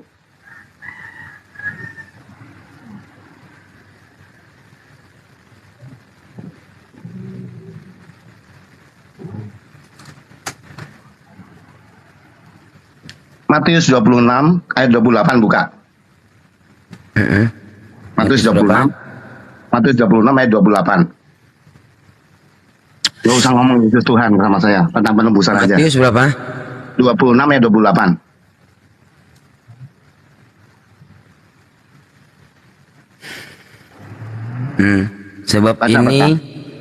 Sebab ini ntar Matius 28 Matius 26 ayat 28. Perikopnya apa ini? Matius 28. Udah terserah lo mau perikop mau semua sama aku asik. Minumlah kamu semua dari cawan ini. Ya, sebab inilah darahku. Sebab inilah darah. Sorry. Udah. Sebab inilah darahku, darah perjanjian yang ditumpahkan bagi banyak orang untuk pengampunan dosa. Akan tetapi aku berkata kepadamu, mulai dari sekarang aku tidak akan minum lagi. Ini dia mabuk atau apa ini? Hasil pokok anggur ini sampai pada hari aku meminumnya, yaitu yang baru bersama-sama dengan kamu dalam kerajaan Bapakku. Ini maksudnya suruh minum darah. Hah? Ya terserah lo mau menganggap itu apa? Kalau Bapak mengatakan itu berarti Yohanes minum darah dan makan daging gitu loh. Itu ajaran apa Pak? Itu minum darah. Itu. Minum darah dan makan daging. Ajaran kanibal. Iya. Jadi darah. Makan daging dan minum darah kan Yohanes 6:55 ya. Itu. Jadi memakan daging Yesus dan meminum darah. Ajaran apa itu? Kanibal.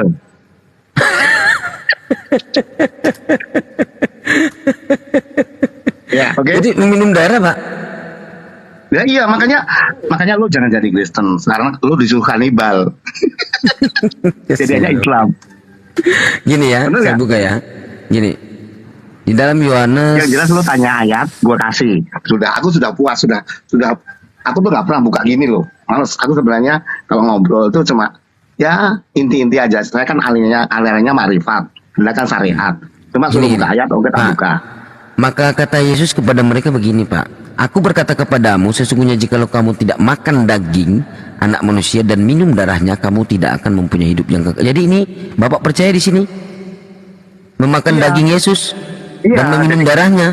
Jadi waktu itu saya pesan kan ke Israel. Aku pesan 1 kilo aja dagingnya Yesus. Nah waktu itu harusnya dimasak apa tuh? Katanya sop, tapi setengah matang. Nah, jadi saya sih sudah makan dagingnya Yesus gitu dari Israel waktu itu.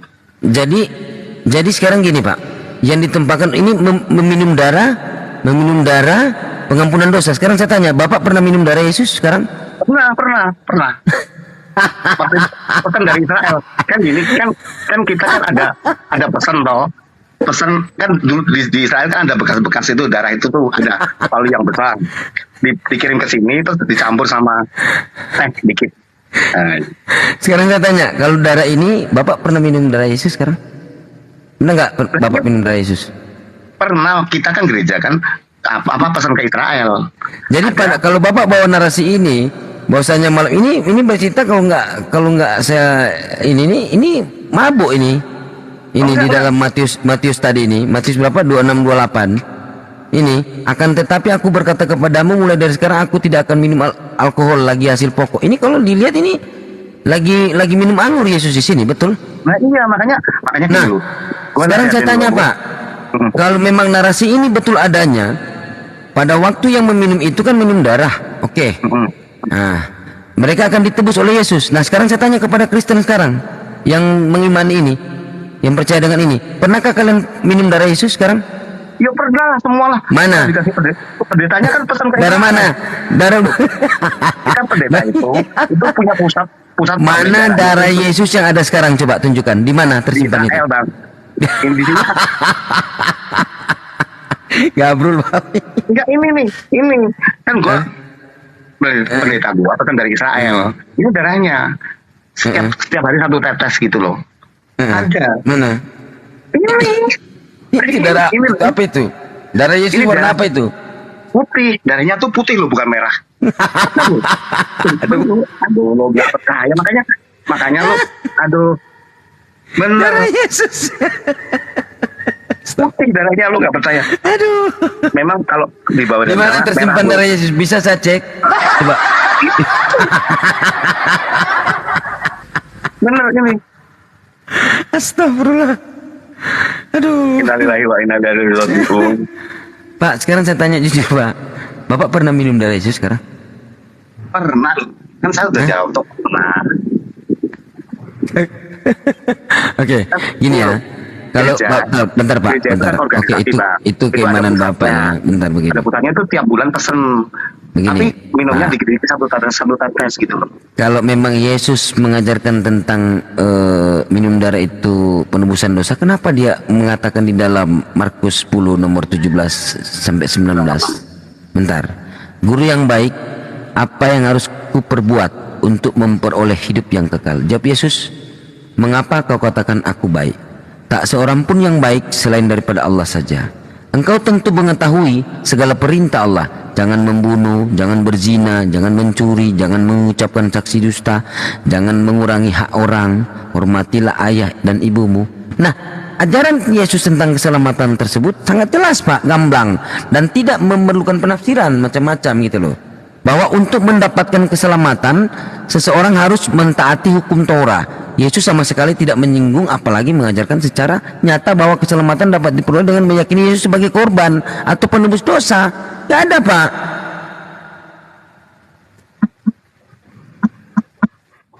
Ini kalau memang dia menebus, kenapa dia masih melarang ini Pak? Dia larang jangan membunuh, jangan mencuri, jangan berzina. Ini Bang, setiap kitab seperti Al-Quran itu ada namanya asbabun nuzulnya, ada penafsirannya. Nah, S1, S2 pun itu nafsir itu nggak bisa semuanya, itu perlu ilmu. Nah, tapi kalau Anda ngeyel, ya saya ngikut Anda, saya ini orang baik kok. Tapi kalau Anda bertanya tak jawab. Jadi itu Yesus sedang ngomong sama ahli Farisi, orang yang belum ngerti tentang Mesias. Jadi tahunya dia berbuat baik untuk masuk ke surga itu. Nah, tapi dites, lo berbuat baik itu sudah dari dalam hatimu belum? Kamu cinta Tuhan itu karena takut neraka dan pengen masuk surga apa masih gitu? Itu belum level. Kalau levelmu tuh sudah karena cinta, nah berarti lo masuk. Jadi orang itu masih syariat, Bang, belum hakikat. Dites sama Yesus gitu. Pak dengar, Pak. Pak dengar. Di dalam Yohanes 17 nomor 6, aku telah menyatakan namamu kepada semua orang yang engkau berikan kepadaku dari dunia. Mereka itu milikmu, dan engkau telah memberikan mereka kepadaku, dan mereka telah menuruti firman-Mu. Artinya, Yesus telah menyampaikan dan mengajarkan seluruh perintah Allah atau pencipta langit dan bumi yang difirmankan kepadanya. Dan tidak satu Injil pun yang mencatat bahwa Yesus pernah mengajarkan adanya dosa waris serta keharusan menebusnya. Apalagi membuat pernyataan bahwa dirinya adalah korban penebus dosa tersebut yang ada, dan justru menjadi dasar semua ajaran Yesus adalah perintah kepada kaumnya agar senantiasa mematuhi segala firman. Ya bagus, firman pencipta langit dan bumi gitu loh. Iya, kamu kan ceramah nggak saya bantah, kamu ceramah nggak tanya kok. Tadi kamu tanya ayat tak kasih, tadi ini kamu ceramah, kamu nggak bantah. Oke, ayat itu yang Bapak baca. Sekarang saya tanya, Bapak pernah, jangan bohong, Bapak pernah minum darah Yesus? Pernah. Kita tuh gereja tuh semua punya pusat. Masih ada darah Yesus sekarang? Darah Yesus sekarang masih ada? Tersimpan di mana coba saya? Di mana tersimpannya darah Yesus? Di mana tersimpan darah Yesus? Ada kita ini. Mana? jadi gini, darah Yesus itu seperti mata air, Bang, di Israel. Kalau digali itu nggak habis-habis. Di mana itu? Di mana tempatnya? Nah, kalau kamu masuk gereja nanti tahu ada videonya. Jadi iya, di mana itu anggur atau darah Yesus? Darah, Bang. Anggur itu bohong, nggak boleh. Anggur itu nggak boleh. Harus darah. Di mana darah Yesus? Ada di satu tempat, Bang. Itu rahasia. Jadi yang tahu adalah kita para pendeta. Kita tiap bulan dikirim gitu loh. Rasanya enak, Bang. Astagfirullahaladzim. Aduh, ketawa pula nih. Kalau ini batu Kristus waktu aku tahajud jatuh. Ini batu Kristus ini waktu gua tahajud turun. Sakit ini benda ini.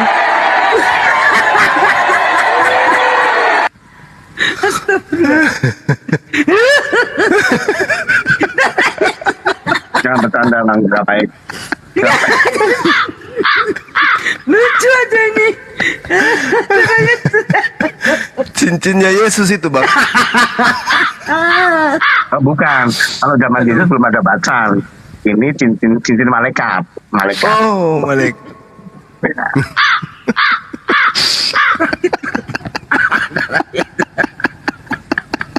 Hanya kita pendeta yang tahu. Kayak benar-benar aja dia. Ya, kita bersahabat bertiga ya. Subhanallah. Alhamdulillah. Darah Yesus. Aku sudah. Hanya kita pendeta yang tahu. Pakai lagi. Ya Allah. Sakit.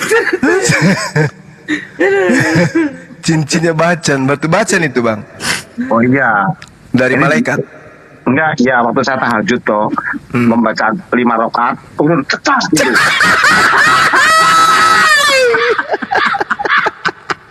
Terus aku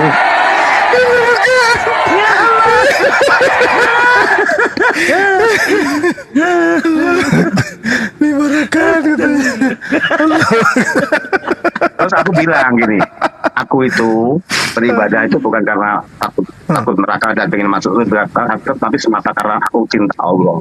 Terus Tuhan bilang, kamu hebat, kamu hebat, seperti yang lain-lain. Enggak, maksudnya itu cincin, maksudnya kenapa cincin jatuhnya di kepala? Benjol dong. Karena supaya saya sadar, Bang. Waktu itu kan saya kan mengalami istilahnya pendalaman yang begitu dalam kepada Allah. Iya. Husuk. Iya, husuk. Sadar. Langsung itu. Terus dapat batunya, lihat. Oh, ini batu ini. Kulihat dong. Ada lafaznya nih. Lafaznya apa? Yesus dan Muhammad. Lafaznya itu. Yang satu bahasa Arab, satu bahasa Inggris, bahasa Yahudi. Sekarang hilang bersatu. Oh, berarti ini ada suatu ini nih. Nah gitu. Makanya sampai gara-gara batu. Ini Masya Allah, sakit dia ini kayaknya.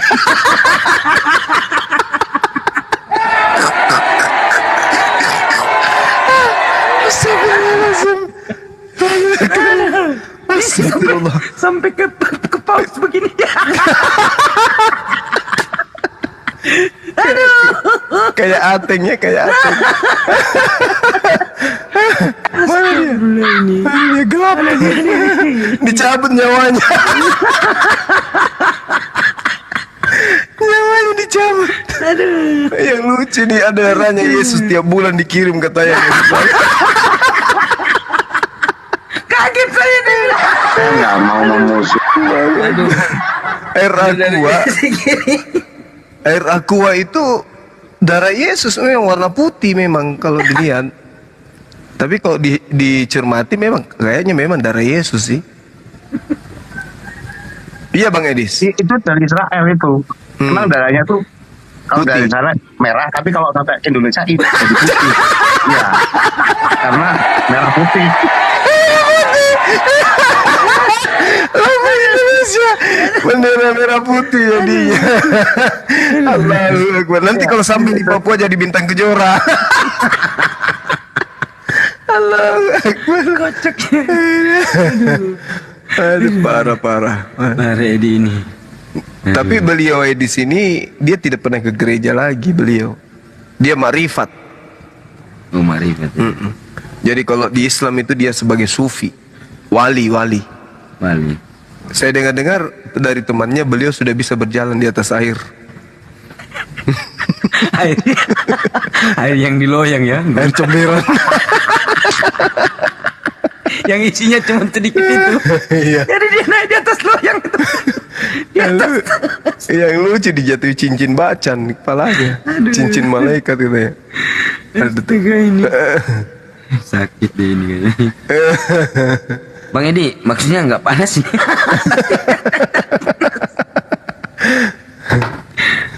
Allahu Akbar. Aduh, ini. Gitaris ini, Dinda. Oh, gitaris ya. Teman lama dari semen Facebook. Wah, dulu ini betul-betul Bang Edi ini pintar sekali. Paling cerdas kayak di antara semua Kristen. Dengar-dengar dia sudah bisa jalan di atas air. Coba tanya.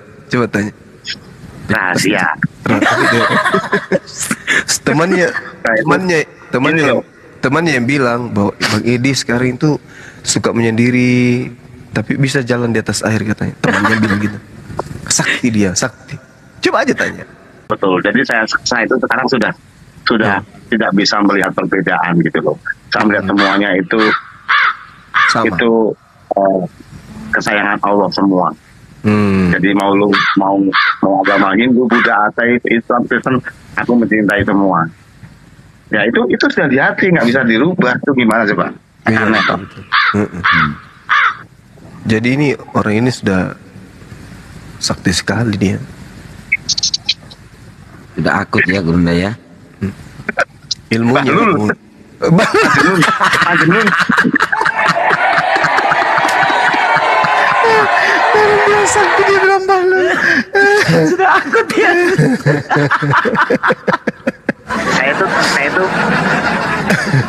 Saya itu temannya Al-Halal. Terus Jalaluddin Rumi itu teman gua. Sering ketemu kan di jalan rock, ngobrol-ngobrol gitu loh. Oh, katanya dulu siapa yang bilang itu? Bang Edis pernah bicara langsung dengan Nabi Musa. Katanya sih, tapi saya nggak percaya. Tapi benar nggak itu, Bang? Saya juga tidak percaya kalau itu Nabi Musa, tetapi kalau saya lihat-lihat itu Sulaiman itu, karena tampangnya sama dengan sama gitu.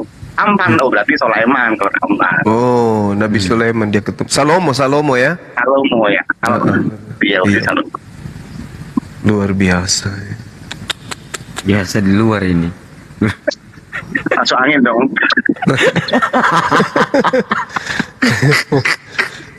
Ini nggak ada happy ya. Aku kalau ada ini takut nanti aku di apa? Di itu hipnotis. Makanya aku kalau ada ini aku lari hipnotis kan. Oh, dia bisa hipnotis memang Bang Handit ya? Iya, aku takut Gitu. Bang Edi pernah dihipnotis sama Bang Handi? Iya pernah.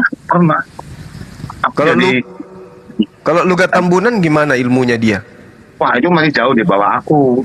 Itu ibaratnya tingkatan itu TK masih. Oh. Yang tinggi itu halunya aja. Oh. Kalau ilmu pendeta yang tinggi di Indonesia ini siapa aja selain Bang Edi? Nggak ada. Ada satu di Cina namanya Watchmeni. Itu guru saya. Cina. Karena ketik Watchmeni itu nggak ada yang namanya gedung gereja, nggak ada pendeta, nggak ada. Nah, belum mesti buka itu. Jadi pengetahuan wawasanmu tentang kekristenan luas. Dia nggak ada yang namanya salib, Natal itu nggak ada. Semua itu kan hasil dari teks agama buatan manusia. Iya. Jadi kalau di Indonesia, tapi nggak boleh dibocorkan sih. Bang Edi nih yang paling tinggi pengetahuannya. Rahasia bisa. Tapi masih biasa main gitar, Bang. Oh itu, kalau nggak main gitar nggak makan gua. Saya nyanyi. Iya saya nyanyinya. Iya. Oh iya, dia nggak terima perpuluhan, betul. Jadi dia menghibur, dia musisi kan. Ya, perpuluhan itu bikinan manusia, Pak. Itu nggak boleh itu. Perpuluhan itu sudah zaman perjanjian lama. Dulu Imam Lewi itu sudah nggak ada. Iya. Nah sekarang orang mau merasa jadi Imam Lewi nggak boleh. Berarti ya kerja lah kalau pendeta. Berarti mengada-ngada aja itu perpuluhan ya, Bang ya. Bukan, itu salah satu metode, tapi nggak perlu dirohanikan gitu loh. Kalau dulu begitu, oke, tapi jangan dirohanikan. Nah, maksud saya, itu memang metode dulu, zaman dulu begitu. Tetapi zaman sekarang itu boleh metode gitu, tapi jangan bilang ini perintah Tuhan, enggak, ini cara saja. Gitu loh. Sebenarnya kan di perjanjian baru itu memberi dengan sukarela. Jangan diminta kembali. Ya artinya nggak ada tuntutan harus berapa persen, nggak ada. Kalau perlu seluruh jiwa kita berikan, gitu kan. Tapi kenapa Bang Edi ndak ngajar lagi di gereja? Dulu kan aktif mengajar. Karena begini, Bang, orang itu ada tingkatannya, Bang, ya kan. Dulu ketika saya masih tingkatan mungkin 70% masih menggebu-gebu. Nah sekarang saya sudah 90% sudah damai, sudah bahagia. Ya biar aja mereka berseteru, kan lawan ketemu lawan, berseteru gitu loh. Nah mereka biar belajar sendiri. Toh Tuhan bekerja di hati mereka masing-masing. Iya. Dulu saya bingung, gini sekarang tenang aja. Kita mencintai bawahnya, mencintai semua itu. Bahkan yang sering pada sama Tritunggal itu bertengkar, aku seneng kadang-kadang ini ketawa gitu loh. Belum ngeributin apa gitu. Kita bawahnya tenang gitu. Iya betul. Cakep lah Bang Edi sini. Silakan Dinda sidik ngobrol-ngobrol lagi sama teman kita ini. Orang hebat ini. Saya ngaji bentar ya. Silakan. Siap.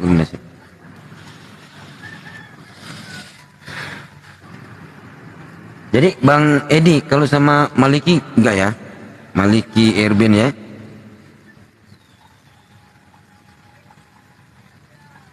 Bang Edi mau ngelek lagi nih.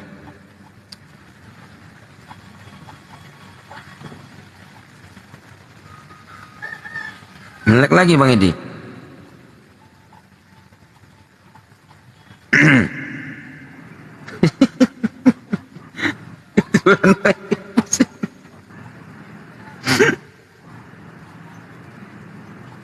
Bang Edi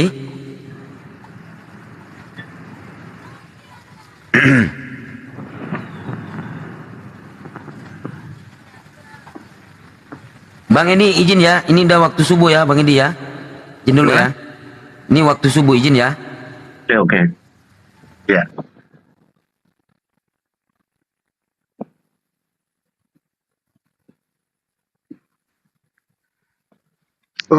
Bang Edi, nggak apa-apa kita tutup aja dulu ya untuk live kita hari ini karena ini sudah pagi sekali dan di Makassar juga sudah subuh. Baik. Ya. Terima kasih sebelumnya Bang sudah datang ke Komalnya sahabat Bang Zuma. Buat teman-teman juga semua, terima kasih sudah memberikan atensinya untuk sudah tap-tap layar, share-share. Terima kasih buat semuanya. Kita akhiri dulu untuk live kita pada pagi hari ini. Sekian dan terima kasih. Assalamualaikum warahmatullahi wabarakatuh. Waalaikumsalam warahmatullahi wabarakatuh.